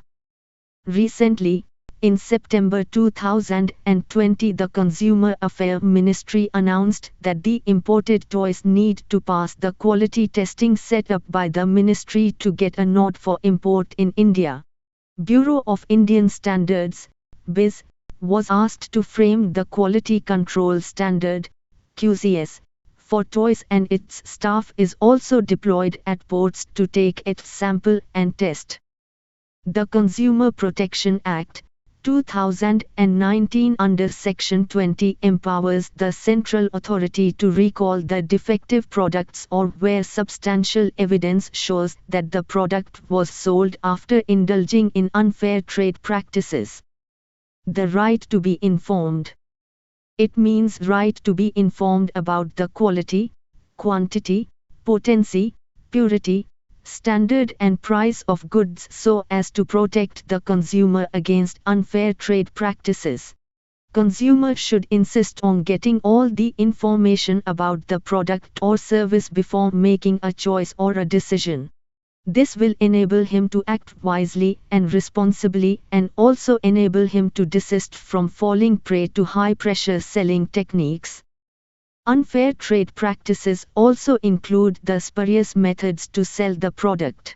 In a time full of stories of food adulteration, toxic chemical usage in cosmetics and food products, and rising concerns of health, and the subsequent awareness among people has made it important for the manufacturer to print the relevant information so that a consumer is aware enough of the thing being used by him.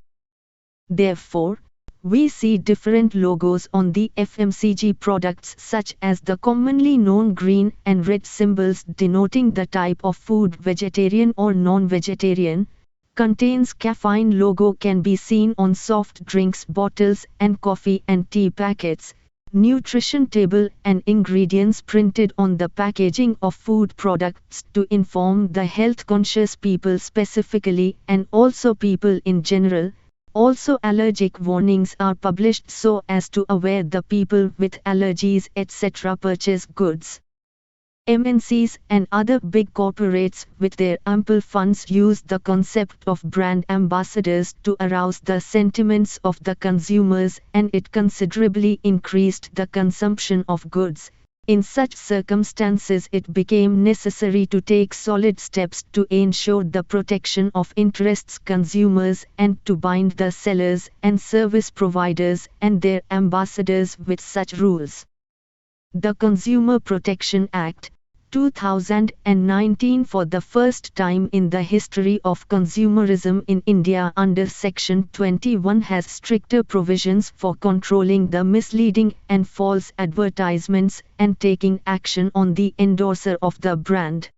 The central authority under the Act has been empowered to impose the penalty for manufacturer or seller is up to 10 rupees lakhs and 2 years of imprisonment, and for subsequent offence it may rise to 50 rupees lakhs and 5 years of imprisonment. For the endorser of such products, a penalty can be imposed up to 10 rupees lakhs and 1 year imprisonment, and for any further offence the endorser can be banned also for a period of 1 year. No penalty will be imposed if the endorser has exercised due diligence and has verified the veracity of the claim made by the product which is being endorsed. Right to be assured or the right to choice. Economic reforms in early 1990 brought in plethora of options in almost all the goods and services. The increased number of manufacturers for the same product ended the monopolistic practices and encouraged competition in the market, resulting in better options and competitive prices. 15. Wherever possible, consumers should get choices and a variety of options with respect to price, quality in goods and services. In 2003, the government enacted the Competition Act 2002, which aimed to prevent practices having adverse effect on competition, to promote and sustain competition in markets, to protect the interests of consumers and to ensure freedom of trade carried on by other participants in markets. It replaced the archaic Monopoly and Restrictive Trade Practices Act, 1969. It was introduced to avoid the formation of cartels, parallel pricing, controlling production to increase prices, and any other activity that have adverse effects on competition and which are anti-competitive. Hence, today we see no monopoly in certain sectors which are and now becoming essential for a human being, such as FMCG, electronics, apparels, and etc. Right to be heard. The Consumer Protection Act 2019 defines this right as the right to be heard and be assured that consumers' interests will be received due consideration before the appropriate forum.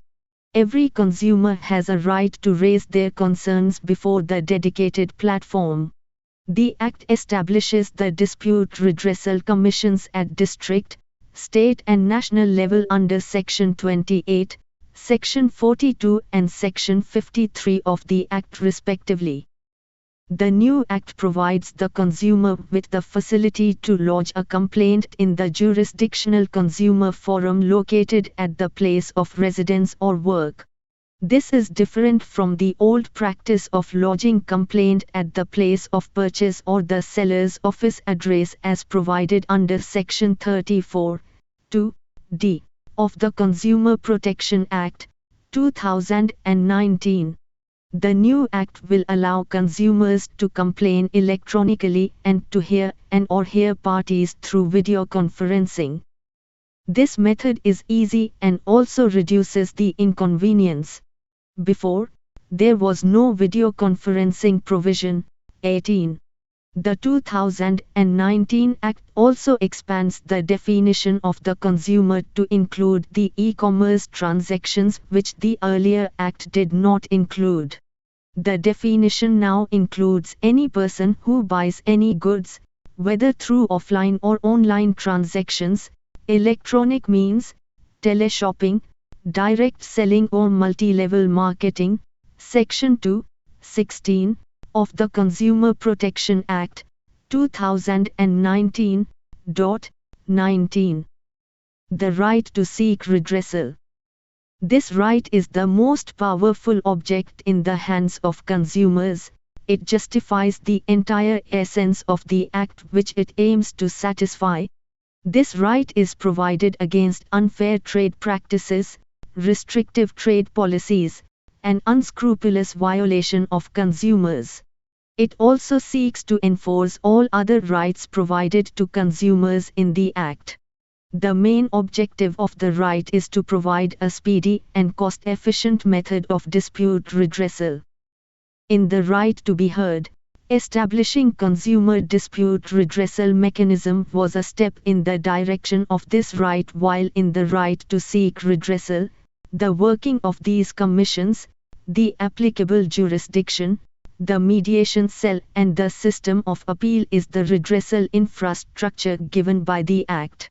In C. Venkatachalam v. Ajit Kumar C. Shah and others, 20, the Supreme Court observed that the Consumer Protection Act, 1986 was enacted with the object and intention of speedy disposal of consumer disputes at a reasonable cost, which is otherwise not possible in ordinary judicial court system.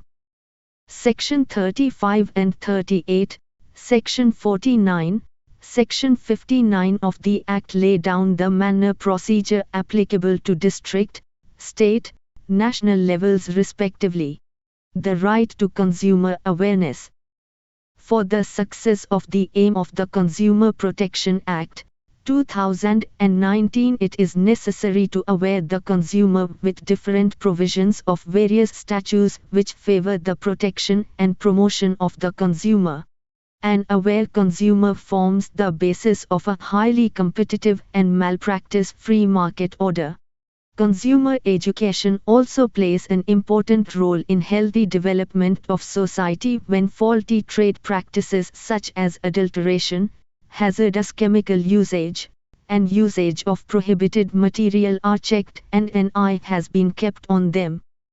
While utilizing the right, many NGOs are established which provide legal assistance to the aggrieved consumers, educate the consumers with important provisions which they can demand to be applied in daily life, and publish on the updates in consumer protection field. A literate consumer is the king of market. Case laws. Supriyo Ranjan Mahapatra v. Amazon Development Center India, P. Ltd. In this case, the consumer ordered a laptop from an e-commerce website for ₹129 as offered instead of its original price of ₹23,499. Later the order was cancelled by the e-commerce company citing the pricing issues, and the same was communicated to the consumer over a telephonic conversation. Consumer attempted many a times to sort the exact reason of the cancellation. After no communication could be established, a legal notice was served which was also not responded. The consumer moved to District Consumer Redressal Forum, now Commission according to new Act of 2019, where it was held that the e-commerce company was not only negligent in rendering services but also included in unfair trade practices. Thus consumer's case was partly allowed and he got a total compensation of ₹12,000. Tata Press Ltd v Mahanagar Telephone Nigam Limited, Tata Press. The Supreme Court observed the right of the consumer as a recipient of commercial speech by stating, an advertisement giving information regarding a life-saving drug may be of much more importance to the general public than to the advertiser who may be having purely a trade consideration. Article 19, 1a, not only guarantees freedom of speech and expression, it also protects the rights of individuals to listen, read and receive the said speech. Further, the Supreme Court also held that misleading and deceptive advertising would not fall within the protection of Article 19. Ernakulam Medical Center VPR Jayashri and Anna.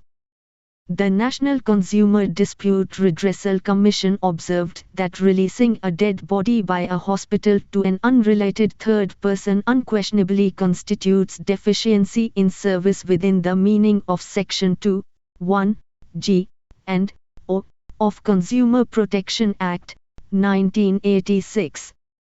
HDFC Bank Limited v Balwinder Singh.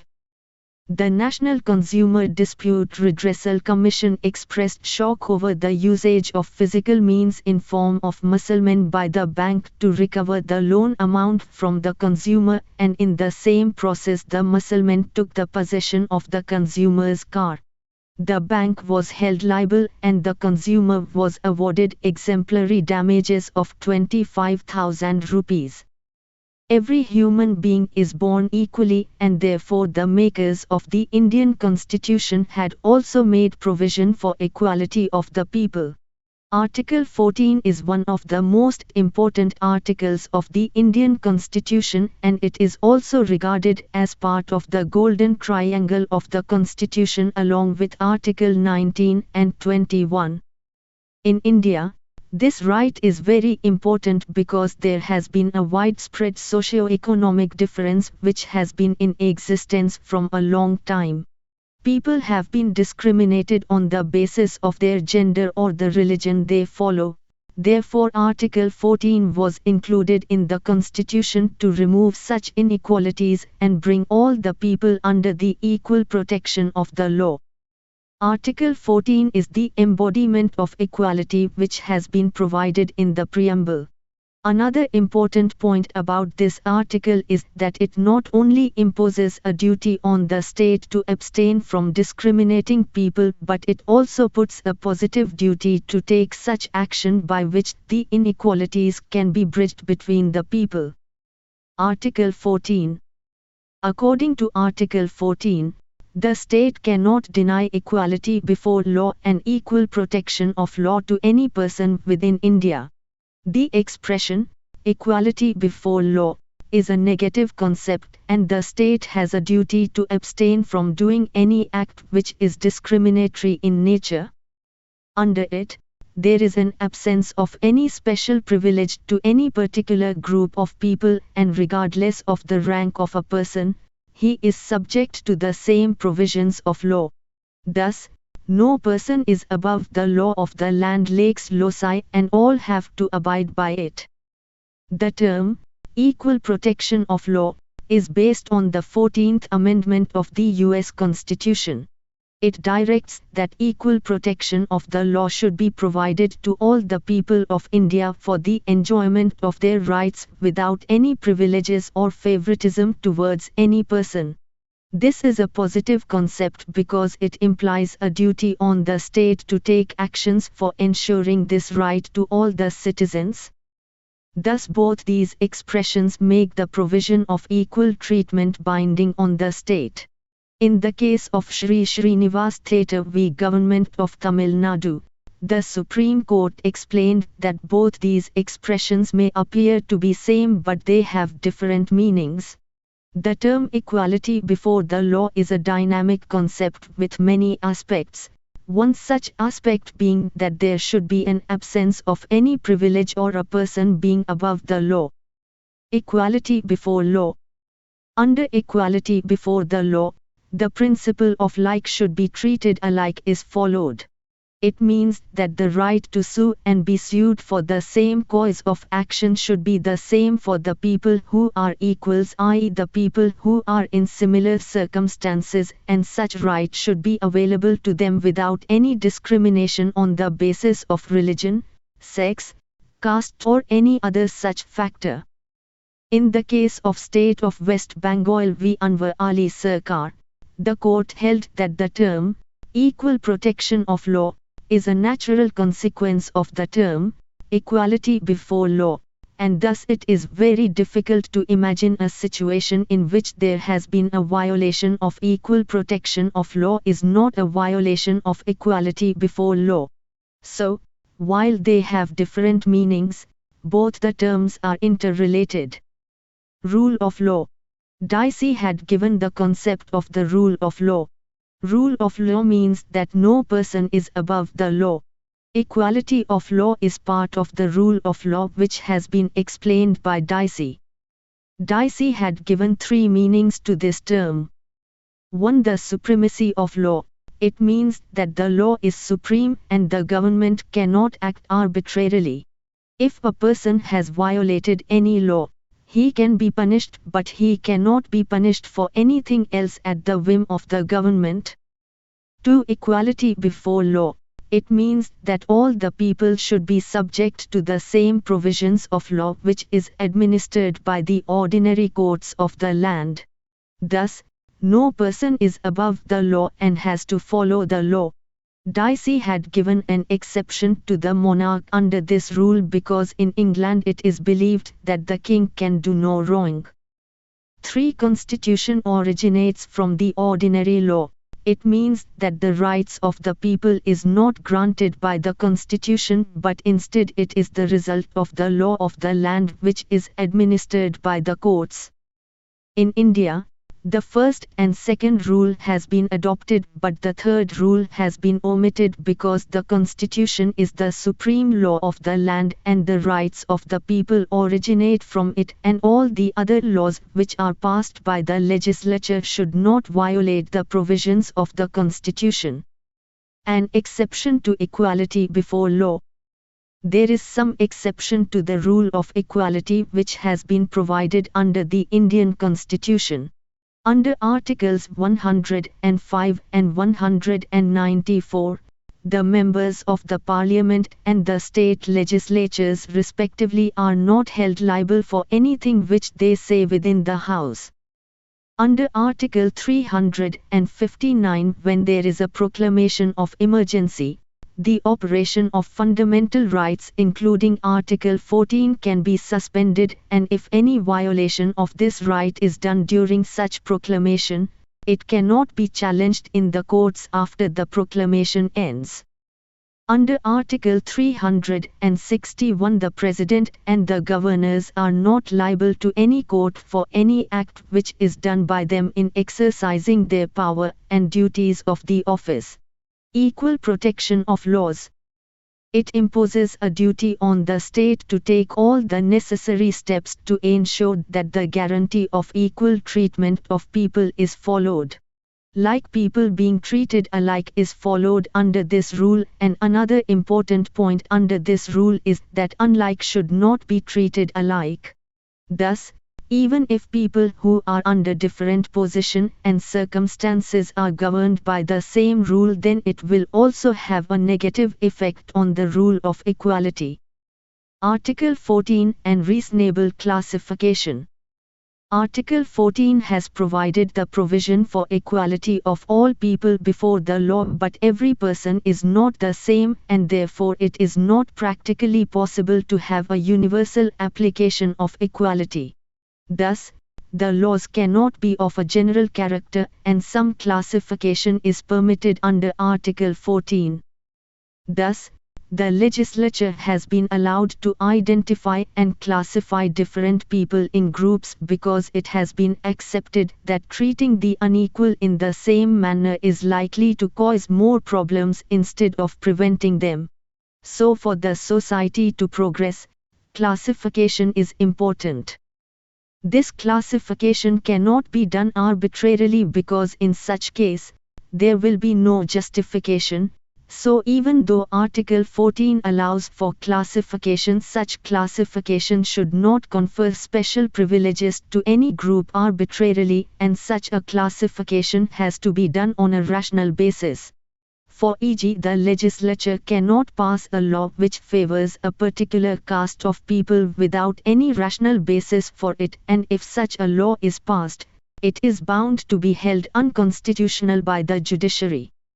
Such arbitrary classification by the legislature is known as class legislation, and it is forbidden by the Constitution, but it allows for reasonable classification in which the legislation is passed on a rational basis for the purpose of achieving some specific objectives.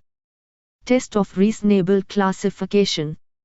For determining whether a classification made by the legislature is a reasonable one or not, a test is used, and when a classification fulfills the conditions of the test, it is held to be a reasonable one. The following are the tests for identifying the reasonable classification. Classification should not be arbitrary, evasive, and artificial in nature. This is the first test for checking the reasonability of a classification. This test is used to check whether the classification is based on some substantial distinction or not. The classification should be based on an intelligible differentia, which can be understood, and should not be some made-up the distinction. For e.g., classification of people based on their income is a reasonable classification for the purpose of Article 14. the differentia which has been applied in the classification should have some real and important connection with the objective which is sought to be achieved by the classification. For e.g., if the legislature has classified the people on the basis of their income, one of the objectives can be to provide some benefits to the people with low incomes such as exemption from tax. Here the differentia for classification is connected with the objective of providing some benefits to the people earning low income, and therefore, this classification is valid. But the Supreme Court in Re Special Courts Bill had warned against overemphasizing the classification. The court observed that the doctrine of classification is a subsidiary rule which has been used by the court to facilitate the doctrine of equality. If there is an overemphasis on the doctrine of classification, it would inevitably result in the doctrine of equality under Article 14 to erode and will lead to the substitution of equality by classification. The new concept of equality. After several cases, the concept of equality under Article 14 has gone through many changes, and now the present concept of equality has a greater scope as compared to its scope at the time of Constitution's enactment. In the case of Air India v. Narjesh Mirza, the regulation of the Indian Airlines provided that an air hostess had to retire from their services on attaining the age of 35, or if they married within 4 years of their service, or on their first pregnancy, whichever occurred earlier. The court held that terminating the services of an air hostess on the grounds of pregnancy amounted to discrimination, as it was an unreasonable ground for termination. The regulations provided that after 4 years of service the air hostess could marry, therefore the grounds of pregnancy was not reasonable. Thus, it was held that this regulation flagrantly violated Article 14 and such termination would not be valid. Similarly, in the case of D.S. Nakara v. Union of India, Rule 34 of the Central Services Rules was held to be violating Article 14 and thus unconstitutional. Under this rule, a classification was made between the pensioners who retired before a specific date and those who retired after that date. Such classification was held irrational by the court, and it was arbitrary. Thus it was an infringement of Article 14 and as a result, was set aside. In the case of Bachan Singh v. State of Punjab, explaining the new dimensions of Article 14, Justice P. N. Bhagwati had observed that rule of law permeated the entire fabric of the Indian Constitution and it excludes arbitrariness. According to him, whenever there is arbitrariness, there is a denial of rule of law. So, every action of the state should be free from arbitrariness, otherwise the court will strike the act as unconstitutional. The scope of the new concept of Article 14 is far greater than just being equated with the principle of reasonable classification. It guarantees against any arbitrariness which may exist in the actions of the state, and the doctrine of classification is merely a subsidiary to this article.